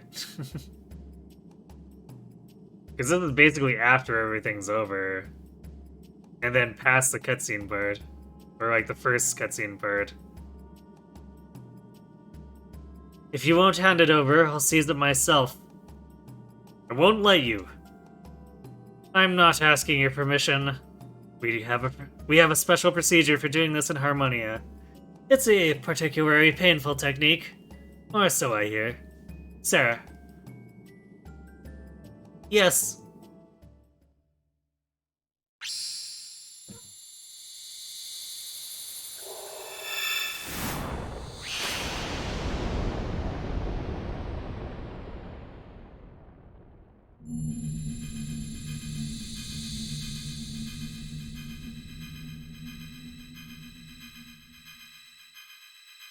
I only need one of the other 5 elemental runes, fire, water, earth, or lightning, to collect them all. The true wind rune that I bear will upset the balance when combined with the true earth rune, allowing me to seize your rune. I thought I would leave the true earth rune to the end, but I suppose I have no choice.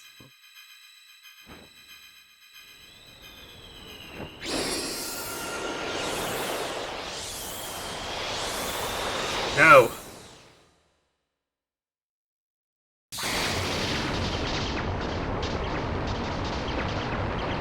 Giddo! Boss!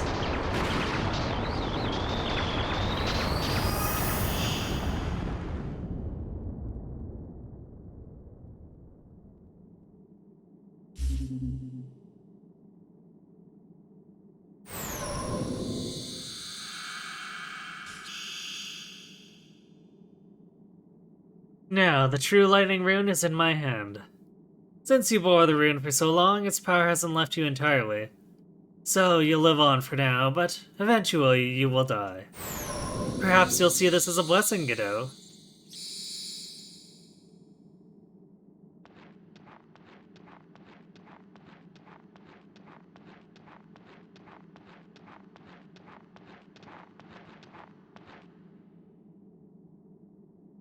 Ah, I almost forgot. I'll leave you a little present, or I'll leave a little present for you outside.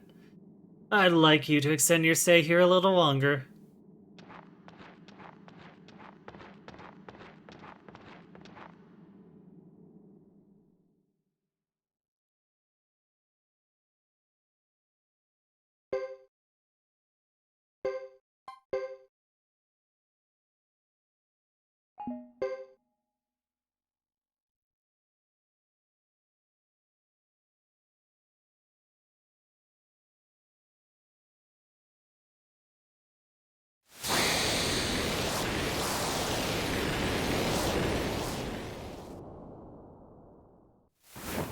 This scene for sure. This one is kind of a questionable addition. I guess maybe it's supposed to be a refresher, but it's like there's no chance to actually fight between them here, so I don't know why they need to repeat this one. Go. Are you alright? Yeah.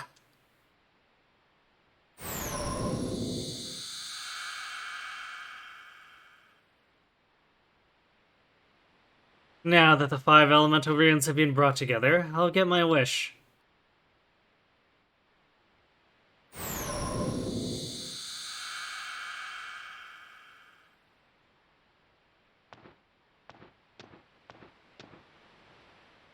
Uber, I leave the rest to you. Follow me after you've finished here. Agreed. Do as you wish. I simply desire a good fight with plenty of blood, and the screams of the dying. Damn, hold it.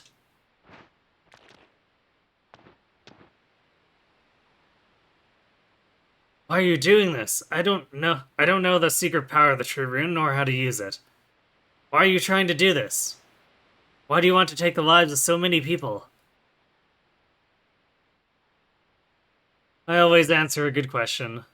I'm going to destroy the 5th true rune with the other 4 I've collected. Simple, eh? I don't understand.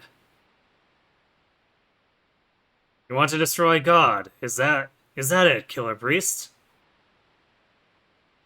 Absolutely. Bravo, you guessed right. But why? The 27 true runes are the source of the power keeping the world in balance. The ultimate power that controls this world.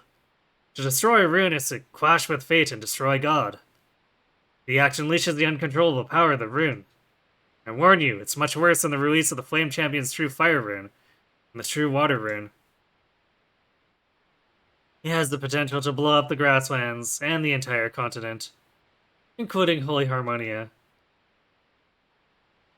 Why would anyone want to do that? Wouldn't any prisoners seek freedom? We're prisoners. It's been 1,000 years since this world was created after the War of the Swords and Shields, but people haven't evolved in the meantime. They've been caught in the web of conflicts between the true runes. I've witnessed them. And I've experienced the other memories held by the true wind rune. So, the world is really a prison controlled by the true runes. We're not prisoners. We live, fight, and die of our own free will. Then your definition of freedom is the ability to walk around in a giant cell with an invisible leash around your neck. Don't even think about leaving. You have to defeat me first. No time for that, I'm afraid. I'm done preparing for the ritual. The 4 true runes are already inside the vessel, waiting.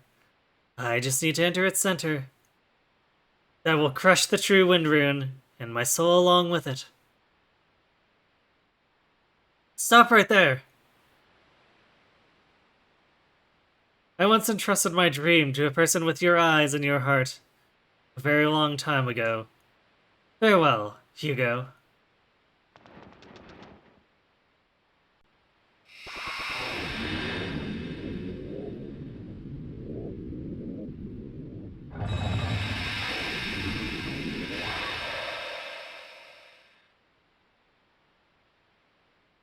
"15 years is apparently somehow a really long time, despite him being effectively immortal.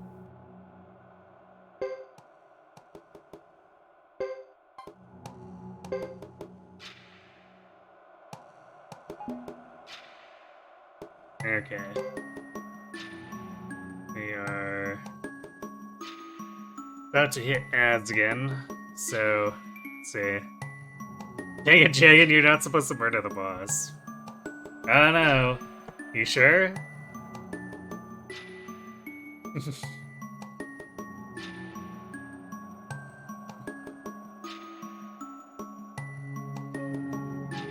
Alright, I'm gonna let the ads run and I'll be right back. So we still have a little bit more here and then we'll do some shenanigans with the play scripts. So be right back.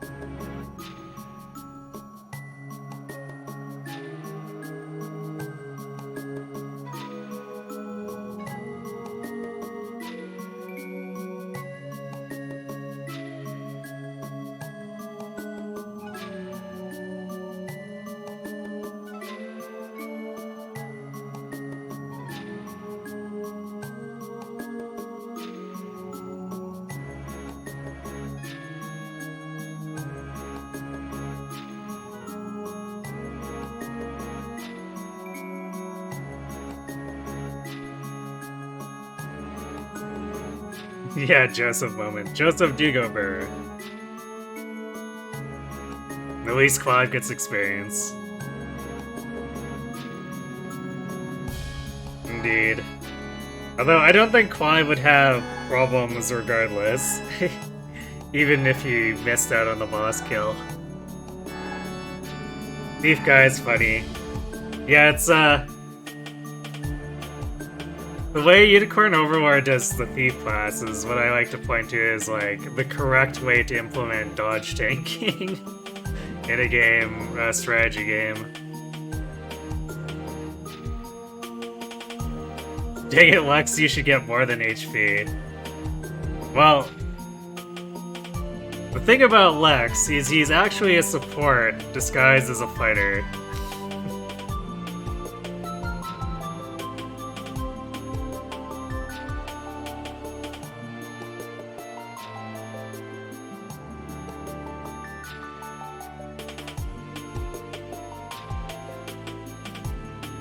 So you don't need to worry about his stats as much.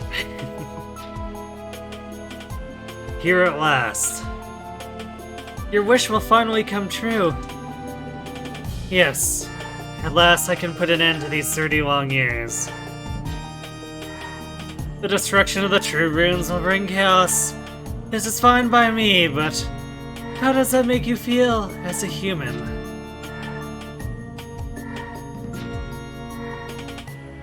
Human, you say?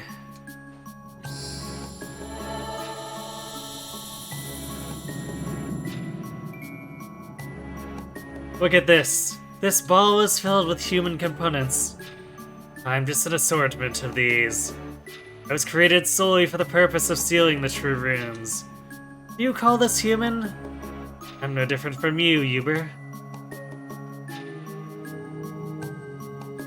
Me, you must be kidding.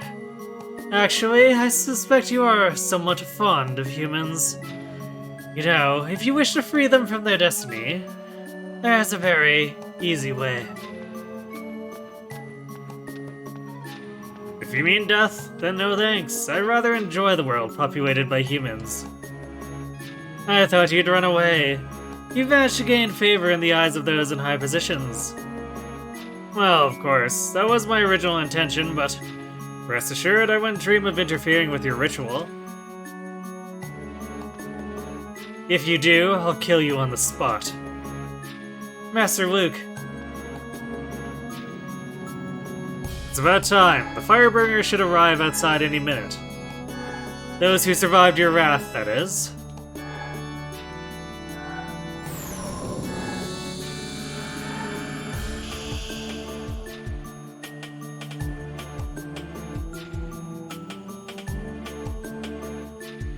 Do I sense a lingering attachment to this world?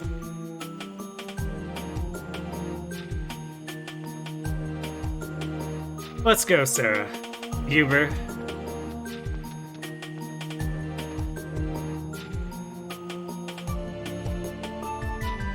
No, there's no attachment. They just reminded me of people I used to know. That's all.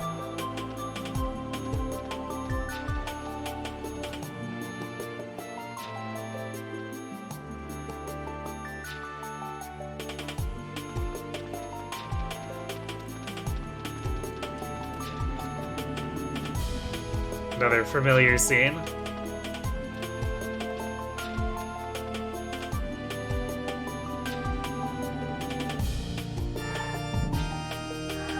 You must be lucky today. No one seems to be guarding the rune. So it seems.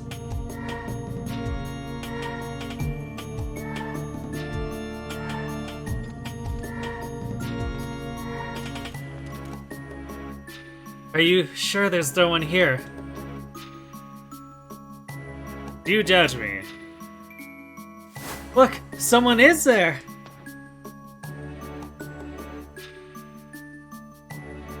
You're just trying to scare me. It's not funny, you know. Dios. What?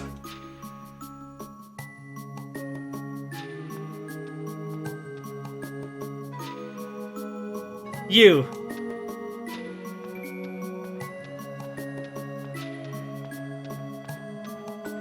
Your thief sure is dodging a lot. Oh, evade is guaranteed. Yeah. With some exceptions, of course. I think you should have encountered at least one example of that.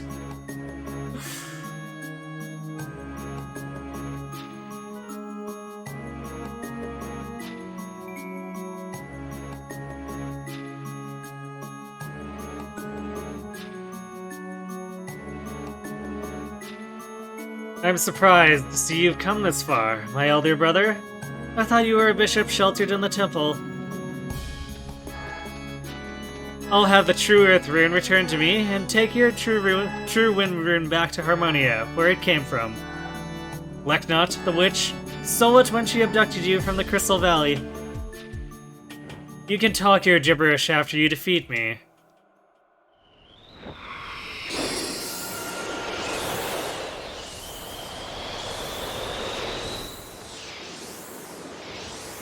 You'll have to defeat me first. I won't let you touch Bishop Sasarai. Oops, defeated. Ugh. Sorry, Bishop Sasarai.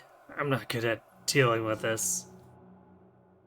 Never mind, DS. I'll take him on. Let me join you. No, thanks. You stay behind. Let me finish this one.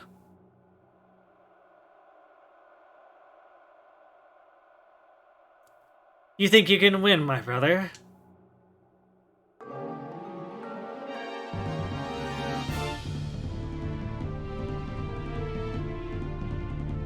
I'm waiting. Here I go.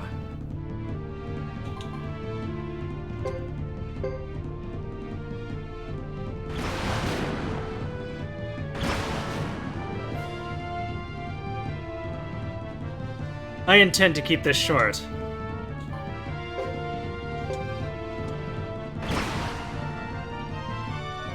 So the annoying thing about this is... it seems we're both cautious.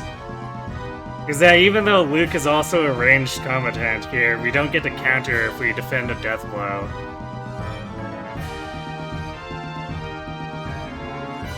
Do you expand your unit slots for your war to Juggernaut more? Or do you make more separate unit groups?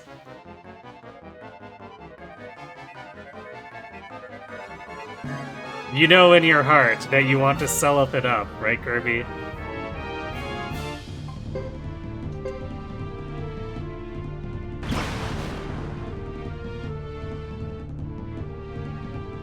Nice, or see how this feels.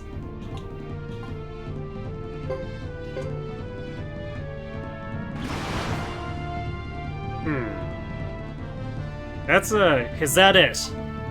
That's a weird one for defense.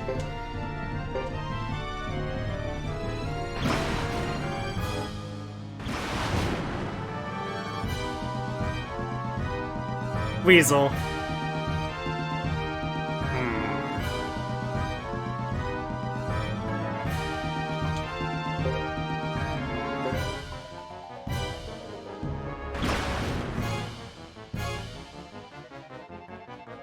Now it's my turn.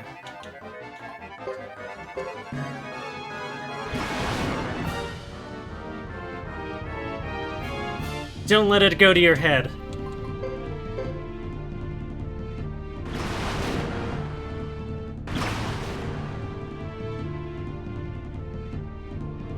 Weasel. Well. Bye-bye, Sasarai.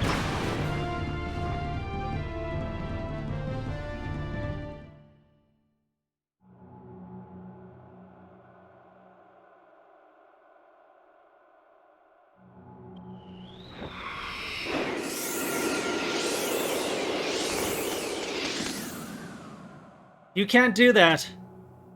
No, not in a million years. Go away.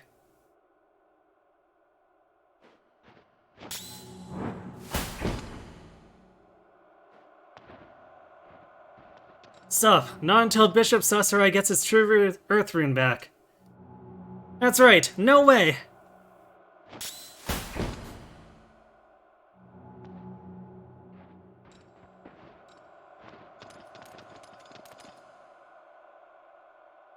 You know what's funny is a normal playthrough, Thomas and Cecile would never be like this durable for a typical player. But since we train them, it's actually believable that they're tanking all this. I won't let you. Never. Master Thomas is right. Never, never, never.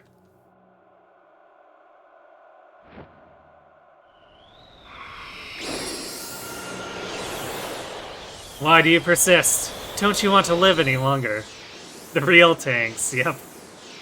I mean, we maxed out their magic resist, so... I won't back down. I promised everyone in the castle I'd protect them.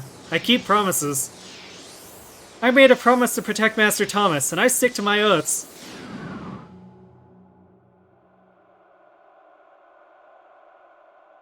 Promises, promises. Is that all that matters to you?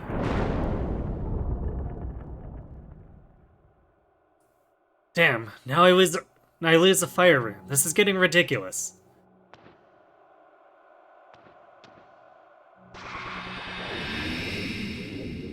Where are you going now? With this earth rune alone, the force field can be broken any time. The ritual must be done quickly. Are you sure you can leave me here? I'll get my true earth rune back. I hate you more than anything in this world, but at the same time, you're the only one I can empathize with. Luke, you are... This will be the final battle to decide whether humans can change their destiny. I am a demon, prepared to sacrifice as many lives as it takes. You'll see it happen, and you'll die here.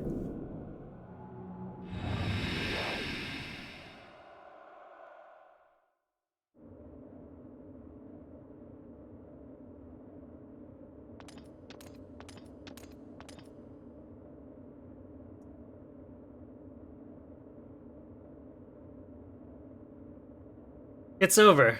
This is it.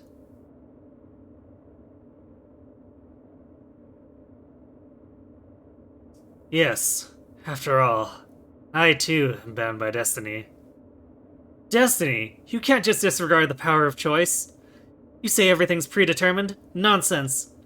Why would so many people sacrifice their lives? You can't get away with this.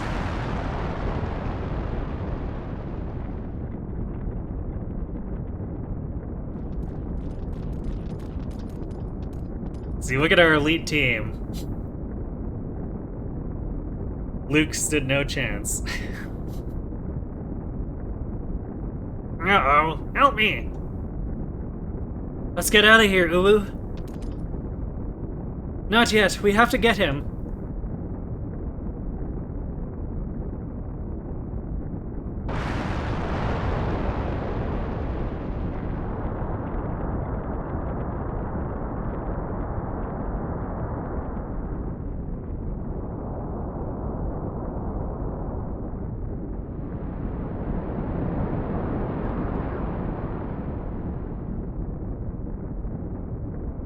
We can't stay any longer. Let's go.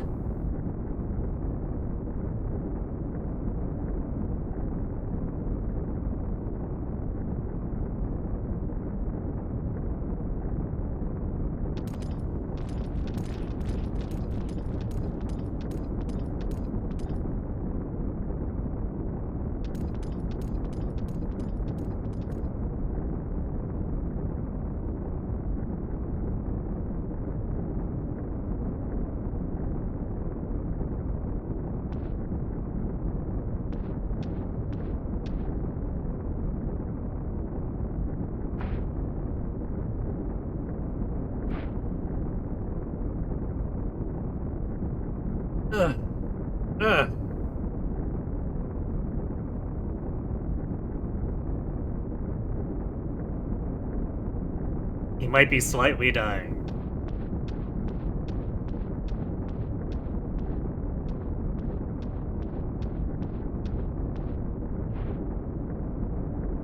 Master Luke.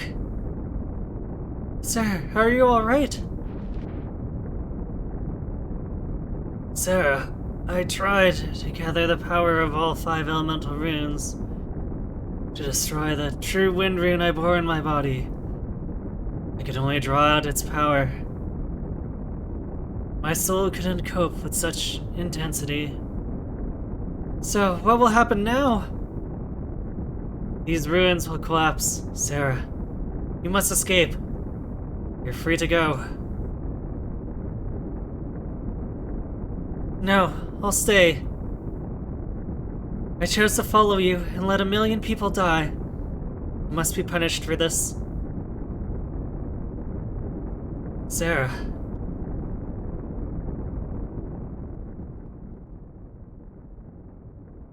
Sir, you were outside. There's nothing to collapse.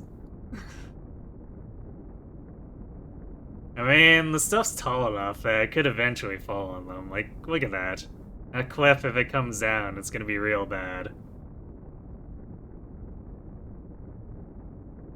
I was living in that palace all alone. No one cared for me, even though they were after my power. Only you.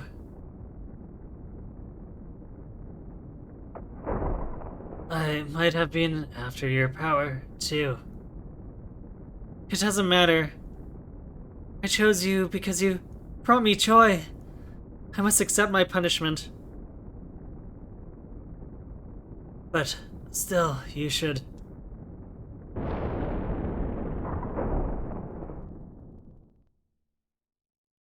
Sarah?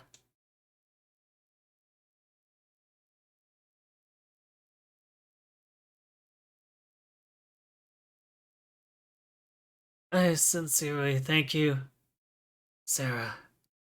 My soul will be healed. I'm convinced I'm convinced now that I too have a soul of my own.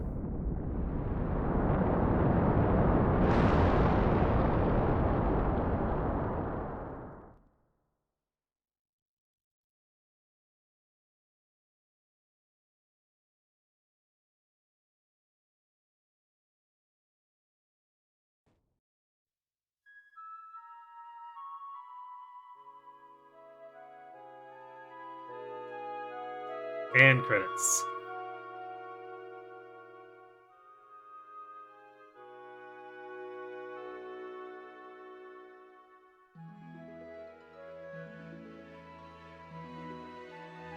There is one more scene at the end. Then after that, we'll do the plays. Thanks for the GGs. GG easy, yeah, sure. I mean, it was pretty easy after we spent all the time setting up the team. Their first go at it was definitely very sketchy, which is why it didn't succeed.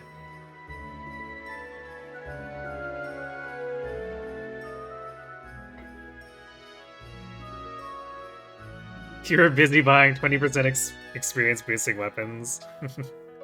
Those are fun weapons. Suikoden 4 hype. Not quite, though. I mean, soon. I didn't think we'd end up getting to it tonight, but we might end up.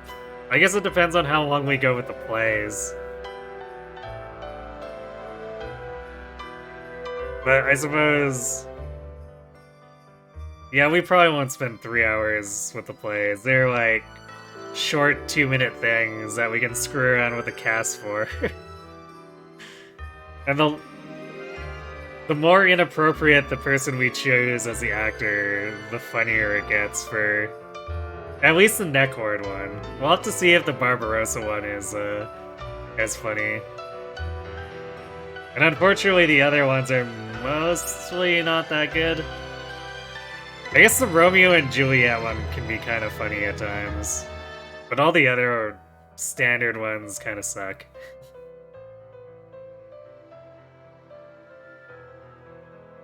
And I don't think I got the Romeo and Juliet one. But I don't think we'll bother with that one this time. Instead, we'll focus on the Suikoden 1 one, the Barbarossa one. So we'll do the 2 ones that come from loaded save data.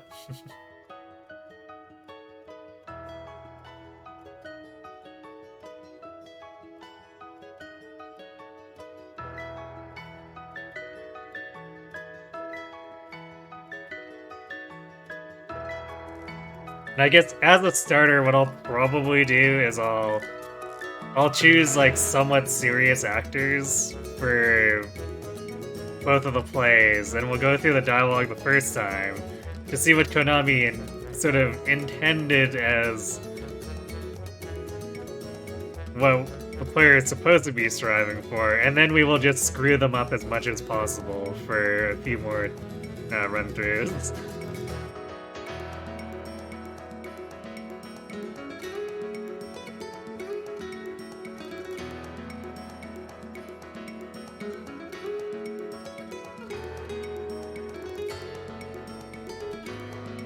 I guess first things first, once the credits end, we do get one more scene that also ends in a still CG. Basically similar to how they did it with the first and second game.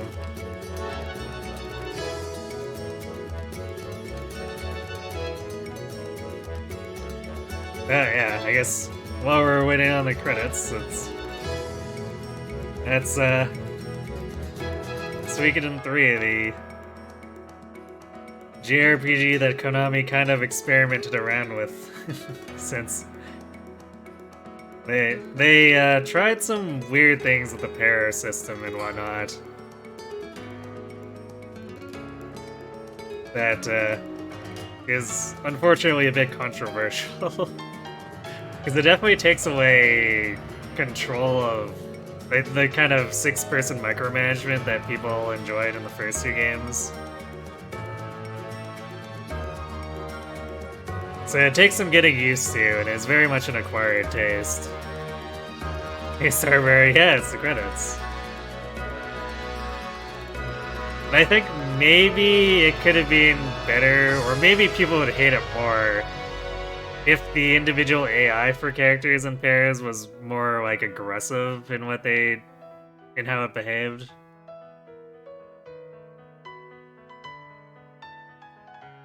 Or I guess more defined is probably the better way to put it. Because for the vast majority of it, you choose an action for one character, and the other character will usually just run up and attack stuff, which I guess that's kind of what you want to be doing with trash battles a lot of the time, but the status screen makes a big deal of having various AIs for characters, but most of them just don't do anything different other than run up and attack the closest thing. There are a couple of characters who will actually stay and defend casters or whatever, like we saw that with Cecile or Melville, but those are few and far between. And you don't really get, I guess, more nuanced things. What they could have done is given those characters different attack priorities. Like, maybe a character is more inclined to try to get behind enemy lines and attack their back line, instead of attacking the closest enemy all the time. That kind of thing.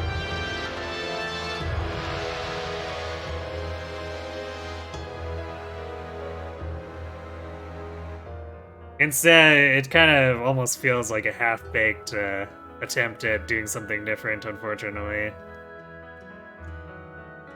So it's like the kind of thing that I appreciate Suikoden 3 doing, but what also makes it not as good as 2 or 5 for me.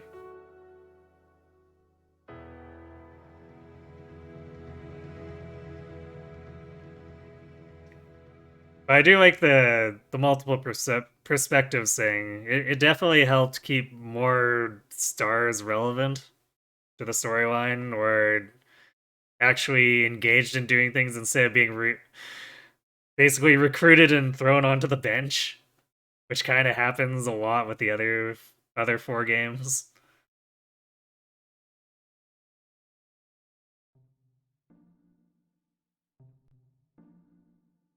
So I think that's something they did pretty well, despite the problems with the amount of backtracking.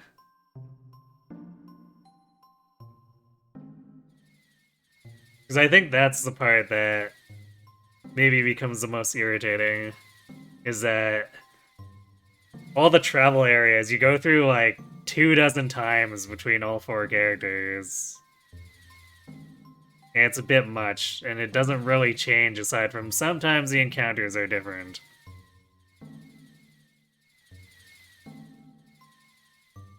You wish there was more crossover from 2 and 3? Yeah, there could have been more characters from 2 showing up in 3, or I guess relations to them, but they did do a good job with some of them. Like, Lily's pretty funny. And Sane is a nice Easter egg, you know.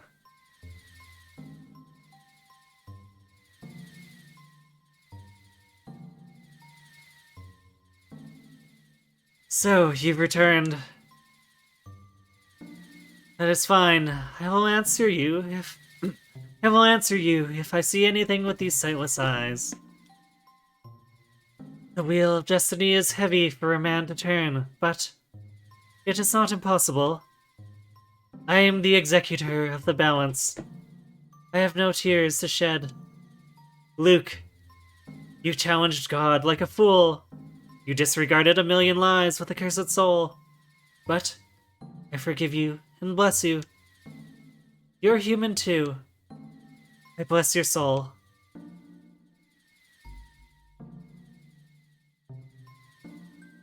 My apprentice, my son, child of a cursed rune. You're a human child, one that can sleep now. Even though destiny can be brutal, it will allow you to rest. 108 stars will bless you. Man is powerful enough to change destiny. No matter how many how futile our struggles seem, they all make a difference.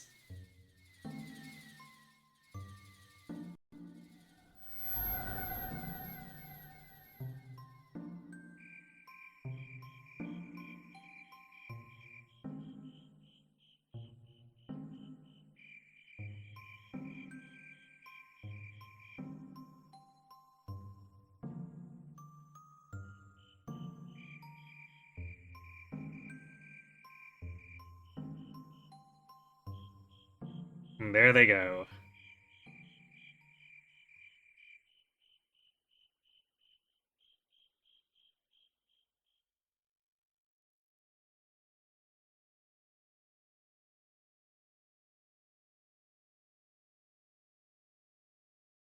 We should... There we go, there's the CG.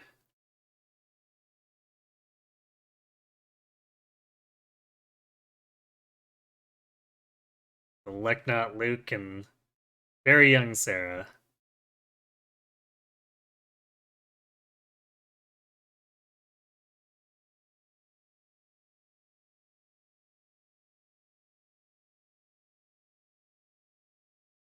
This game has to be referring to FE. Roll. See, Kirby?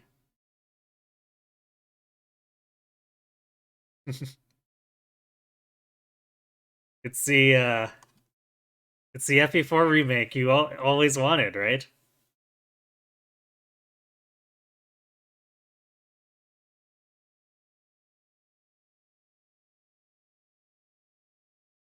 Okay, I guess this isn't going back to title, so I'll have to manually reset.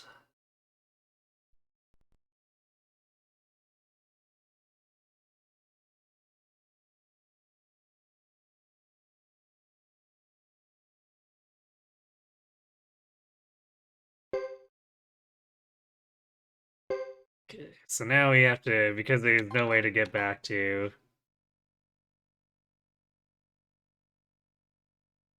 Or to use this save to get to our castle, I guess we'll... load the one from before the final battle and just warp out to get back to the castle.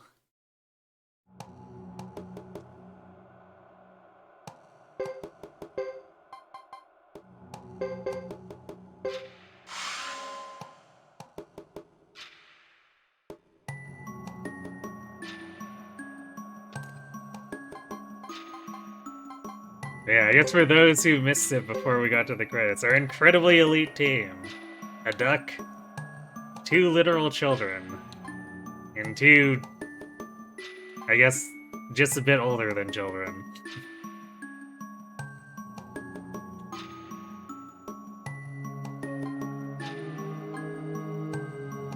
Trained for pure elite power.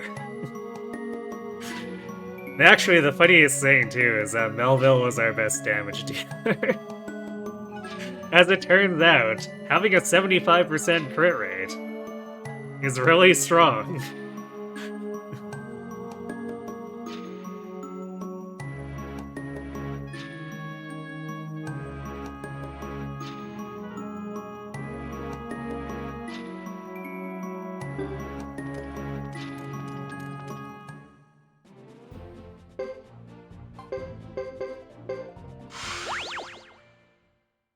Especially when 50% of that 75% is a chance to triple damage instead of double.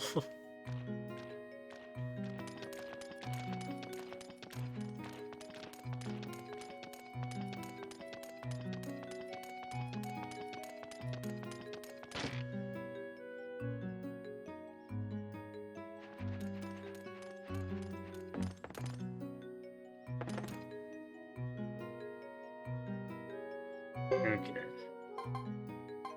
So Necklord's End, we'll start with that, and then we'll do Imperial Love after. Actually, we'll do Necklord's End and Imperial Love both with some level of serious casts.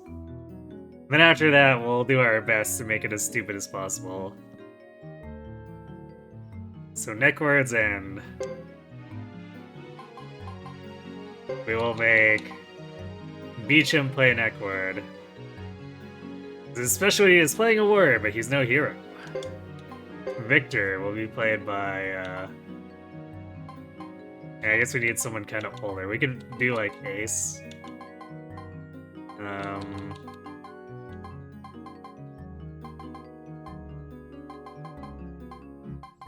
Actually, is Ace a good... He's a good actor, but not a reliable ad-libber. Still, he attracts an audience. And Fleck. You need a pretty boy. Do you like Fred? Hugo?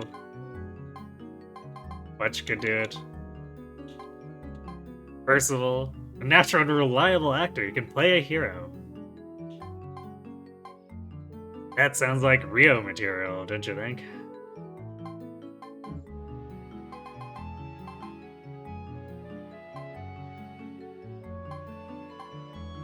Yeah, let's do Fred for Black. Then Percival. Where is he?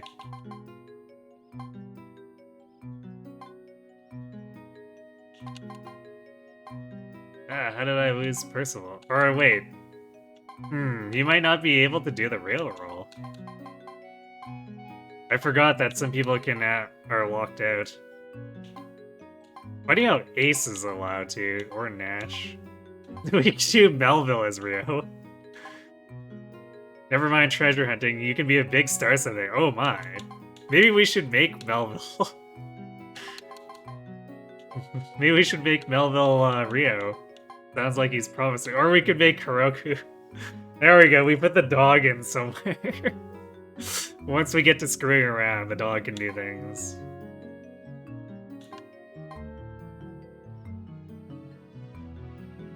Oh yeah, I forgot about Mel's profile. It's so amazing. Despite all her poor performances, she has a huge following.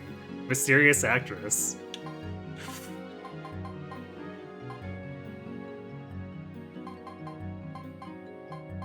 Alright, we're doing Melva as Rio. For Sierra...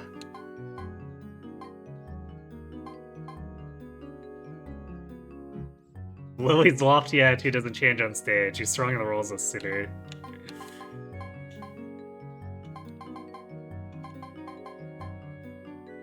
You know, Sierra is a little bit haughty, so...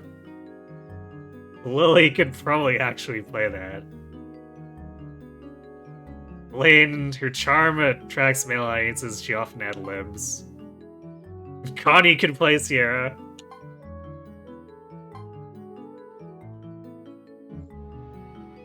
Belle is potentially a versatile actress. That's her advantage. Oh my. Lannis, if it's the role of a young girl, she's the best, but in other roles, she just gets by. Miami performs only when she pleases. Should not be given roles that she doesn't like. Cecile, get in all sorts of roles except for tragic ones. Please don't put dogs on stage. Well, why not? Yuri is good in all roles, especially male characters. Geom, a leading role can't be given to him. That sounds like a role or a run where we should put him as Rio if we can.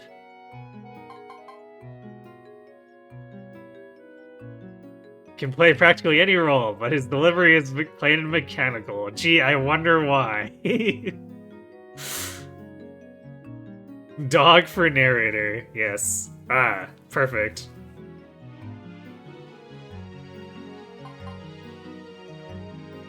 Siobhan, a good actress who can take on leading and supporting roles. Stella, she barely puts on a performance, but still pulls on the audiences. It's the costumes. Sane, standard technique and talent, formal delivery of lines. The accent can be a problem. Emily is energetic, more suitable for male roles than for female.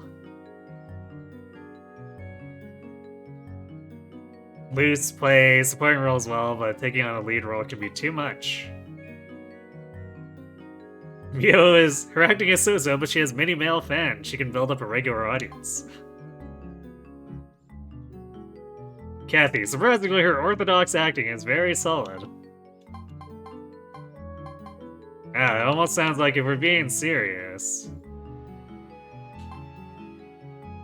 Kathy could be Sierra. Iku, she feels shy about acting, but there are some fans who are attracted by that. Yeah, Vicky makes a fantastic actress. Yeah, totally. Narrator. Kiddo, he performs because he is asked to, but he has no desire to do so. Lucia, her tomboyishness is attractive on stage. If it's a role of a knight, she's the one. Vicky, out of the question. She can't be allowed to perform. Okay, so put her on stage. Got it. Roland, great control as an actor, but speaks in a monotone. However, he can use the bow and arrow.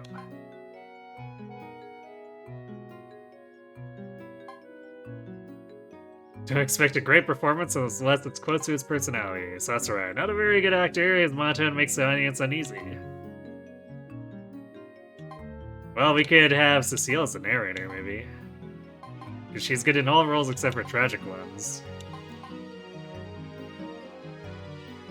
Queen's a talented actress who is best liked for her masculine roles.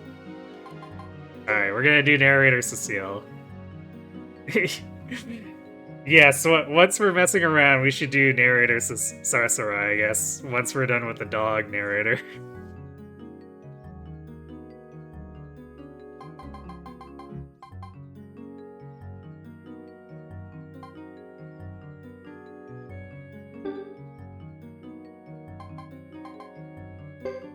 Decided.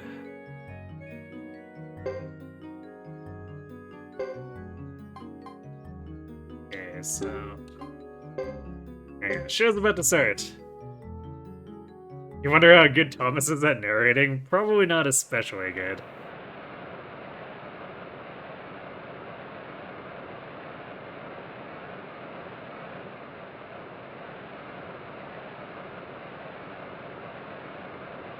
Necklord, the crucial battle.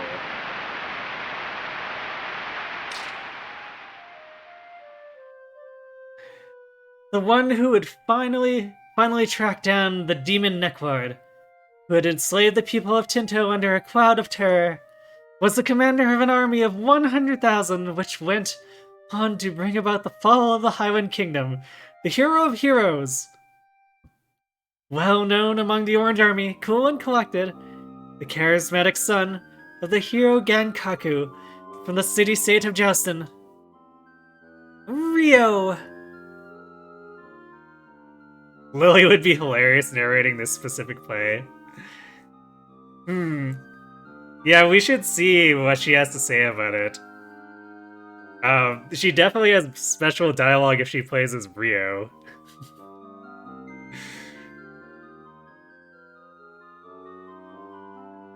So that's one run where we're gonna do for sure is Lily as Rio. I'm glad you made it all the way here. So, you're that Rio from the Orange Army. I've got you cornered, Necklord. Taking the lives of all those people of Tinto, you won't get away with it.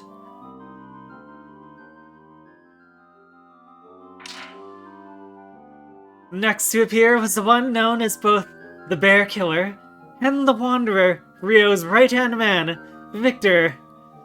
And next, Victor's partner, whose lightning speed prowess with the blade earned him a well-deserved nickname, Blue Bolt Flick.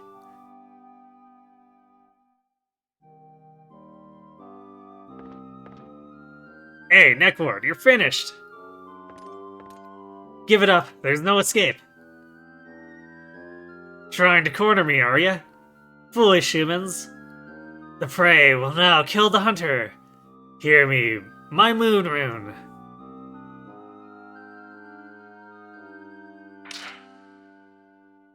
But in the hand of the despicable Necklord shone one of the 27 true runes, the Moon Rune. Beware, brave soldiers! But help from heaven was on its way.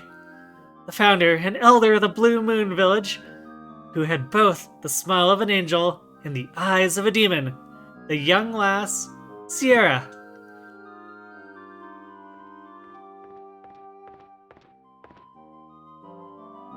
Hey, long time no see, Necklord. How you been? Elder Sierra, what are you doing here? Today, I'll take back that which you've stolen. Hear me, my moon rune. Lay this evil magic to rest. Now you shall sleep.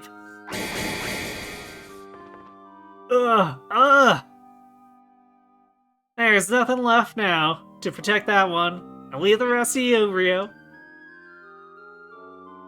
Necklord, I won't condone all those horrible things you've done. Don't get cocky. I'm gonna squeeze you and suck out every drop of your blood, then turn you into my slave. I will not be defeated.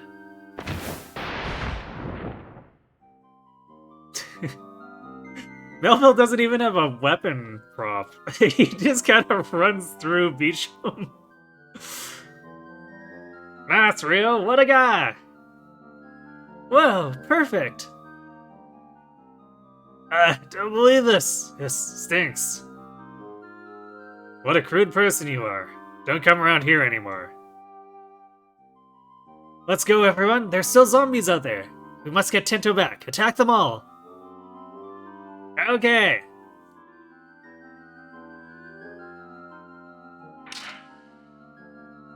And so, Necklord, the dreadful demon who had attacked the town of Tinto, was defeated by the almighty Rio, and peace returned to Tinto. Thanks so much for patiently listening to Necklord, the crucial battle from Tinto historian Marlowe's The Mighty Rio.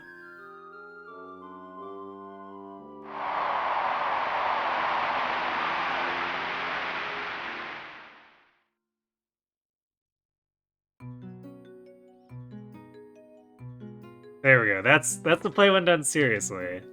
Actually, we'll do them one at a time. So now, what do we want to do to screw this up?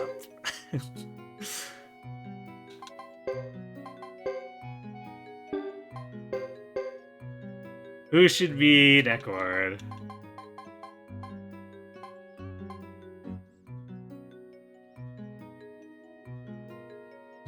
Brett can't project a different character. At the most, he could play a minor role. Well, there has the potential to be a smart duck, but can he display that on stage? Phasma is one of the most handsome actors in the Wizard Clan. Female wizards scream for him. Monster roles are the most suitable. He dislikes them, but he's a trooper for Shiva. Tuba, human roles are not his specialty, but he does his best because he's the clan chief. Gauze here is a supporting actor, but a real standout. And Dash can play various roles well. Since he's a spy, his acting is noteworthy.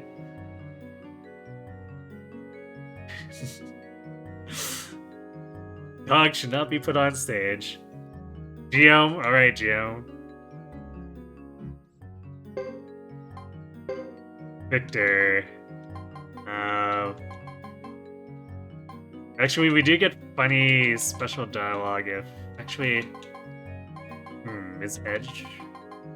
Ah, yes. He has no desire to act except those roles that strike him. So we can put Edge in here. Fleck. Who should be Fleck?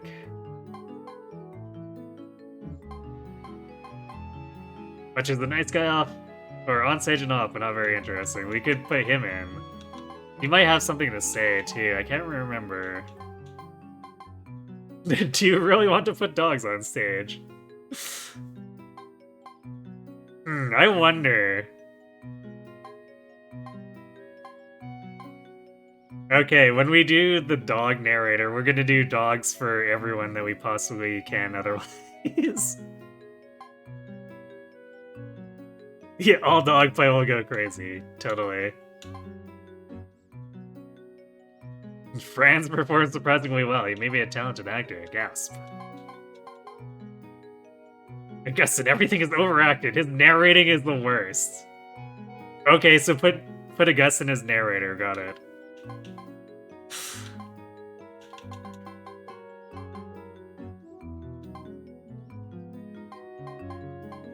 Alright, let's put Futch in as Fleck to see if he has comment on it. Yeah, woof. Narrator, Thomas plus 5 dogs. Yes. Rio,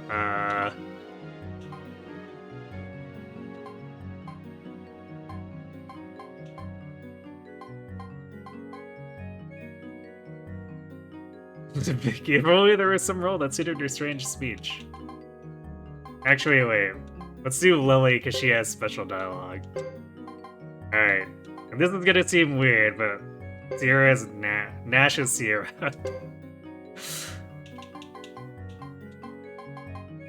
But I guess that it's exactly why or weird is exactly why we're doing it. But weird for reasons you may not initially assume. Billy's overacting makes people uneasy. Wait, oh man, Augustin can't be the narrator. Damn. Okay, well what if we got Billy to overact the narration then? Dude, Martha should never be given the role of a woman in love.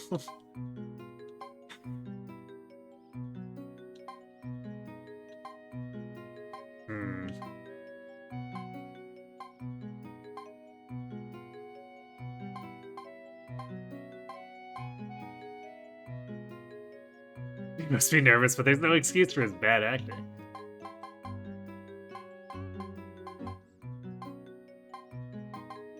Okay, we're gonna do Billy as the narrator. You wonder how Joker does narrating? Probably too well.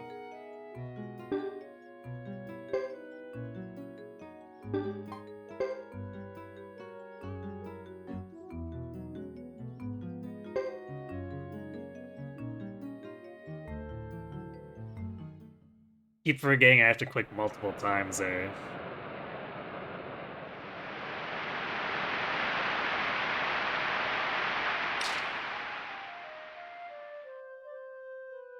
One who had finally tracked down the demon Necklord, who had enslaved the people of Tinto under Cloud of Terror, was the commander of an army of 100,000, which went on to bring about the fall of the Highland Kingdom, the hero of heroes. Well known among the Orange Army and cool and collected, charismatic son of the hero Genkaku from the city-state of Jocelyn. Rio. Billy didn't mess up any of his lines. I'm disappointed. Hoo-hoo-hoo! I'm glad you made it all the way here. Would you be that Rio from the Orange Army? Got you now, Necklord, you perverted swine! I'm gonna chop you to pieces until nothing's left of you!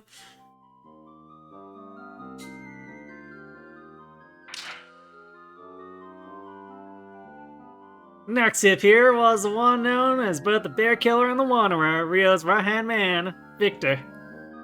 And next, Victor's partner, whose lightning speed prowess with the blade earned him a well-deserved nickname, Blue Bolt Flick.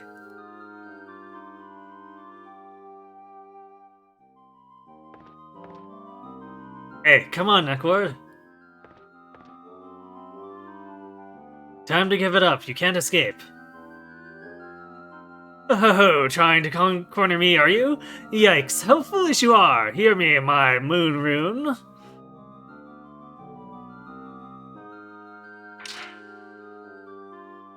Put in the hand of that despicable Neckwart on one of the 27 true runes, the moon rune. Beware, brave soldiers, but help from heaven was on its way. The founder and elder of the Blue Moon Village, who had both the smile of an angel and the eyes of a demon, the young lass Sierra. Jim's doing fine. It's been a while, Neckward. It's me, old hag here, Sierra. I'm arrogant, never keep promises, and suck people's what did he choose? I'm sorry. Wine kills me every time.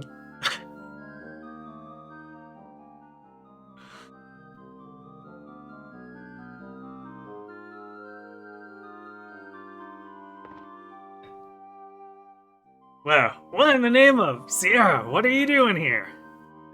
This sounds personal, Nash. Maybe just slightly.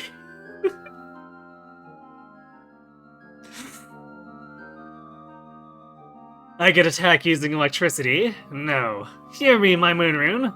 Lay this evil magic to rest. Now you shall sleep. Ugh. Ah! There's nothing left now to protect this one. I leave the rest to you, Rio. Get ready, Neckward, you hideous, perverted old man. I'm not afraid of the likes of you anymore. No shot. What does Nash have to do with Sierra? I mean, they're married. Oh ho ho, better not get too wound up now. Resistance is futile. You will be assimilated.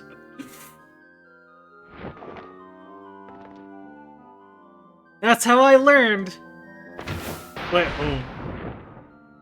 what kind of response is that, Lily? To being assimilated? You did it. Nice going. Oh man, I don't believe this. This stinks. Get out of my sight. I feel much better now. What an awful memory. Let's try and forget it. Wow, that story's really been corrupted.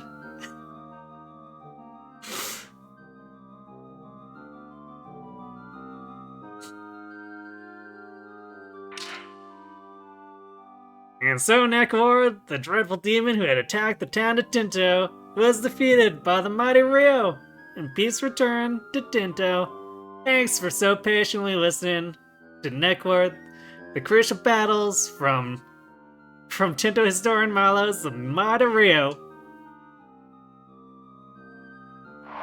Lily is Neckward and she was Rio. I'm not sure we can actually do that. But Lily would probably have very strong opinions about Neckward, as she plays the role of us for sure. Let's see. Alright, I'll cast out. The thing is that the game does restrict us from putting certain people in certain roles for whatever reason. Let's see, Rio can be Joe. Okay, I was kind of not expecting that. Alright, Geom is the lead then. Oops. Neckward. I don't think... No, we can't... Wow, Neckward has very few people.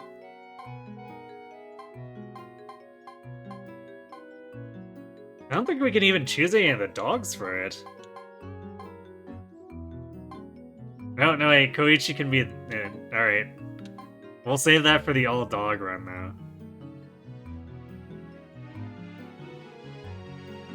If he's in anything in the repertoire, it becomes a horror story.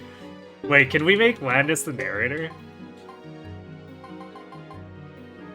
No, we can't make Landis the narrator. Terrible. Alright, I guess we could make Landis Neckward.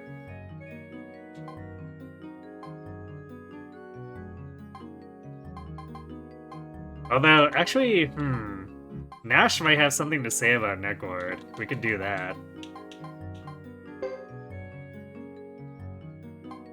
Victor,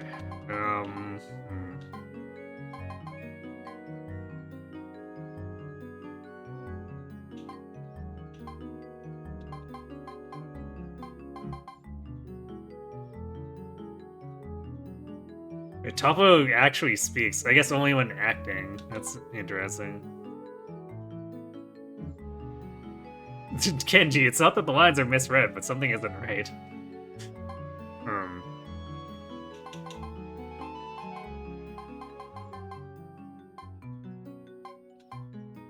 Dude, his acting is overwhelmingly bad. On stage, he should stop sounding so commanding.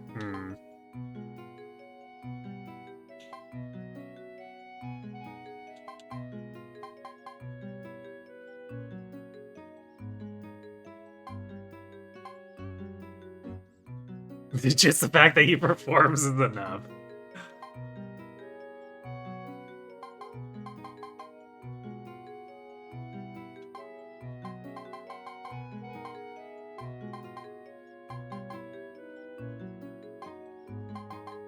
You know what? Martha's usually has really silly, colorful things. So if we... Yeah, let's put her in as Victor. Surely that won't be hilariously bad.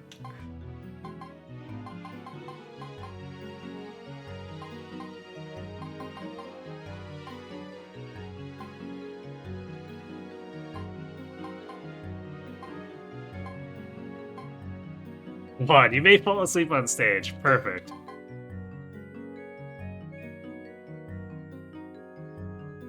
Oh, alright, ads are hitting, so I'm gonna go refill my water and then we'll finish this lineup and then see how much we can corrupt the play. So, be right back.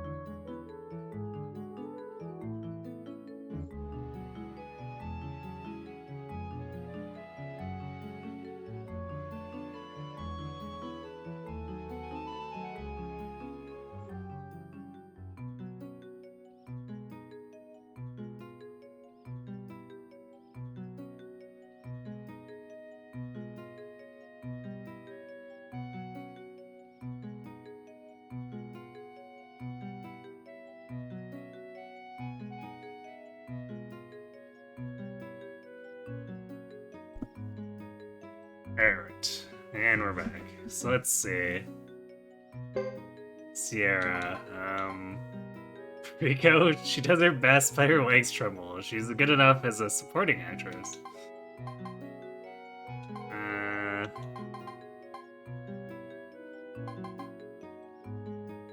Elaine might be, if we can't get anything else, Elaine might be funny because she'll probably ad-lib. We could put Mel in because she's supposedly really bad.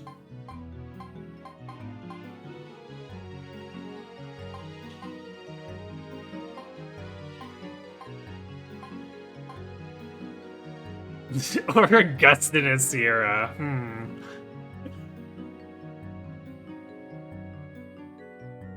Is Mel the same one as the previous two games? No? Yeah, pretty sure there's no Mel in the previous two games. Are you thinking of, Belle?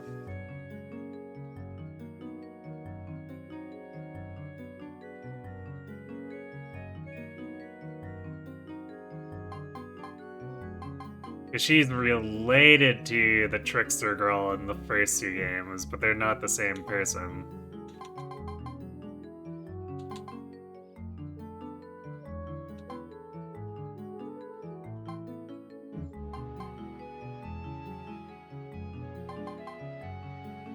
Yeah, let's do Mel. She has poor performances, so surely this will go bad.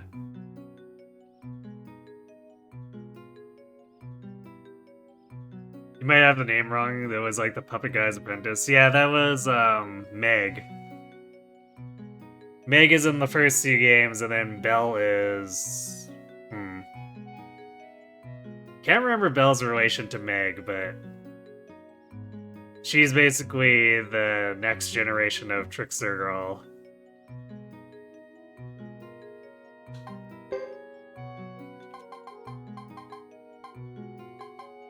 There are very few characters who are in all three of the first games. It's like...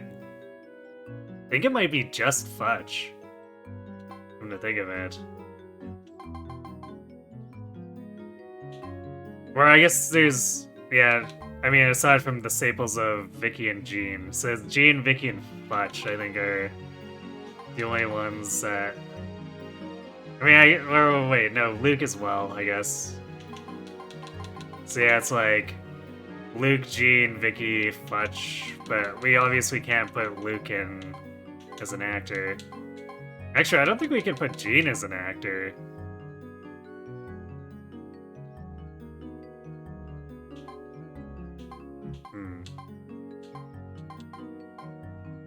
At least I don't think... Yeah, Gina's definitely not on the list for Sierra, so I think she's just ineligible.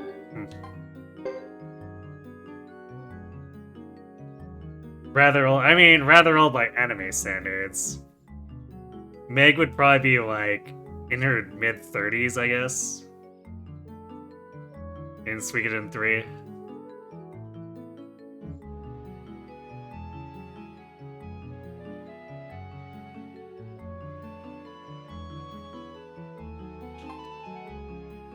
Let's see. Someone here was pretty bad. Hold on, I think something's... Need to readjust my camera 1 sec.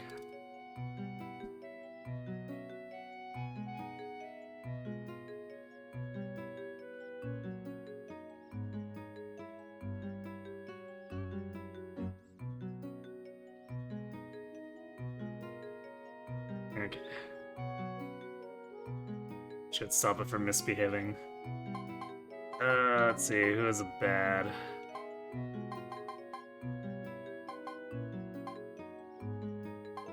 Ah yes, Vicky. Out of the question, she can't be allowed to perform. But what if she narrated?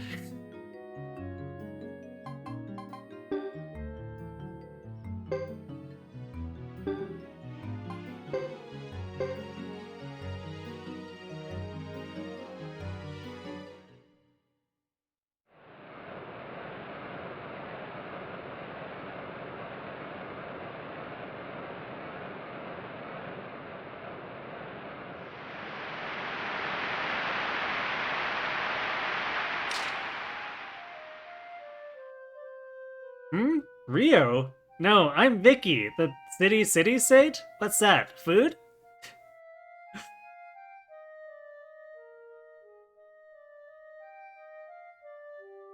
I'm glad that you made it all the way here. So, you're that Rio from the Orange Army, right? I've got you cornered. Oh, ho, ho, ho, Necklord. Got you cornered. Cornered. Oh, ho, ho,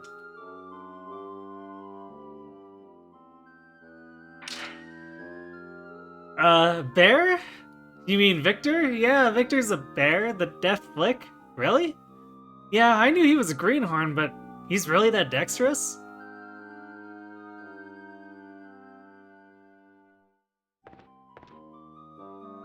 Come now, Necklord. Give it up already.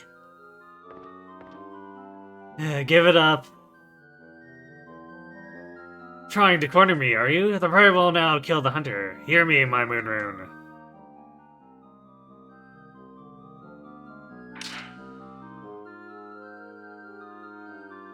You mean the other rune Elder's rune that Necklord held in his hand?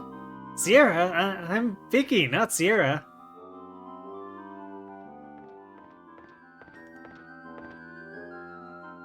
Necklord, it's been a while. Beastly demon. No, wait. Elder Sierra. That was my fault. Sorry. Please, stop. Help me. I'm going to take back that which you have stolen. Hear me, my moon rune.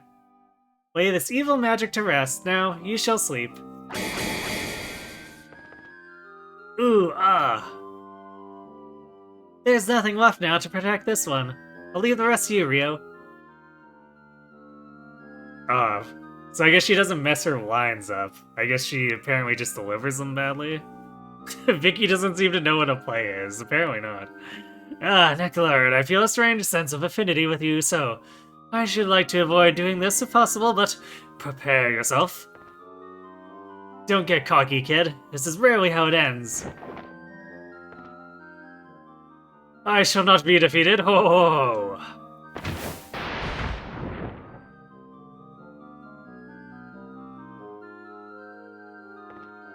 Very nicely done, Rio. Nice going. Rats, I don't believe this. This stinks. See ya later. Nice ad-libbing one. Wait, imagine if Geom got Key out of there instead, yes. Come on, everyone. Oh, ho, ho, ho. Okie dokie.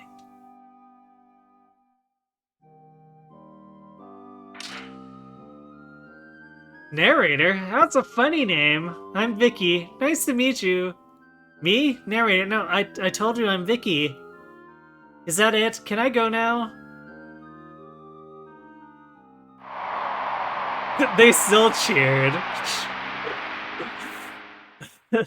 Alright. Actually, I don't know if we can... I suppose we'll see if the dogs will sabotage it enough. I know I've sabotaged Romeo and Juliet enough to get booed. Nash won them over. Apparently. Oops. No, I didn't want... Oops. I hit the wrong one. Meant to select and press down. Well, I guess we'll just mash through this. I didn't mean to actually watch the... I wish we could abort, but I guess we can't.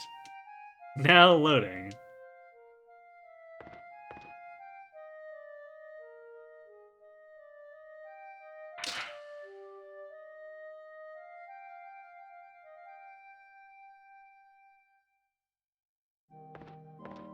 I guess at least Juan and Martha modified their lines too. I'm shocked that Mel didn't do anything with Branky.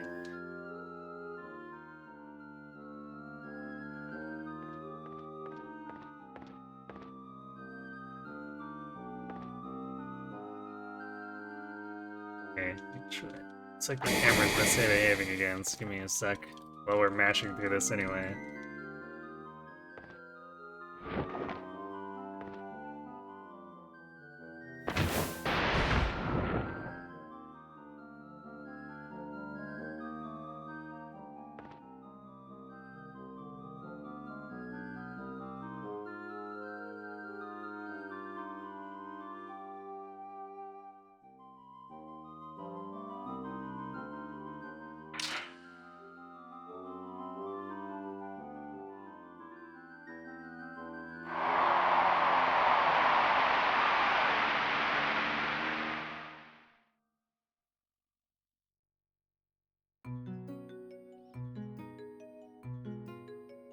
Okay, this time without accidentally selecting watch.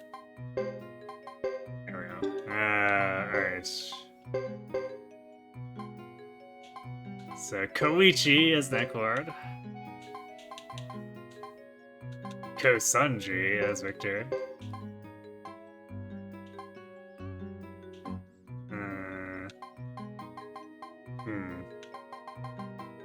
Does Flick not have any of the dogs? Apparently not.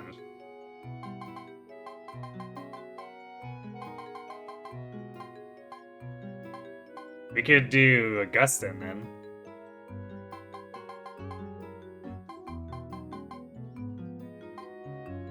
Oh wait, there we go. Kagoro is Flick. Do we have a dog for Rio? Goroku as Rio. Sierra. Alright, we can do Connie for sure, we know. The narrator.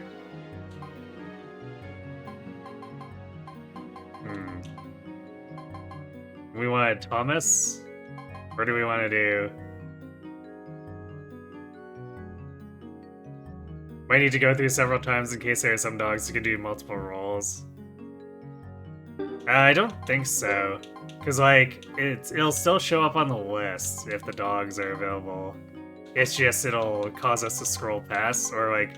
Because, like, for instance, if I selected Ace, what I did for Victor, he was available for Flick and Rio too, but it wouldn't let me select him because he was already chosen, so it shows him on the list.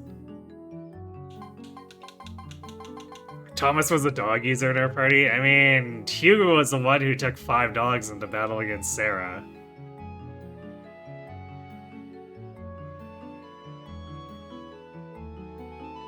No, we can't choose the bad guys, unfortunately, so we can't choose Luke, Huber, or Sarah. Yeah, Hugo was the one who took the dogs into battle against Sarah. Because Thomas was with Sasarai.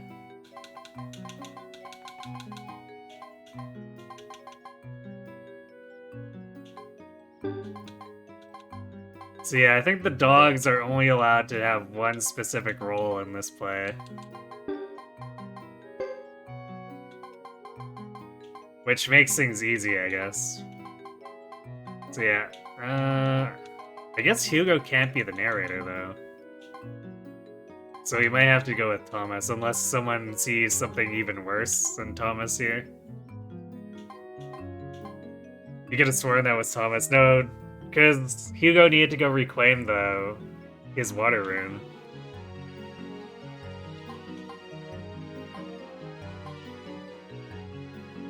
Dude, Sebastian gets so nervous narrating that one can't stand to watch him.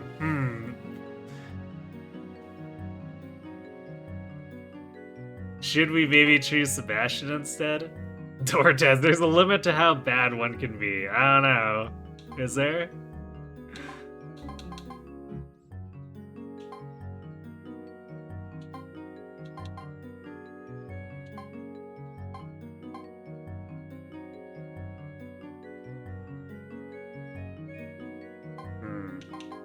I almost feel like Sebastian or Hortes could be funnier.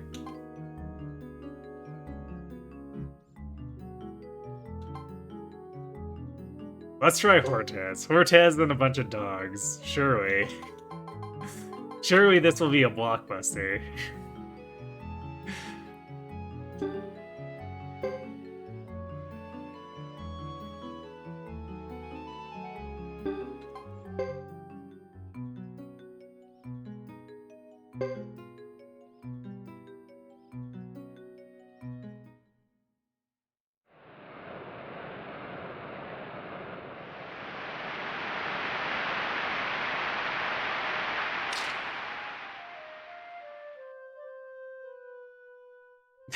The script says that the town of Tinto was attacked by the blood-sucking demon Necklord.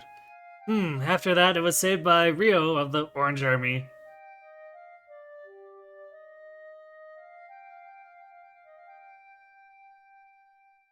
Dot dot dot dot dot. Aru!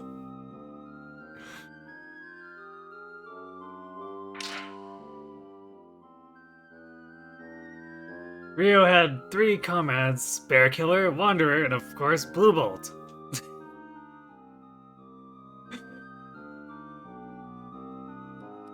Pups, yes. Dot dot dot dot. Dot dot dot dot. I-E-I-O. I-I-I-O. Ruff ruff.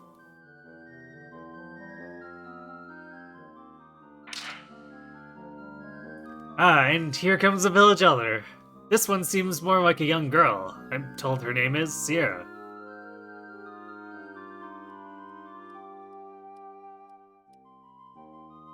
Wuffy Wuff.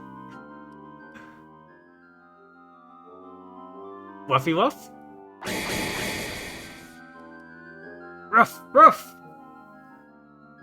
Wuffy Wuff. Ruff Ruff.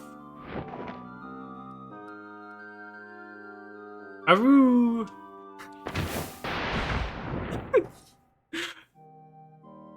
Wow, the dog goes down super dramatically, though. Only Connie gets a wuff, apparently. Ooh! Ooh, wuff. Ruff ruff. Aye, aye, Aroo! Oon!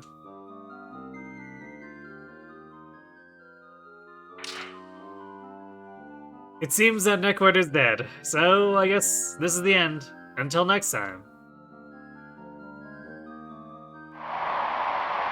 What?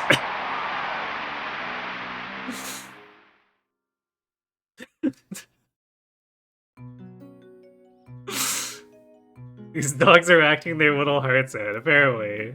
The people love dogs, clearly. You can't not cheer for the dogs? You know, you might be right.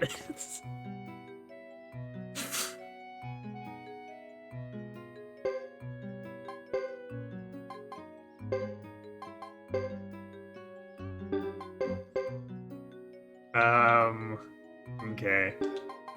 I kind of want to see what narrator Sebastian ends up being, so we'll do one more. How are we gonna sabotage this further?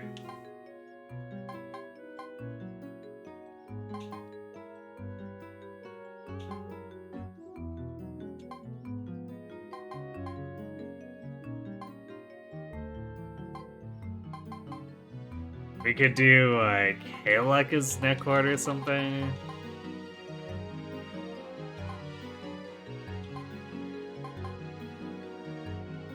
Full horror story with Landis Neckward? Ah, yes, sure. We'll do Landis.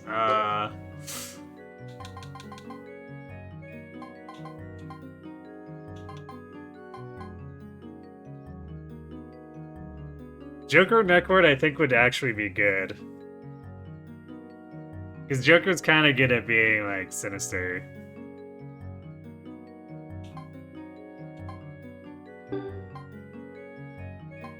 If we did something like Joker Rio, it'd probably be bad, but we can't do Joker Rio. He's not a selectable option. Which I'm curious. Lily can be Rio, but is there anyone else she could be? Oh wait, Lily at Sierra might be funny.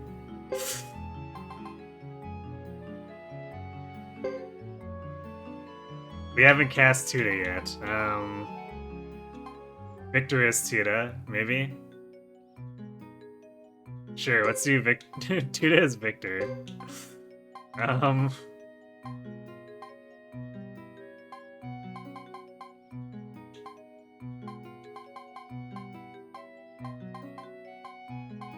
we haven't done Augustin. We could... Actually, wait, can Augustin be... No, he can't be Rio. Alright, I guess we could do Augustin as Fleck.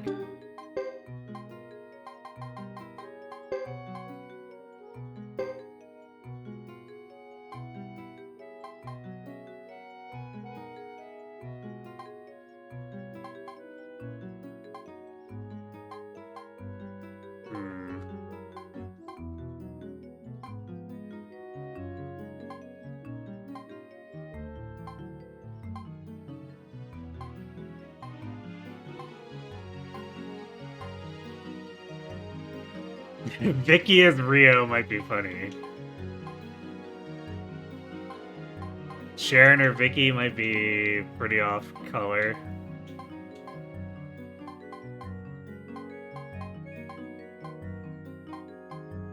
Tortes would probably be pretty bad too, but I guess we already gave him his narrator role. Little Vicky is Rio. Sure.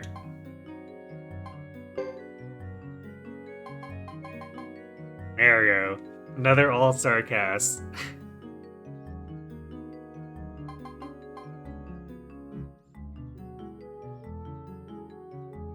Sharon, next time if we do an Augustin run. I mean, we have Augustin as Fleck right now.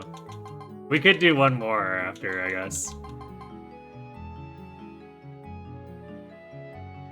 I don't think Augustin can be narrator, unfortunately.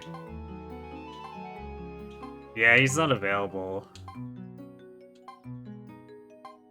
We could do our Thomas narrator run, though.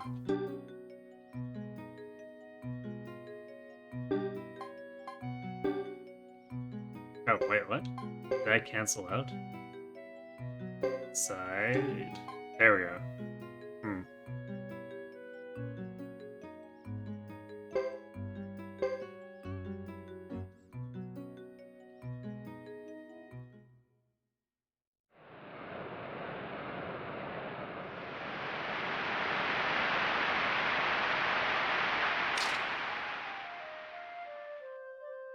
The one who had finally tracked down the demon Necklord, who had enslaved the people of Tinto under a cloud of terror, was the commander of an army of 100,000, which went on to bring about the fall of the the Highland Kingdom, the hero of heroes.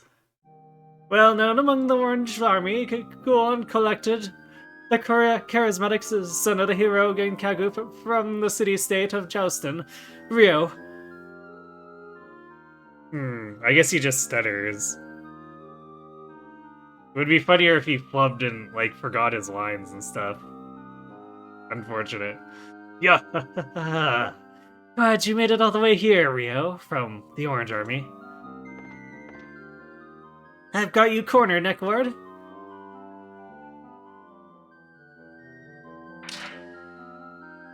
And next up here was the one known as the Bear Killer and Wanderer Rio's right-hand man, Victor. And next Victor's partner, whose lightning speed prowess with the blade, and him of well-deserved nickname, Blue Bolt Flick. Yeah, poor guy, I guess, for sure. Hey, now, Necklord, you are through. Give it up, you look ridiculous. Hee hear me, my moon rune.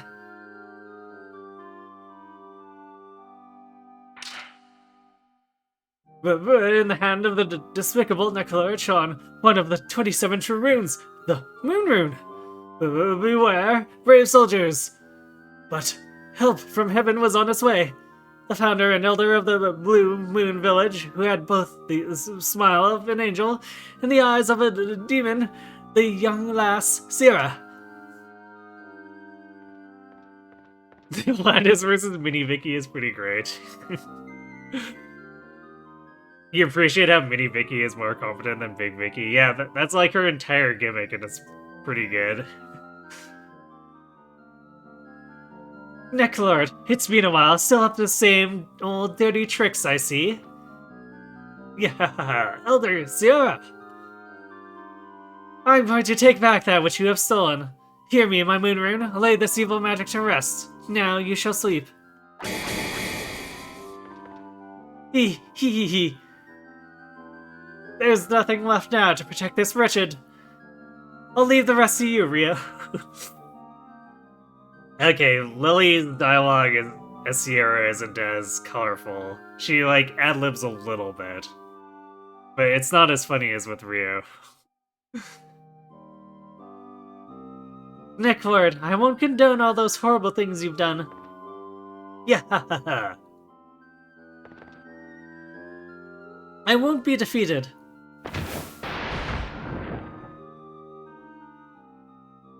She even has her wand out. Nice. Rio. Ah, I feel better now. Okay, that's definitely a Lilyism there. Yeah, ha ha. I do not wish to look upon your face again. Let's go, there's still zombies out there. Oh, right. Alright, Tuna's delivery is pretty good. Just for being relatively clueless. And so Neklar, the dreadful demon who has attacked Tinto, was defeated by the mighty Rio. And peace returned to Tinto. Thanks for so patiently listening to Neklar, the crucial battle from Tinto's historian, Marlowe, the mighty Rio. Can Tuna be Neckward? I don't think so. We can check, but Neckwards is one of the more limited ones. Neckward and Rio. Rio seems to require you to be under a certain age, I guess.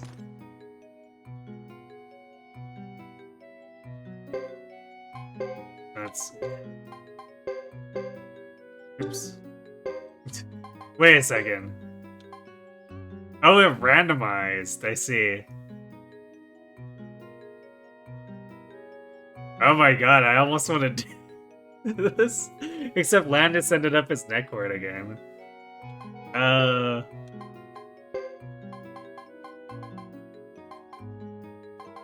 We could have the ducks or something. Yeah, like, Neckward is pretty limited. We could do Gadget Z as Neckward. Yeah, let's do Gadget Z.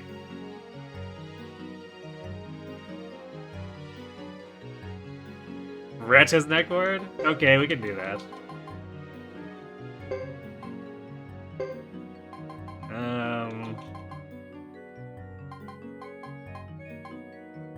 Piccolo is Victor.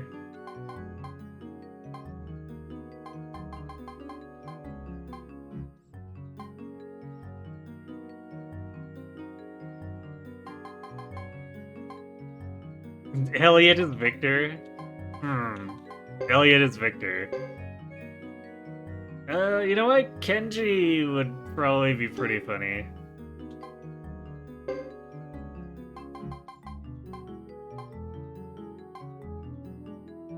Wait, Nash is real? What? Huh.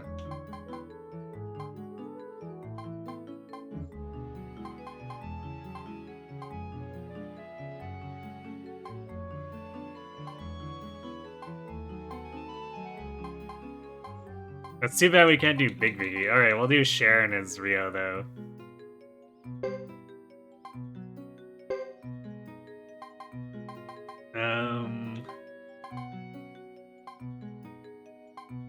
Elaine might be funny since her profile says she tends to ad lib. So maybe she'll... Wait, Augustin is Sierra?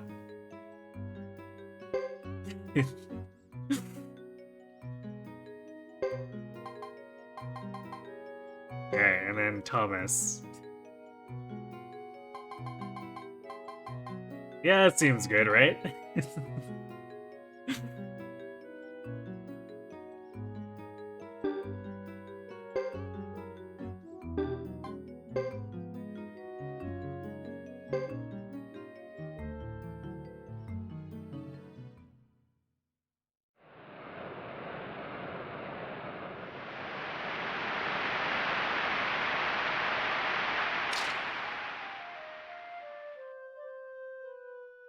One who would finally track down the demon Neckward, who had enslaved the people of Tinto under a cloud of terror, was, the commander of an army, 100,000 strong, which would then go on to eventually storm the Highland Kingdom.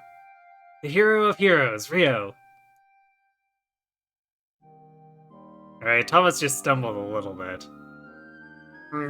Glad you made it all the way here. Would you be that Rio from the Orange Army? I've got you cornered, Neckward. Taking the lives of all those people of Tinto, you won't get away with it.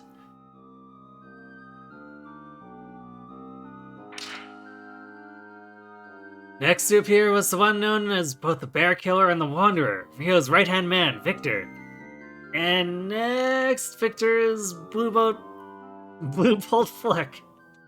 Okay, Thomas lost like 3 entire sentences there. Hey, Neckward, you're finished.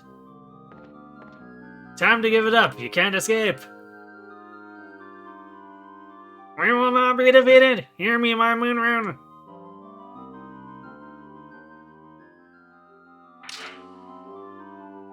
The moon rune was glowing in Neckward's hand. The one who appeared was the rune's rightful successor, Sierra. Oh wow, Thomas is actually like ad-libbing these, and I don't know, I feel like it's actually a good way.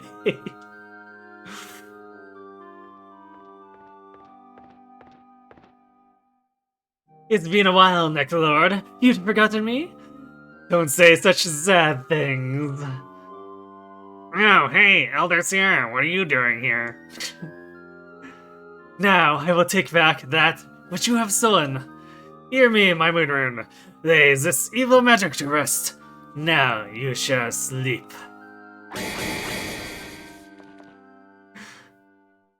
Ooh. There's nothing left to protect him. I leave the rest to you, my friend. Neckward, we won't condone those horrible things you've done. I will not be defeated.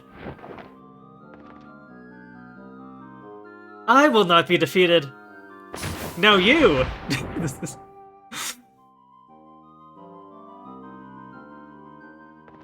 Rio. Ah, how gorgeous! Oh, wonderfully splendid.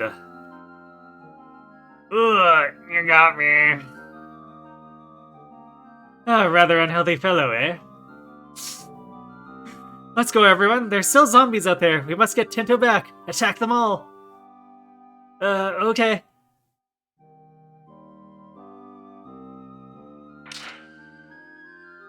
And so Neckward, the dreadful blood-sucking demon who had attacked the town of Tinto, was defeated at the hands of the mighty hero Rio. In peace, return to the people of Tinto. Thank you for so patiently listening.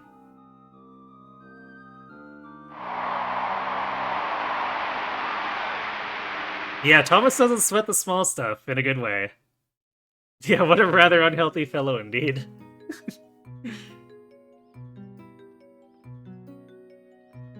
So everyone else was all over the place and Thomas was doing a good job, I guess.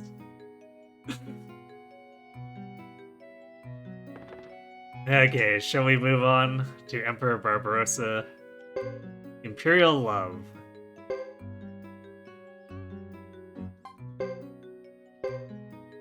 So to do this... Seriously... Well, I guess for Millock, this would be like the one time to seriously cast Augustin, because he really is kind of just Millock. Is the side note Sharon seems to have forgotten to bring pants? Yep.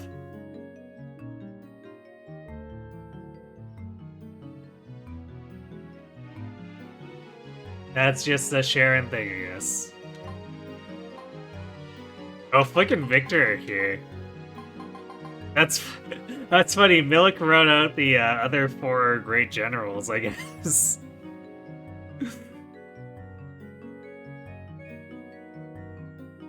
Only he was important enough, I suppose. So let's see. Can we bring Edge? I feel like if we can bring Edge, he would have something to say. Although I don't think we can.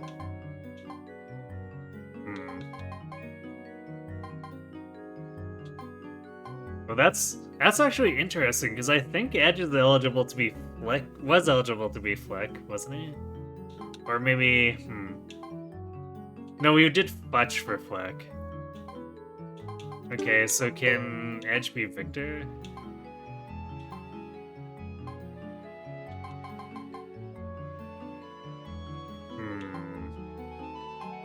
Looks like no. That's curious. So Edge could play Victor in the Neckward one, but not in this one. That's really random.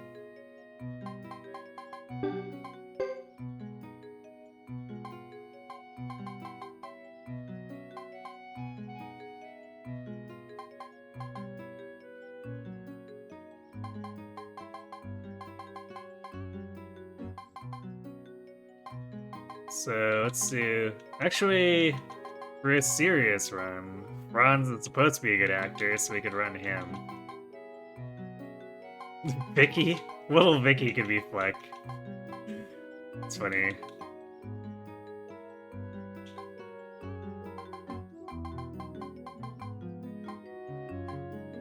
Yeah, sure. Let's run Franz. Oh, you saw Edge for Victor?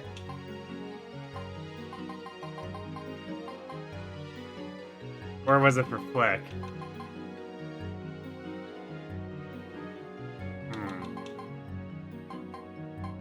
Where did I miss him? Ah, there he is. Yeah, okay, let's do Edge for Victor again. I guess I'm just, going through the list too fast. Wait, Big Vicky can do McDole? Okay, that's gonna be the first sabotage. Vicky is McDole.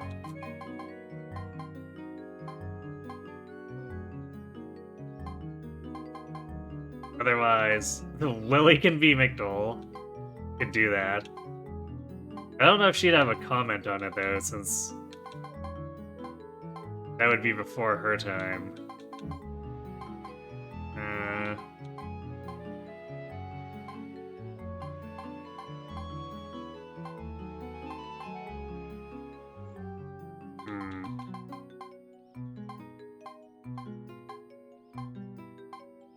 Oh, Edge can be McDole as well. Yeah, let's run Fletch as McDole.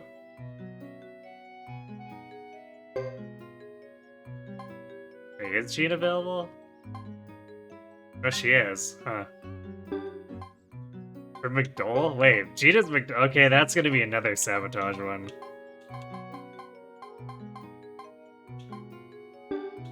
We got some real material for McDole. Barbarossa. Well, we could always do the good old Beach of Mainstay. Otherwise, wasn't one of the wizard clans supposed to be good at it? Shiva. No, monster rolls.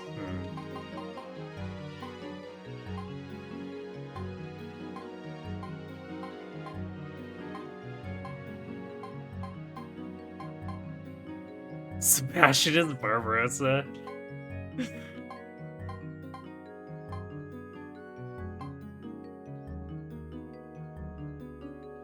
Yeah, Jean can apparently act. How well she can, I'm not sure.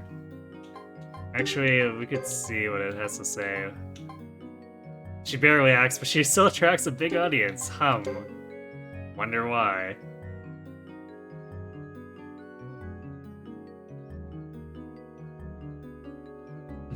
Whose looks are a powerful weapon, but her acting is horrible, so she attracts an audience.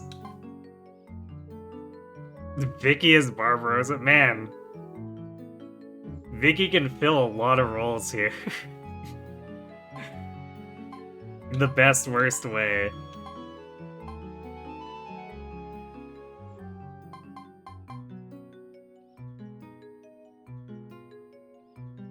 We could try Percival as Barbarossa. Golden Hydra. Okay, I guess we could make Shiva. Wait, Jock can play the Golden Hydra? Huh? And Fletch is an option? And then, of course, the actual monsters. Wilder.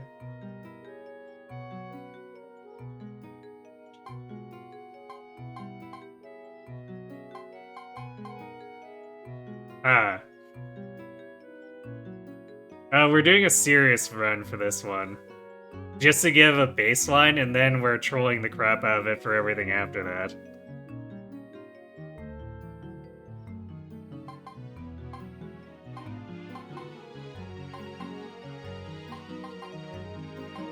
I mean, technically, seriously speaking, Bright would be like the best fit appearance-wise for the Golden Hydra.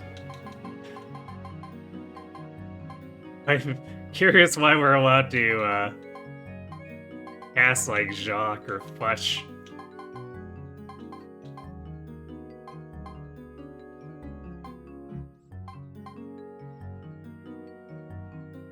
Granted, we're about to do...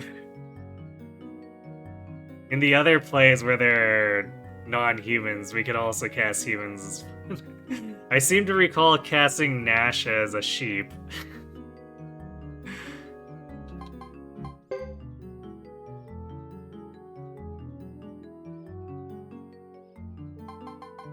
And he literally said in the middle of the play how much he hated us for casting him as that. You don't think Futch would like facing off against Bright? Maybe. We'll see if he comments on it. Probably won't, but...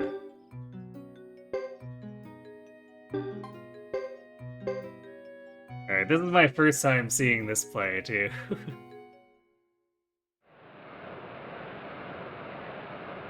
Embrace of the Empire. The shadows among the light.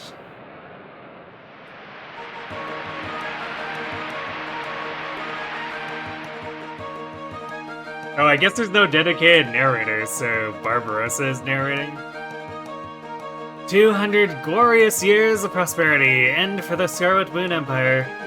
So too ends the reign of Barbarossa, the Golden Empire Emperor.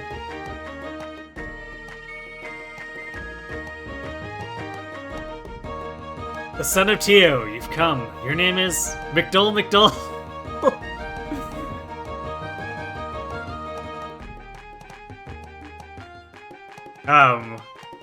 I guess that's certainly a way to name the file. It's probably named that way, I guess, because of the way that Suikoden 2 imports the Suikoden 1 character's name, but... It's funny that that's what they did. Because, I guess, segue moment, with the original versions, and I would hope they fixed it in the HD version, and I think they did, but I didn't really pay attention to it, is that for some reason it imports the first letter and only the first letter of McDole's first name.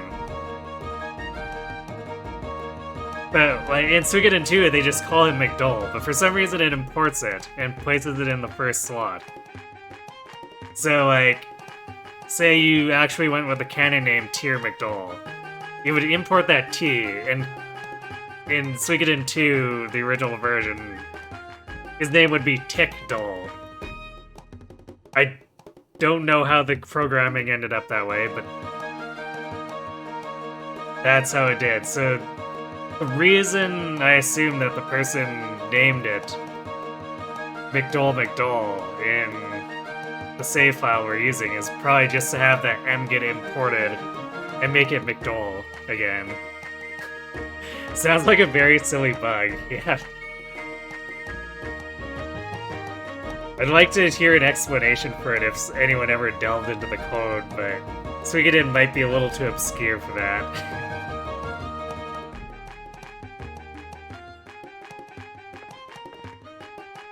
Barbarossa, I come with a Tauran army. We have surrounded Gregminster. Right.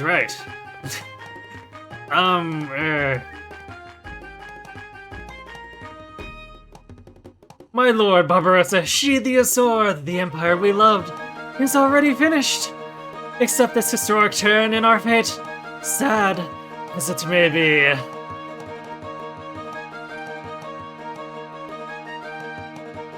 Ah, Milek, you've done well to come this far. But I've been waiting for you all. Behold, the gardens are splendid with bloom, such beauty. Yes, Lady Claudia loved these gardens too. This garden is all that remains of the Empire. I shall defend it myself, with my own hand, with the power of the Dragon King's sword.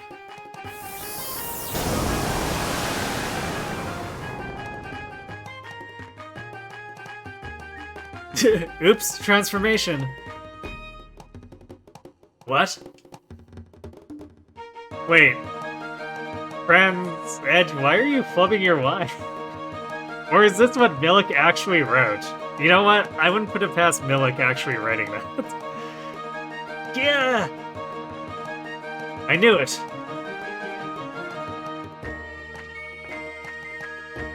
Lord McDowell, do not fear him now! Ah, Barossa, forgive me! Yeah! You slayed the Golden Hydra with one blow. Sir Milik, a knight, a great knight, among all knights. The Scarwood Mid-Empire is now dead. The rest is up to you. Yeah, Milik completely just wrote the script about him. Sir Milik, where are you going? Lord McDowell, your work begins now. You all must pitch in to build a new future. As for me, the leaves of the countryside in hot water await me.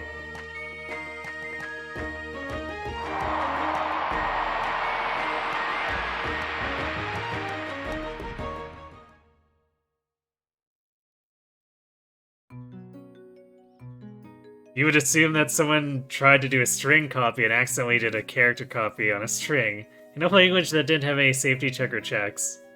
Or type safety or checks. So instead of crashing it, just overwrote the first value. McDowell was probably supposed to be a fallback in case there was no save data imported, so it was already set as the base value before they tried to copy in the save data. You know, that's a pretty good explanation. That's my headcanon now.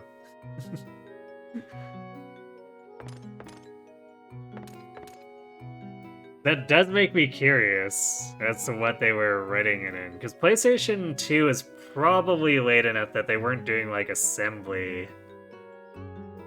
So I wonder what they were doing as their language. Is there anyone who was actually there and who can play Milik? Butch. But I guess the question is, can he play Milik? Let's see. Yeah, we could. There's Butch. Edge is one of those choices where he might have a comment just because. And unfortunately, he can't play Milik here. But he might have a comment as Flick instead. It's unfortunate that he didn't say anything as Victor. But because he's the new inheritor of the Star Dragon Sword, there's a chance he might say things.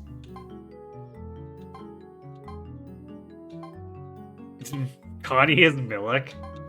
We're gonna have to do that later. So yeah, we could do Fletch as Milik and see if he has anything to say. Flick. Let's try Edge's Flick, I guess.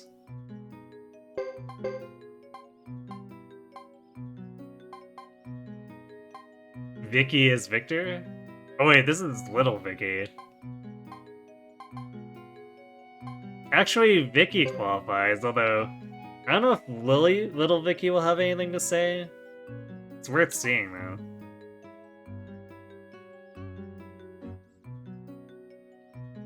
You know, a lot of Nintendo's games are a mix of assembly and C. You know less about the other consoles, yeah. Might have been something proprietary.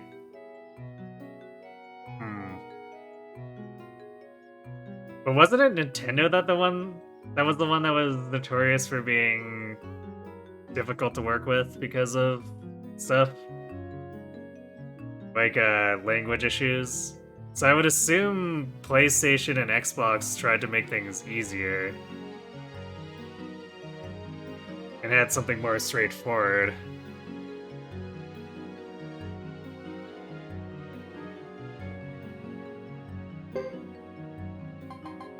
Alright, we're gonna do Little Vicky as Victor and Big Vicky as Victor.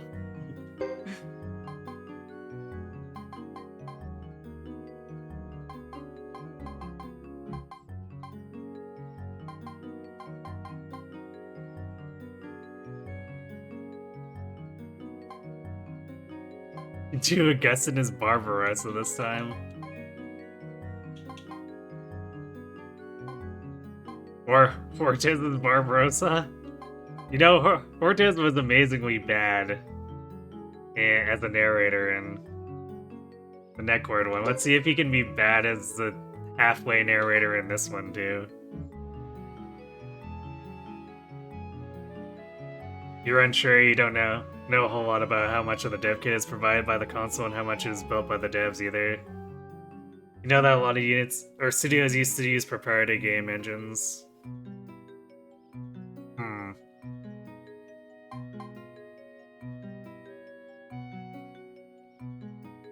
What language you use is often tied to what compiler your engine works with. Yeah. Yeah, I mean, I just remember hearing that Nintendo was the weird one to work with, so I assumed it was something less scuffed for Xbox and PlayStation.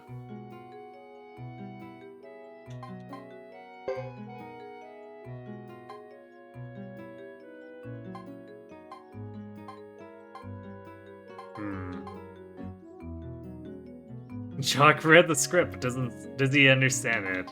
You know, I'm kind of tempted to see what Jock does as the Golden Hydra.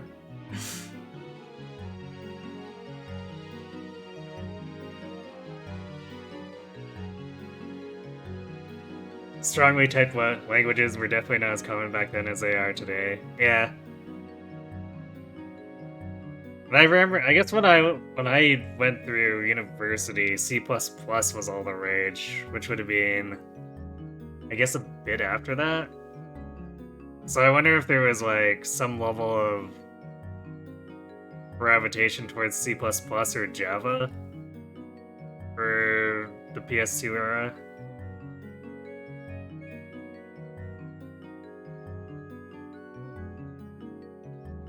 If it was C and arrow, like that would be very feasible to make with C strings or anything similar. Yeah, I guess if it was just basic C, then yeah. But I remember C++ being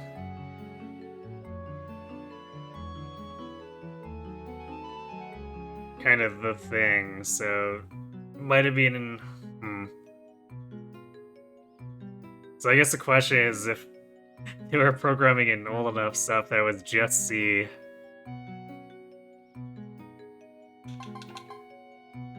Okay.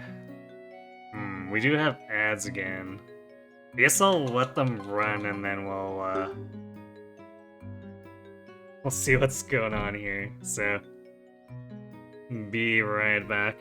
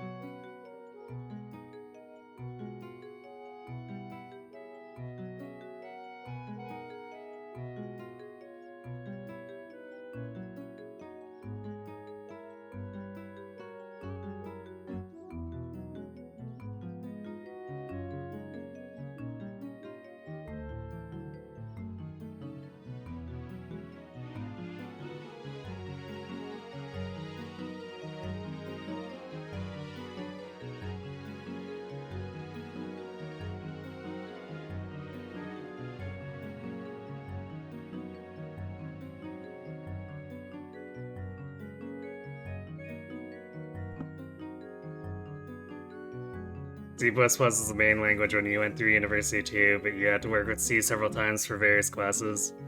Yeah, that was basically the same for me. Although it was kind of more like embedding certain C commands into C++ because for whatever reason we couldn't get the same functionality using C++ stuff.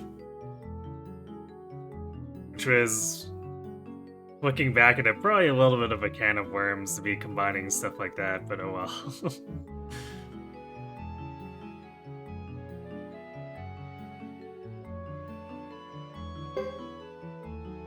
Alright. How shall the sabotage go?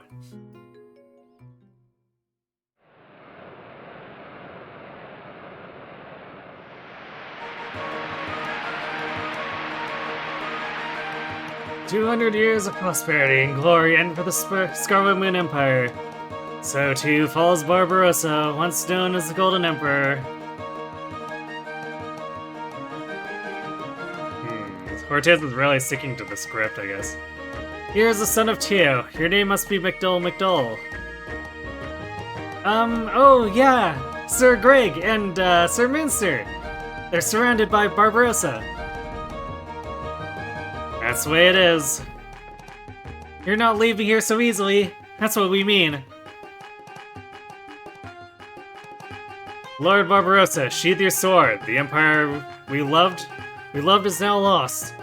It is a tragedy, but we all must accept this historic outcome." Cortez isn't even telling us that that's what the script says. Madness, yeah, I know. "Milik, you've done well to come this far. Long have I awaited this day, for all of you. Behold the gardens resplendent with bloom. Is it not beautiful?" "Right, the Lady Aquadia loved it as well." "Milik, this garden is all that remains of my empire. I shall protect it by my own hand. Dragon King Sword!"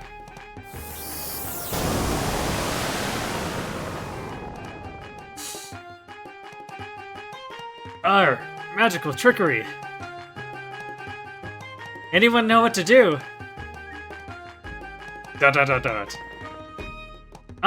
What's going on?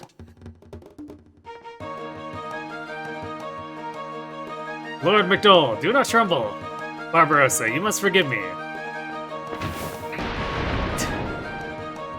Ouch, you got me.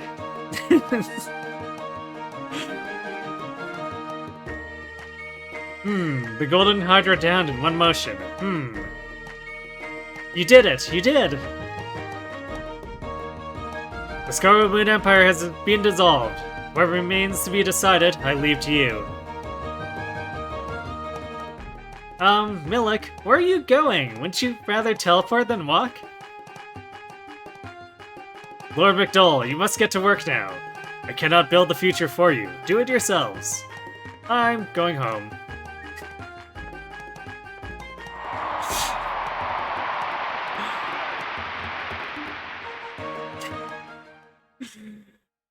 Vicky is always just so good for disrupting it.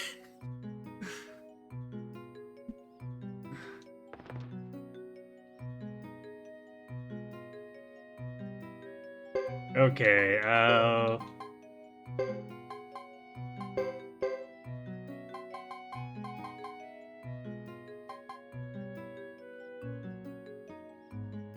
you know, Jock as Milik might be pretty funny.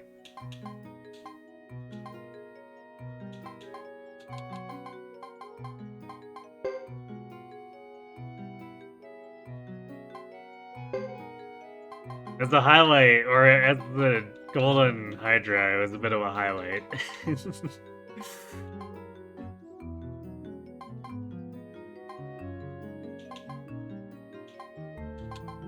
How about a Elaine as Fleck for ad-libbing? As Sergeant Joe's acting? Non-stop bittersweet ad-libs make him popular with the female ducks. Sold.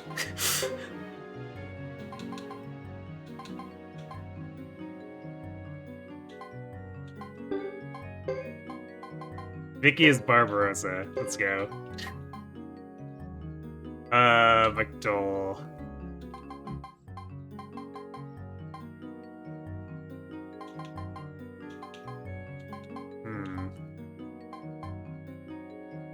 Landis is a McDole? Huh. We could do that.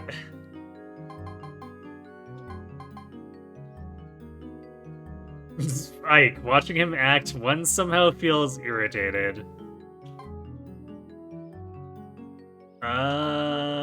You know what? Sold. Golden Hydra. We should just go through, like, every non-monster.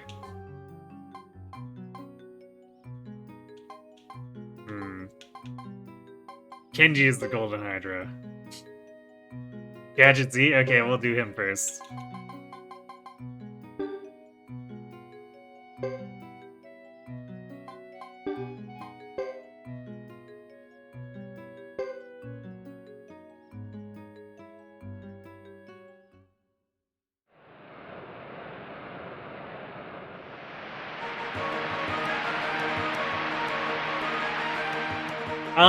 Where are we again?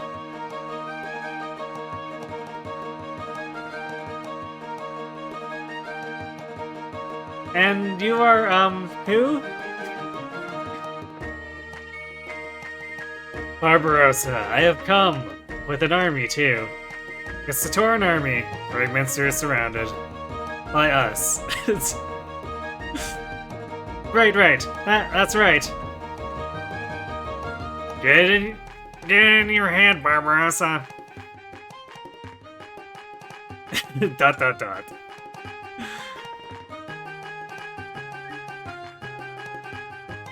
I don't think the dogs can be the Hydras, unfortunately. I think they can be every other role. Ropa? No, wait, I'm Vicky. My specialty is teleportation. What now? You want me to teleport? Garden? Should I teleport to the garden?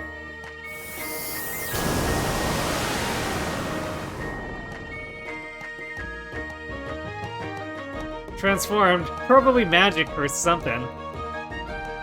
What should we do? Crick.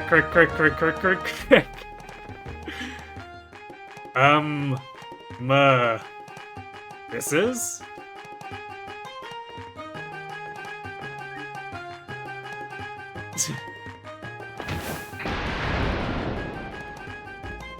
Oh, I am done for.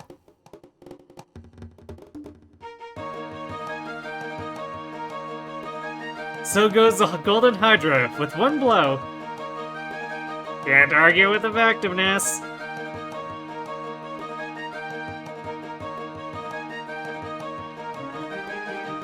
Milik. Going where? Why? To the dressing room. Hey, we got booed! We did it! We sabotaged it so hard we got booed.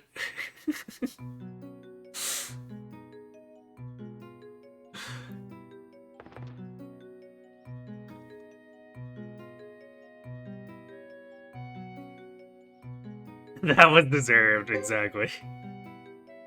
Well done, Chalk and Vicky, yes. Alright,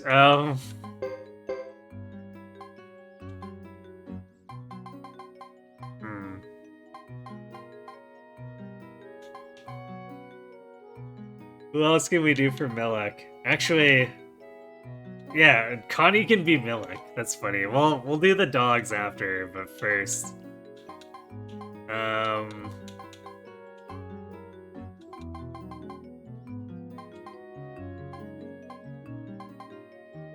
Could do Geom as Milik.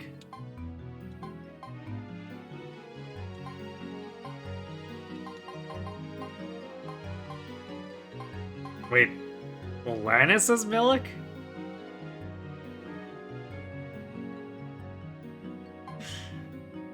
That's a weird option. Alright, Geom is Milek. That's probably gonna be the most weird one. Gene McDolran. Alright, yeah, let's do Gene.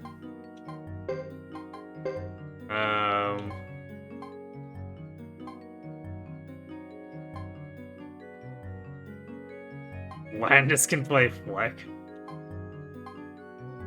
Sure, let's do Landis Fleck.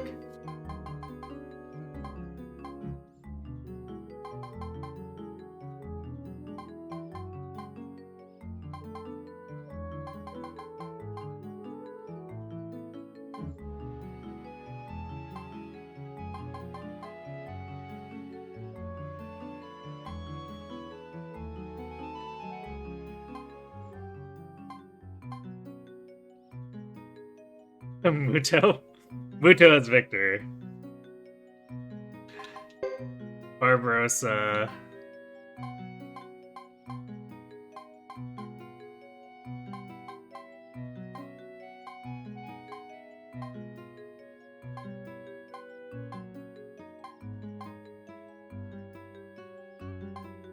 We could do Augustin as Barbarossa.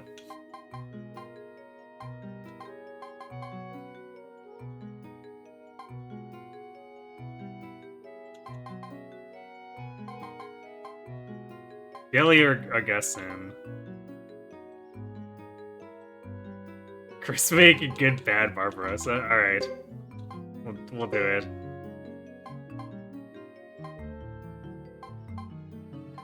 So let's see, we've done Jock.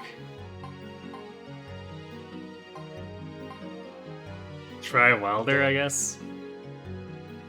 Is it Golden Hydra?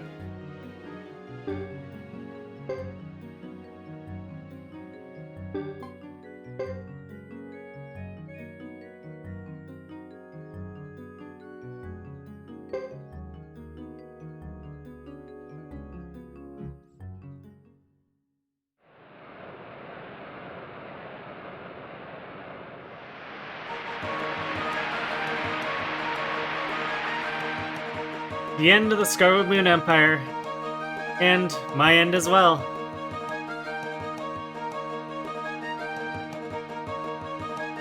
Oh, McDull.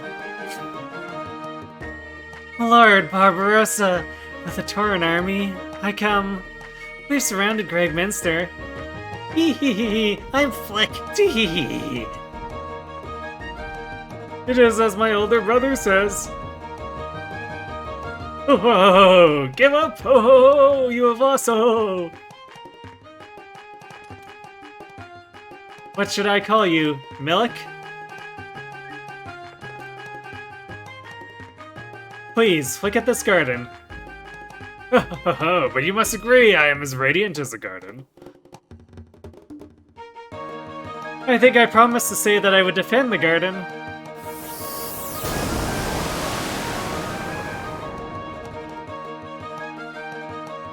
Hee, this is fun! No, what?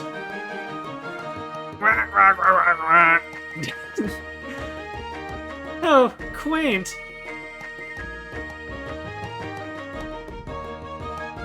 Egads, look at Barbarossa, you've changed ever so brightly. This won't be easy for me either. Quack, quack, quack, quack, quack.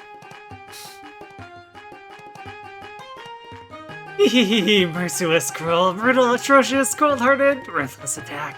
Tee. Incredible! Zermoy like Oppenheimer, a model knight. That's what I like about stage work. If you're a hero in the script, then a hero you shall be.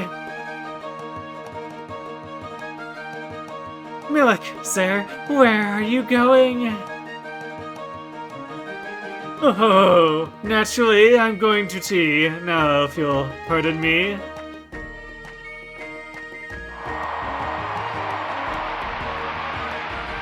That got cheers? I think we have a very low bar.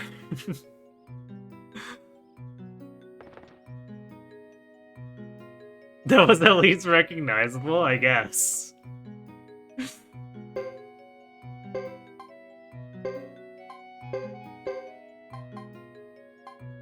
Um...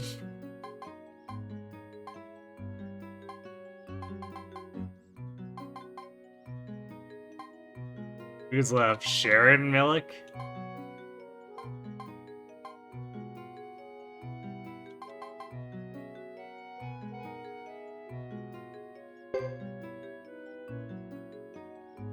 The one that got booed, it was impossible to tell what was going on. It was a pose.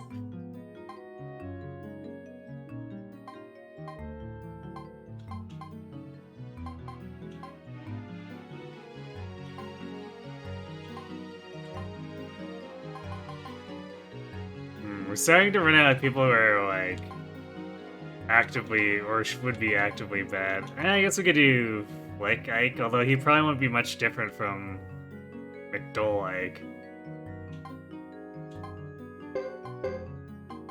We'll try, we'll see.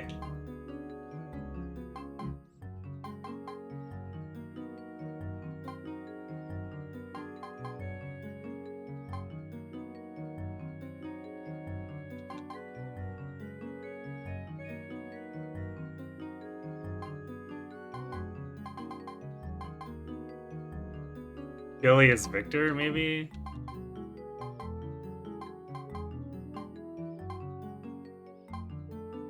Wait. This implies that Goro just talks about bathtubs.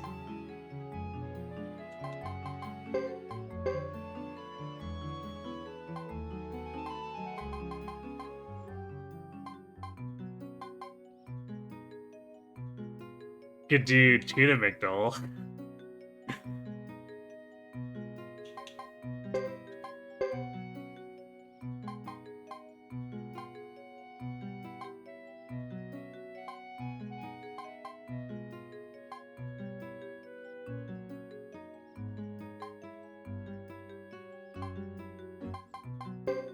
Okay, Billy is Barbarossa. Man.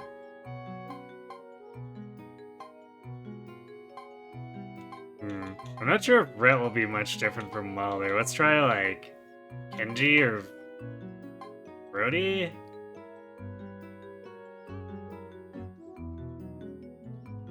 Brody can perform any role.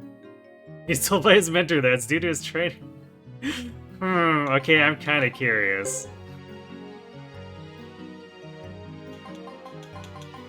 I do want to see Kenji Hydra too, but Rhodey's description makes me curious if this is gonna be like...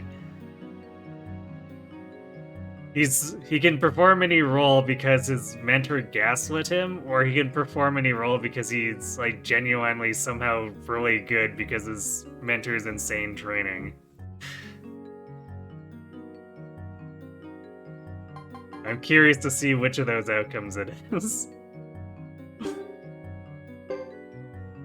And what better way to measure it than with Golden Hydra, which is an insane role to be giving to a random person.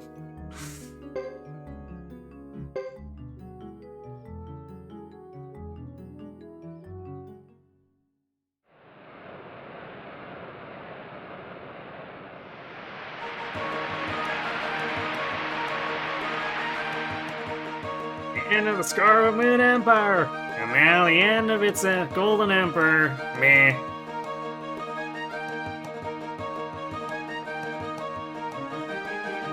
So you come after all, McDole? Lord Barbarossa. Yes, there's no way out. No, there's no way out, really. Listen to my brother. Barbarossa, stand down! Our country is the loser! Oh, Milik, you made it here, didn't ya? Behold, the garden! Right, Claudia herself frolicked about the garden in delight. Milik, this garden is the last of my empire! I shall protect it by my own hand, I shall!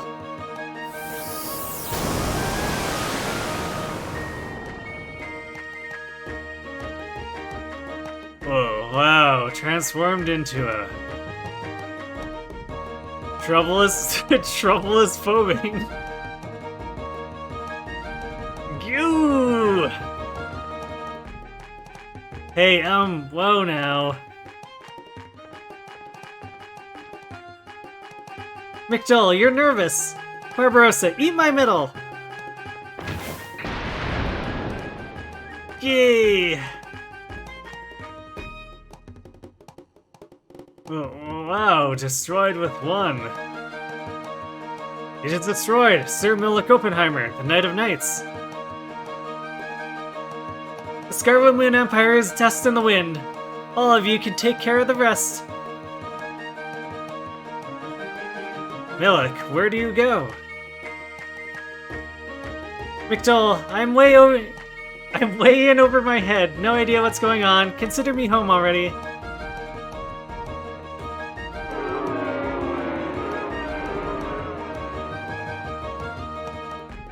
Well, we got our second boo.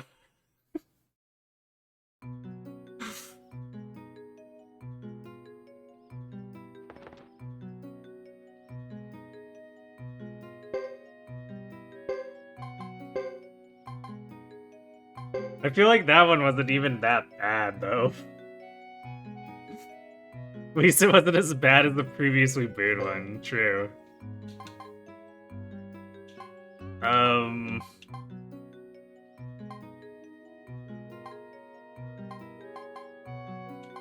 Do we even have anything, like, really left? Aside from doing the dogs? Joe is Milik? Sure, let's do it.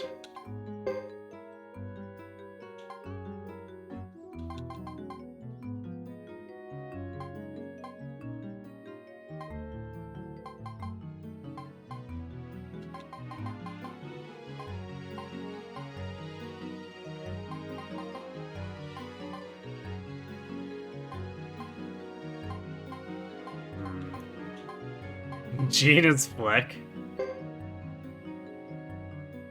Give Goro more talkative roles. You want to hear about Bathos? I don't know if we can.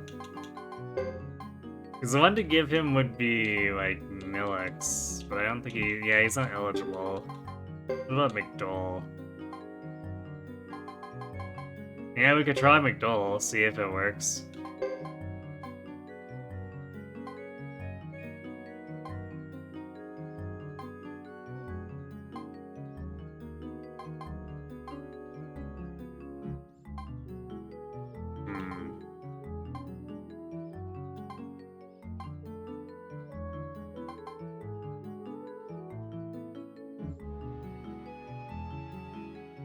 As well in macho roles, but he's terrible at playing other characters.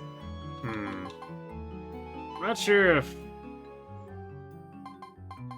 Barbarossa would qualify as macho or not. He was definitely a big dude, but he didn't really have that personality.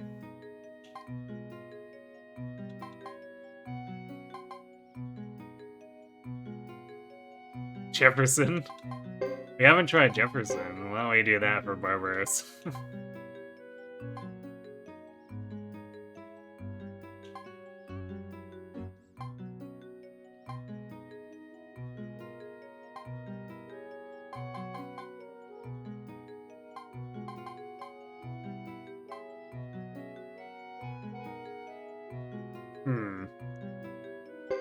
Does Dios like Victor's role? It's a question.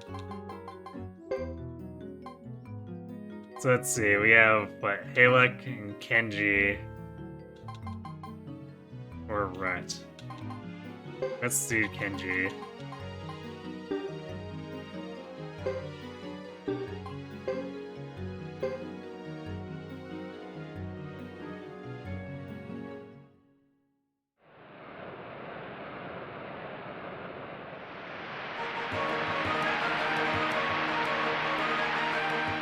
The end of the Scarlet Moon Empire! I gasp for my last breath! Barbarossa, the Gasping Emperor!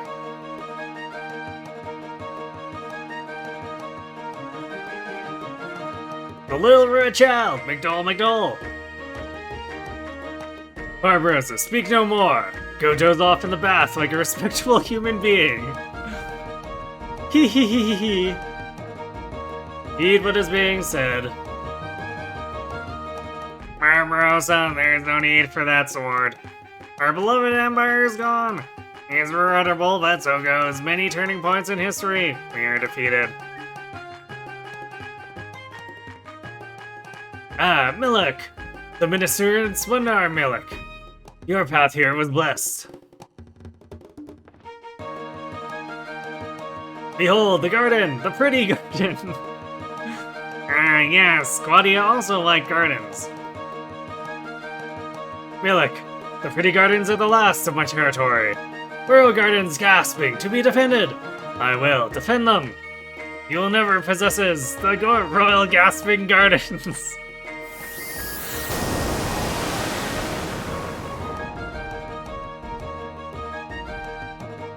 Oh, hee hee.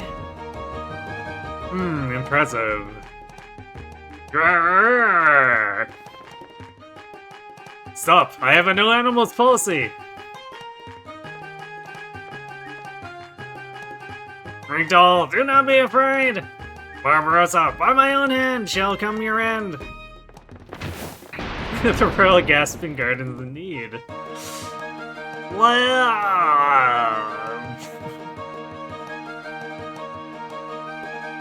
now. Milik Oppenheimer, your strength is duly noted.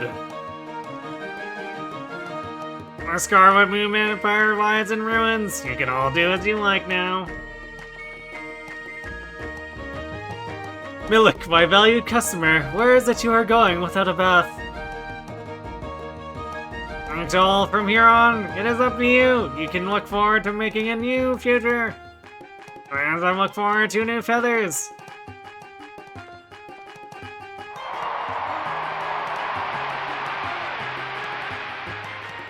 Apparently they loved Bathtub McDole and Duck Milik.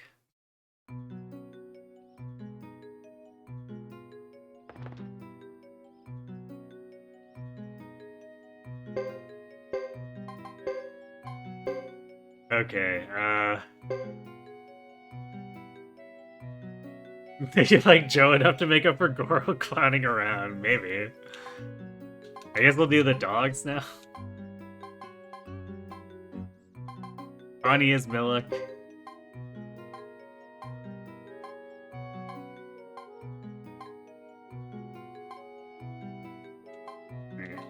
Wasn't there a dog for Flick? Ah yeah, Kagoro's Flick.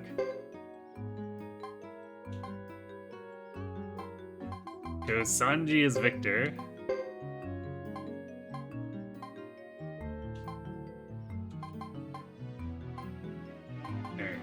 Koroku is McDowell. Ah yes, Koroku apparently gets all the hero roles.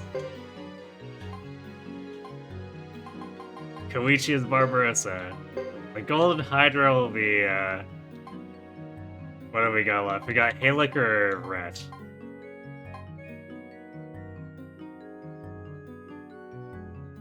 I guess we'll do Ret. We'll give it a try.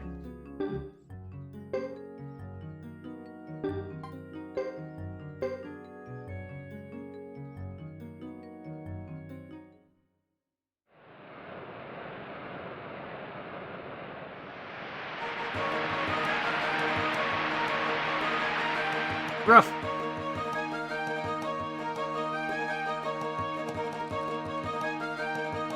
Rough.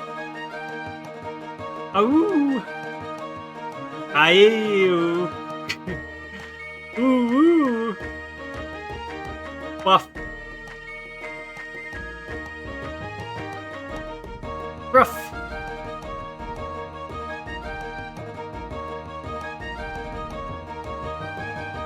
Woof woof. Ruff ruff.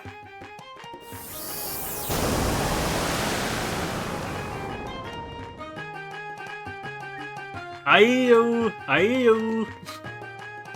Ooh. Quack, quack. Aroo. Woof. Yeah. Ayu. Ooh. Woof. Awoo. Woof.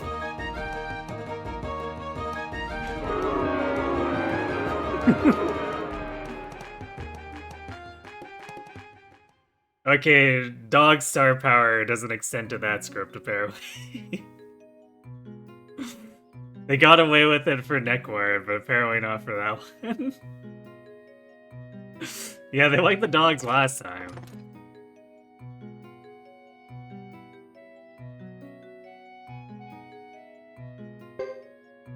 Okay, we'll do one last one through this because we might as well do the last person who can be,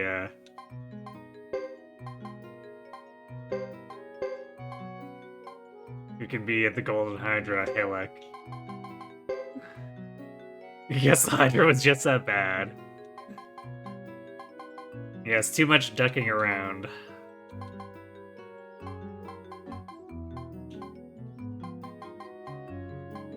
Yeah, we're like really running out of people who are bad at this.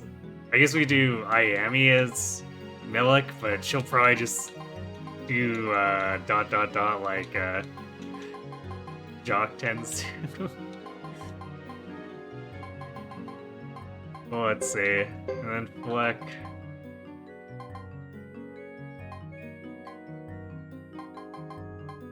Actually, wait.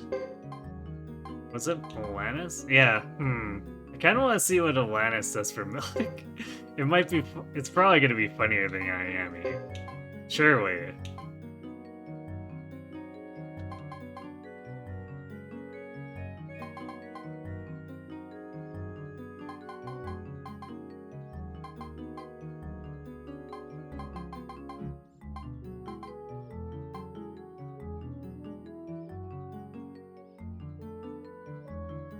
Like, it's good that he laughs on stage, it's good to laugh out of context.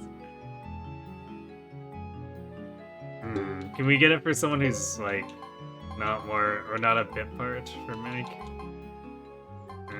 It doesn't look like it for McDowell. Barbarossa? Maybe?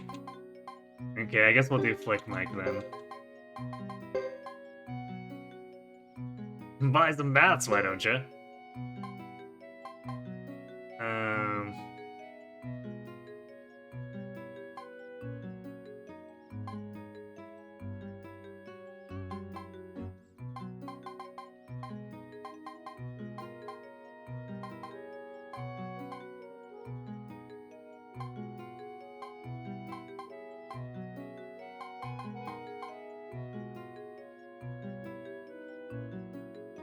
Can't perform roles requiring a stretch, but good at playing his own character.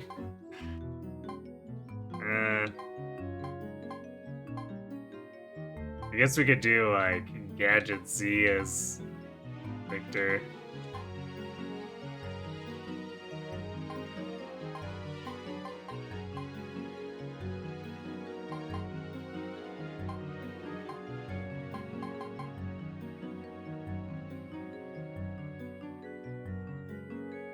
Oh, poor Samus. His performance is always based on careful preparation, but Rita's better.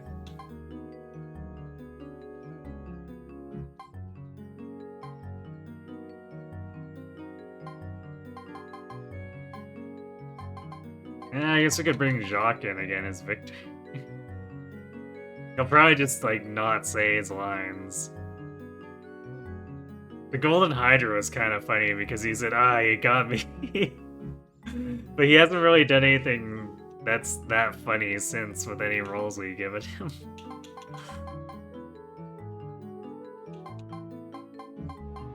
Yeah, let's do it anyway. Surely he'll make it a renaissance.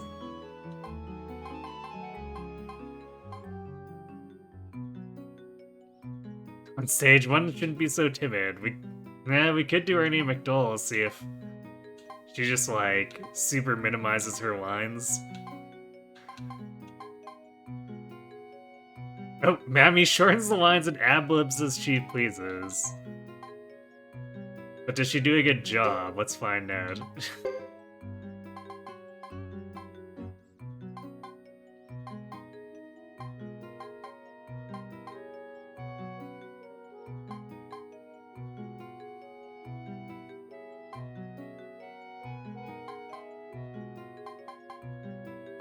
Okay, Rhodey is Barbarossa. Because I think it was hard to tell if the Golden Hydra actually was good or bad with him. I think he got booed out his, but it's not like he did much, so I want to see if he, like, ends up terrible as Barbarossa.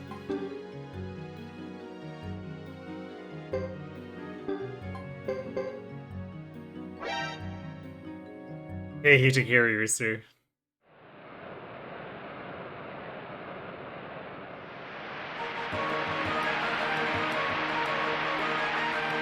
So ends 200 glorious years of the prosperity for the Scarlet Moon Empire. So too falls Barbarossa, once known as the Golden Emperor.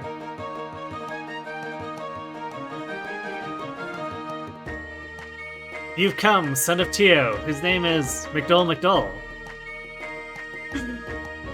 It's, you know the way he does that? It feels like he's ripping on the McDole part. Barbar, you're surrounded. Correct! Muhahaha! Dot dot dot. Lord Barbarossa, you better give up. Our country is lost. That is sad, but it is true. We have to live by it. Milik, you've done well so far, but you might just say I have been awaiting your arrival. Behold, the gardens resplendent with bloom. Its beauty is scarcely known. Yes, and dear Claudia loved this garden too. Milik, this garden is all that remains of my empire. I shall protect it now and forever. With this Dragon King sword do I stand here before you.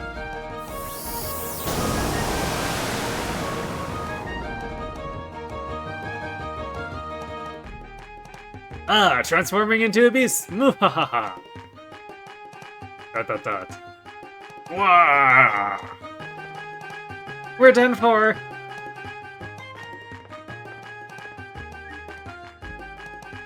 Lord McDole, be brave! Barbarossa, my lord, I'm sorry, but... Wah! That's a lot of exclamation points. That's enough exclamation points that it's like we're back in Suikoden 2.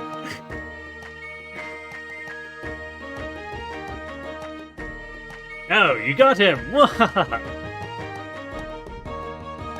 The new Hydra meat butcher. Okay, Jock. Okay. The Scarlet Moon Empire is ruined. The rest is up to you. Hey, Milik, where are you going? Good McDull, it's up to you, all of you. Make new history now. My afternoon tea will be ready any moment.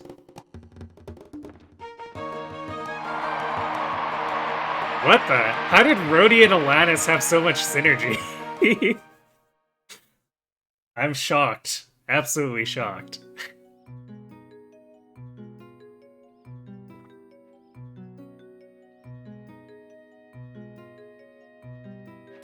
Okay, well, I think that's enough of the plays.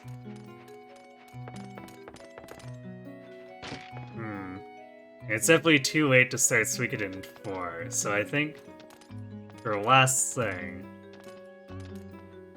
Aru? We never did the perspective switch to Kokoru, or Kuroku, so we'll take a walk.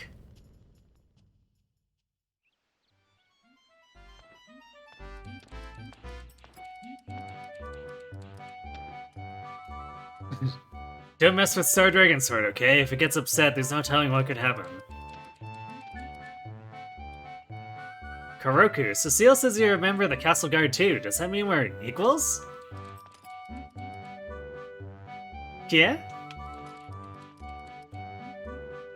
Kuroku, I'm glad. I'm going to train really hard, and one day I'll be a kawaii castle guard like you.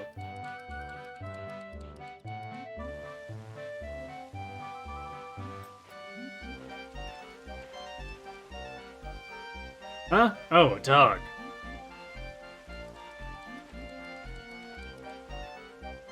Haruku, you mustn't eat just bones. Your diet will be all out of balance. Try snake, frog, or horse meat? No, don't do the horse meat. Hey, Kuroku. I was waiting Chris over stroke you. Next time, let me change places with you, okay? What? Okay.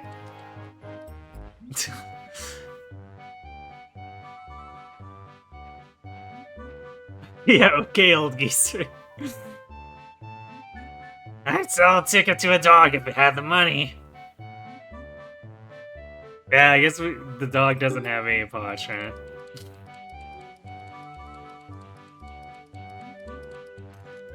Hey, Kuroku, shall we go guard the gate? If we try to leave. Kuroku's like, oh, woo. He's not party leader material. He needs to have Hugo take him out, obviously.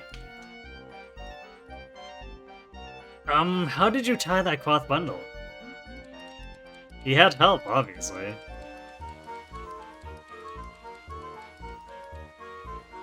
Oh, you're cute! Want to come with me to Almakinen Village? Personally, I prefer cats. Shoo, go away. Ah, fine, God, be that way. Don't worry, I don't eat dogs. I'm no good with dogs. Can we go in here? Aha. Somehow we know how to work the door. Huh? Got me swapping the appraisal items, did you? Well, you're just a dog, so You're just a dog, so who cares? yeah, I guess that's not really my GM voice, but I'm starting to get a little hoarse. Oh yes, Roku. Who's a cute dog?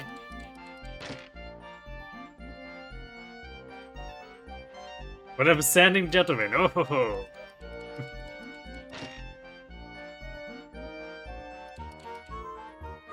Hey, Kuroku, when the fighting's over, are you gonna come to Karaya with me? Oh, I didn't realize there was a doorway there. Well, it's Kuroku, so beautifully groomed, as always.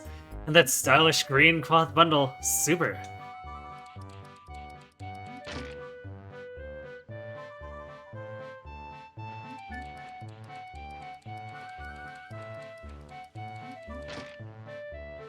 What does Jean have to say? Strange dog. What's all this mean? Or what's all this then? Do the dogs of this country want magic done for them too? And the cat doesn't react. Well, Kuroku, I guess I can't hide anything from you, have I? But don't tell anyone. I don't want to scare them. Wait, what? Scare them about what? Okay.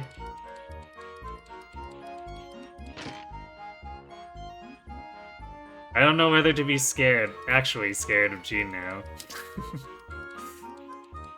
Wait, I want to see, does this Bastion have anything to say to us?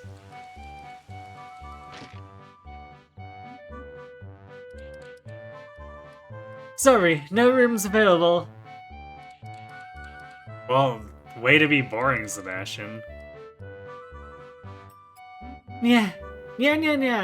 Kuroku, Branky says that she'll eat you up the next time you show up, you mutt. Well, that's just mean. You should tell Branky to behave. Hi, Kuroku, what is it? Want to go for another run? Hello, Kuroku, are you staying?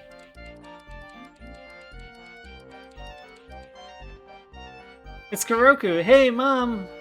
Let's hide your nest egg in Kuroku's cloth bundle. Yes, please do, so that Kuroku can buy lottery tickets.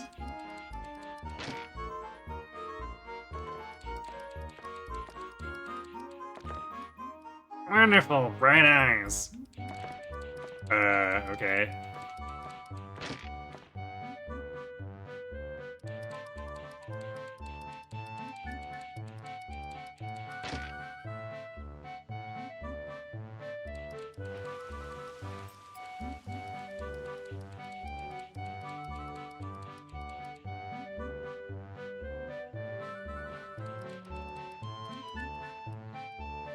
I want to crust of bread.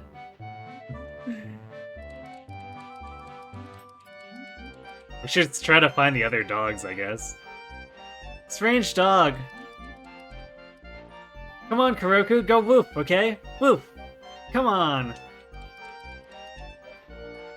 Don't miss Sir Duke about, okay? I feel like they lost some letters there. Oh, hi, Kuroku. You lie down there. Sorry, no pillow.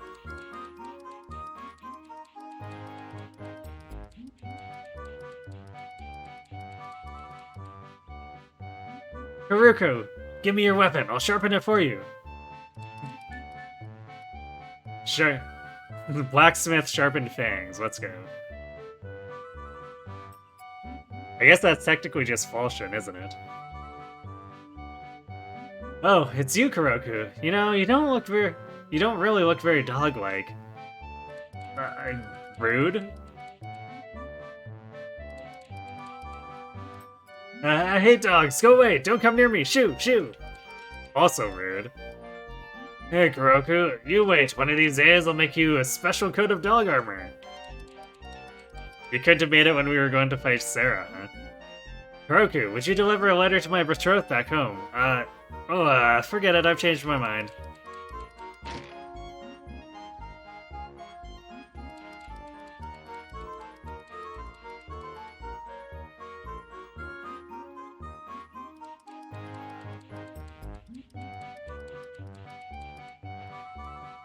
Hiya, Kuroku. You want to try? How tough do you want it? Wait, we can play the mini. We can play this minigame as Kuroku? Because normally you ride a horse.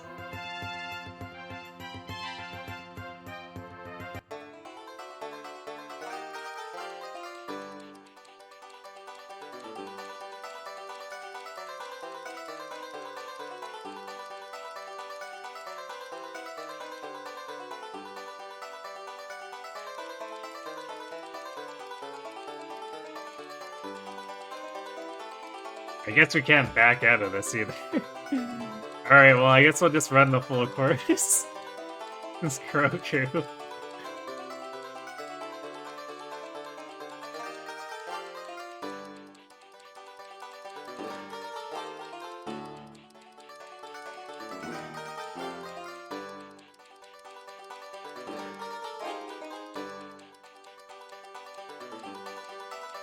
This is basically just a mashing game, I guess.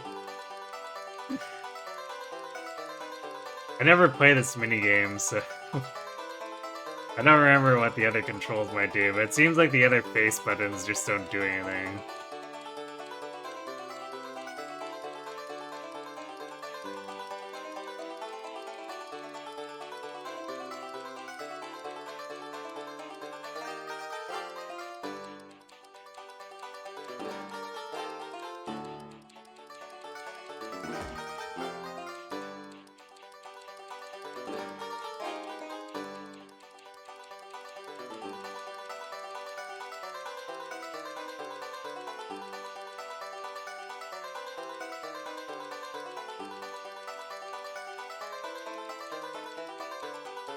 If there were obstacles, I don't know how Kuroku would handle them. Because they're probably much, much taller than him.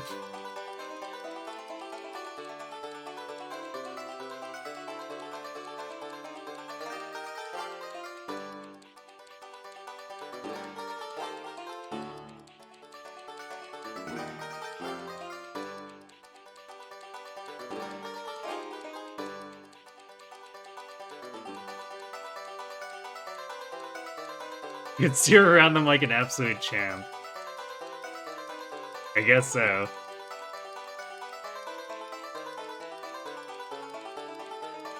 Or maybe they'd be too... Or maybe there'd be like a hole underneath, because they'd be too tall, so you could just go underneath them.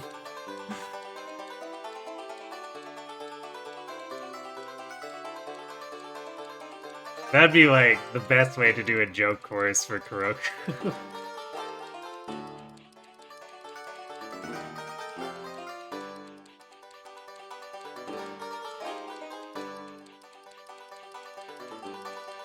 I guess it's not even mashing, I just hold... This is like a car racing game, but like... with a dog. Maybe he can just fly when he needs to, maybe. Sure, let's see, explanation. Was there anything else it could do? Oh, use R1 to jump over obstacles.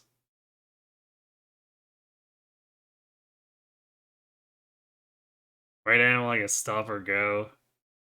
Or I guess holding X. Left animal, stick a steering left to right, okay, yeah. Ah, yeah, there we go.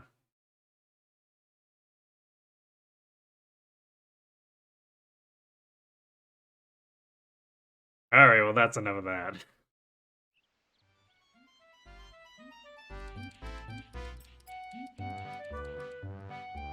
Dogs have it easy, do they? Did you defeat Sarah? I don't think so. Hey, come on, Kuroku, let's exercise together. Open your arms out wide and stand on your tiptoes, okay?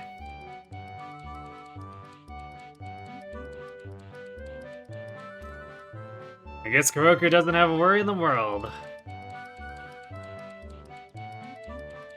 Oh, hey. Miso soup. Cold miso soup. And Kogoro does the thing where he goes on his hind legs. Alright, so we found 2 of the other dogs, who say obviously different things when we can, you know, speak dog.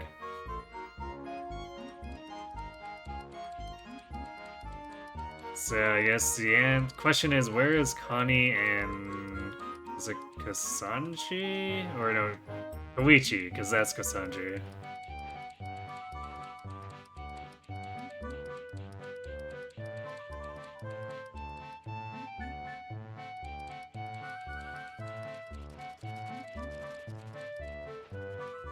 Don't look at me that way.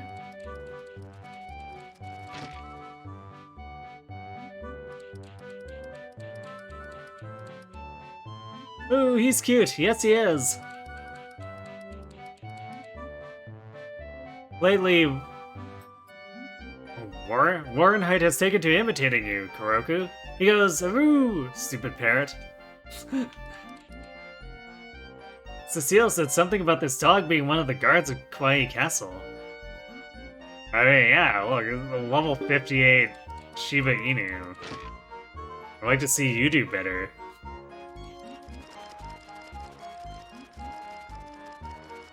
A dog, huh? Bet you can't live up to Ruby's fighting ability. Yeah, that's actually kind of unfortunately true if Ruby was the same level. The actual combat animals have like 3 times the stats of the dogs. Oh, it's Kuroku.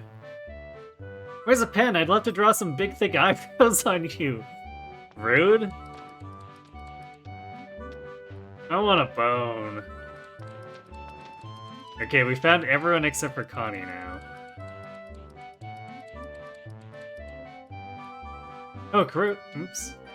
Oh, Kuroku, let me give you some eyebrows, okay? Why do all the kids want to give Kuroku eyebrows?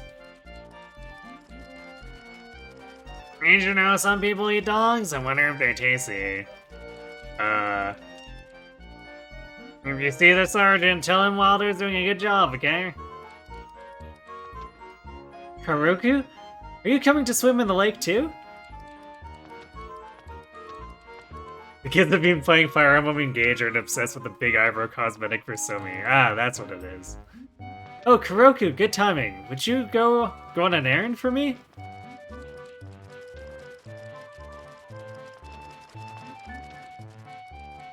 Yeah, what am I stuck on? Flower box, apparently. I really want to replicate it in real life. Oh no. Well, Watari's dialogue doesn't change at all. Dog, go away! Stay away from me! Come in closer and I'll slash you to pieces! Whoa, Duke. Settle down. Don't be so violent. What? Kuroku, a job! I must be the only detective in the world employed by a dog. Okay, what's the assignment? Aru? So I have to Aru? What does that even mean?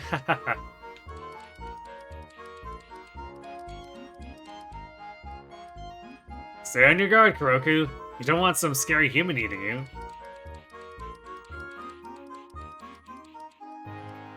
Let's go for a walk sometime, when no one's looking, okay? Ah, yeah, Shiva's gotta keep up that manly appearance, of course. Is that you, Kuroku? I'm really full. Maybe next time.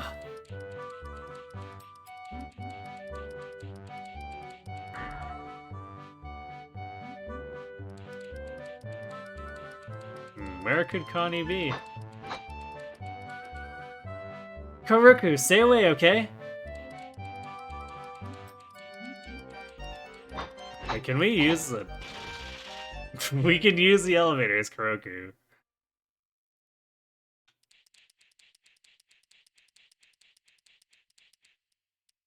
Sorry, no doggies in the elevator. You've got 4 legs, take the stairs. Oh, no, I guess we can't. I think this is the only time a character in this game can walk around inside the elevator. Because we just get the prompt to go to different floors with any of the protagonists. Interesting. Today I learned.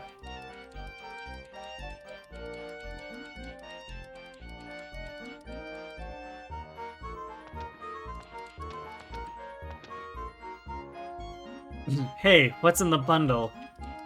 Wow, we got one of the ninjas to talk to us.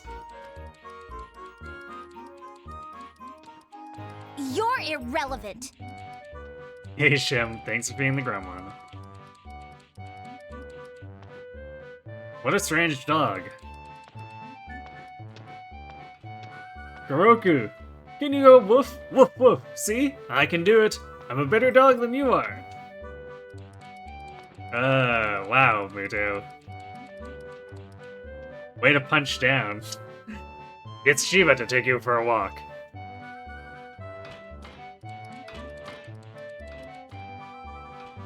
Well, Kuroku, are you going to fight too? Already did. Oh, it's Kuroku. Are you here going to help? You can stash a bone in the hole I dig you, or in the hole you dig. 5 a.m. gremlin. Go away! Shoo, don't come near me! Oh, isn't Hugo wonderful? Oh my, have a crush? You want to be my apprentice? Beep boop.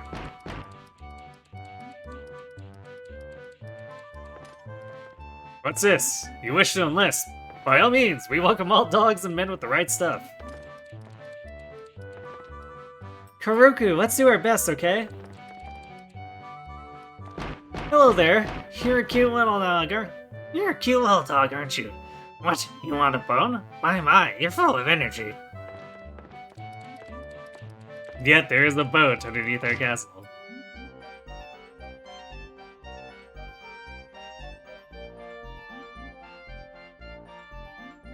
You wonder if the devs were still thinking about the whole boat castle idea for Suikoden 4 and decide if they would actually use it for that but wanted to do it and put it here. Maybe.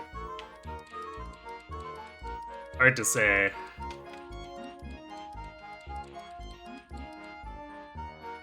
Hideo just isn't interested in dogs. Oh, a dog.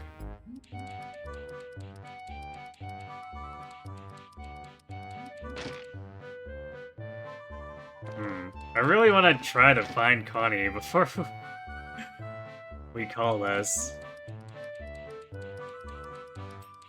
She is the elusive dog.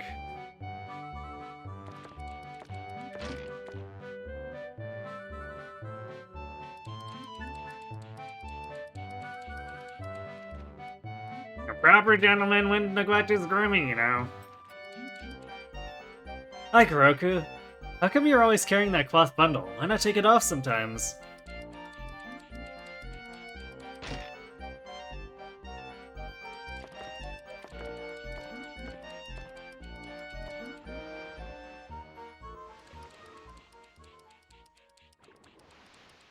hold your applause to the end. Thanks for being the gremlin. Yes, bring me your laundry. Here I am talking to a dog. Got anything to wash, Kuroku? Please hold your applause to the end. Goro says he's got a no animal policy. Let's test that. Come on, I'm starving!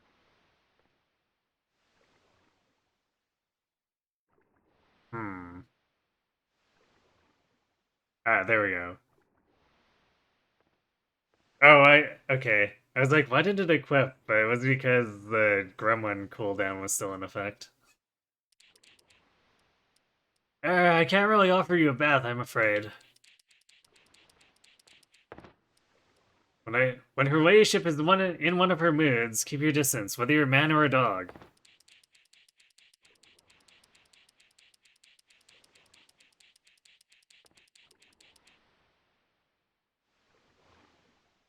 Hey, Goro, bad news, there's a dog in your bathhouse. He doesn't seem that concerned, though, shockingly. Kuroku, stop barging into people's rooms like this.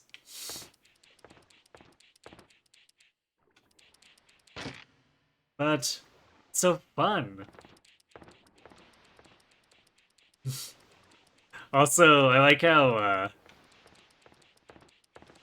he's got the panting sound that goes with the skittering. It's a lot harder to hear the panting when the music's going. It is there.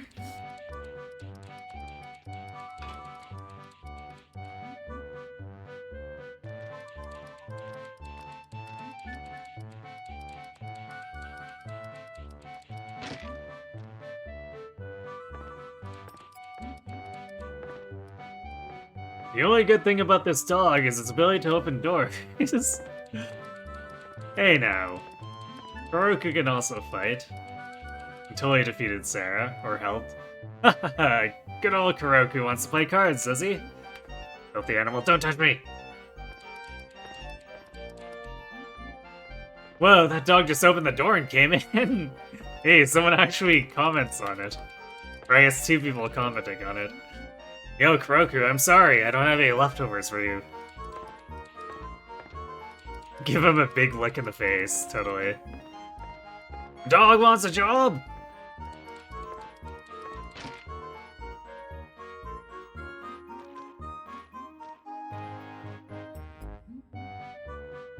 See how filthy he thinks him then.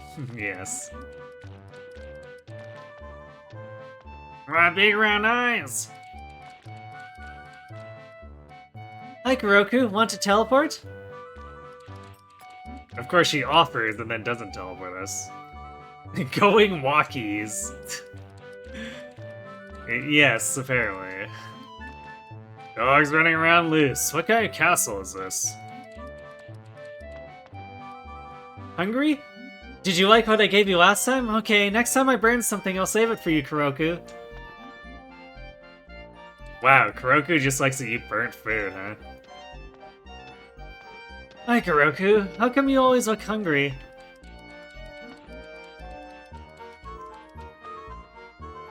Dog liver. Nah, I guess it wouldn't sell. Stay away from me.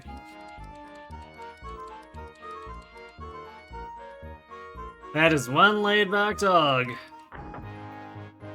Doggo time. There's something wonderful about a dog walking into an important meeting. Look, he's the member of your army too, get over it. I don't eat dogs. Wow, so Kuroku can open doors! Third person to comment on it.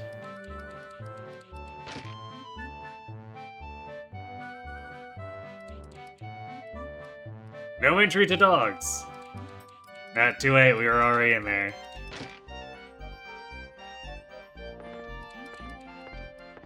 Hi, Kuroku. I'm about to start fasting for training. Wanna join me? Don't worry, it'll only last a week.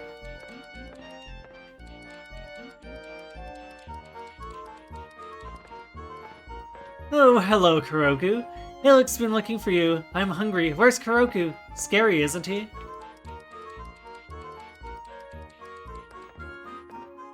Hello, Kuroku. Want another ride on a Mantor? Hello, Kuroku.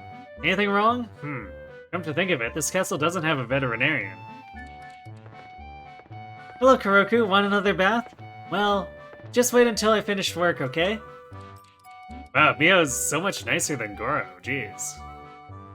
Oh, I'm so busy I could even use a dog's help, but, not Kuroku, though. Wow, also rude.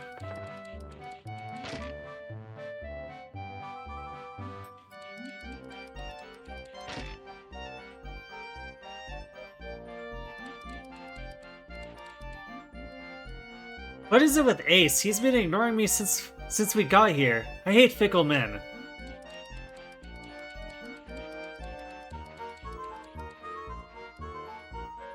Hi, Kuroku. Want to be on stage? He just was.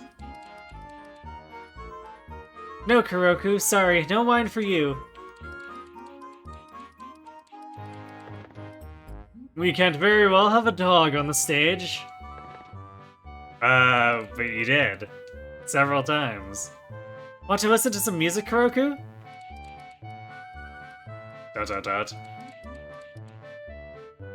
If Kuroku was properly trained, I suppose he might be able to do a trick or something.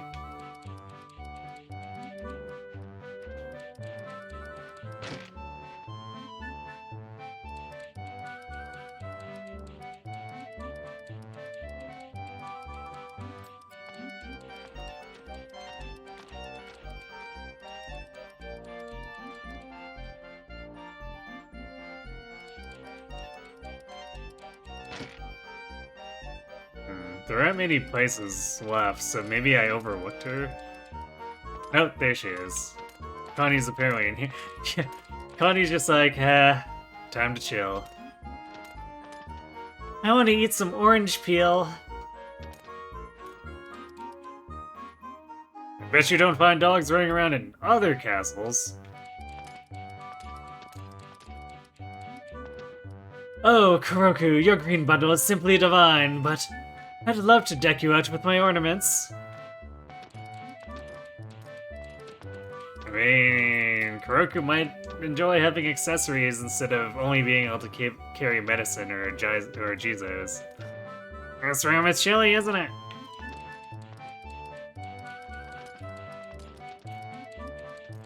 Well, I guess we might as well do the rest of the top floor since we're here.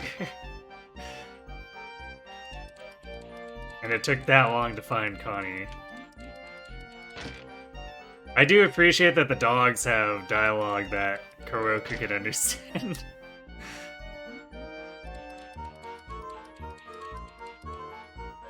A dog has come to pay his respects. That cloth bundle bothers me.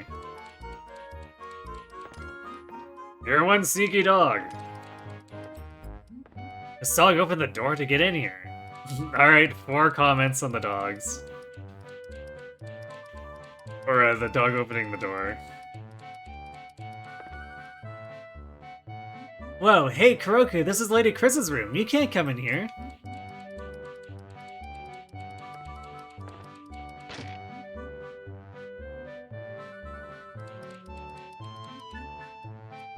Hey, my leg is not part of your territory, so don't mark it.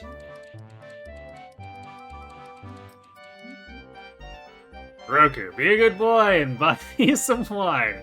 Go on, you can manage that, can't you? Tall order. Oh, it's you, Kuroku. Just the sight of your face, somehow, it relaxes me.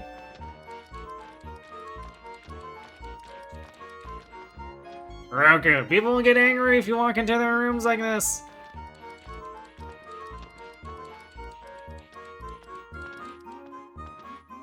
Hey, Kuroku, if you got any interesting news items, let me know.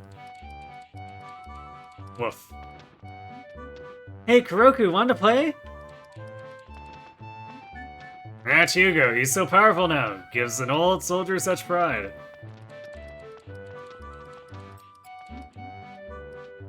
Strange dog.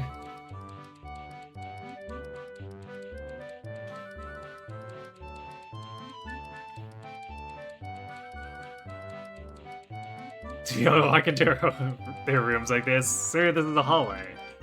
Indeed.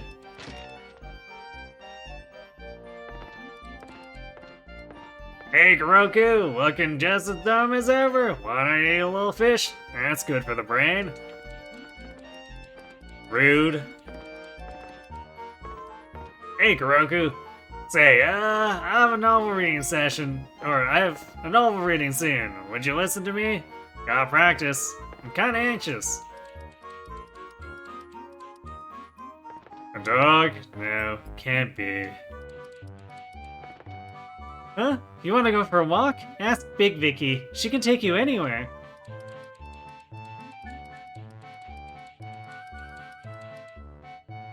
Do you want to study too, Kuroku?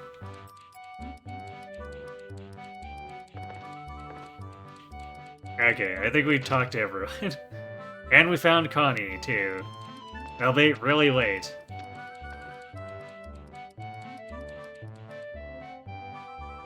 So, mission accomplished, I guess.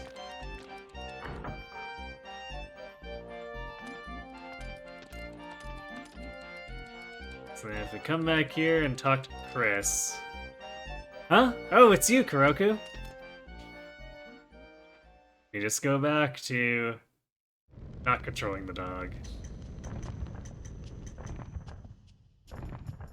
And I'm not touching the controller there, it just goes between the two of them automatically. So there we go. Fun, goofy diversion, playing as Kuroku. We've done all 6 perspectives now. Alright though, yep, I think we're done with Suikoden 3 at this point.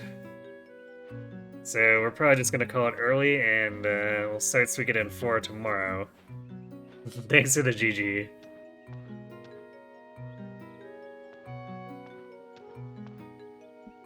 And it's a relatively shortish game, but I guess since we'll be doing 108 stars and watching all the story, it'll probably still last us like good 5 sessions, maybe. So tomorrow and the next 2 weeks of Wednesday, Thursday. And then we'll proceed to take like 50% longer with tactics. And then aside from that, Friday, Sunday, and Monday, we're going to return to the Only Feet Golden Deer run. I think we'll get close to the end of the game, but probably not actually finish it until like the Friday after this Friday.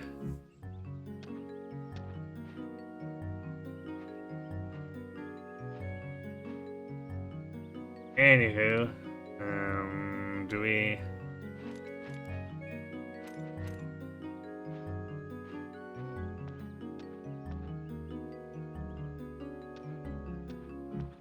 We do have... Solman's doing some Resident Evil 5 today. Right, he's taking a break from his Battle Royale stuff. Why don't we pop in with him, or pop in and see how he's doing.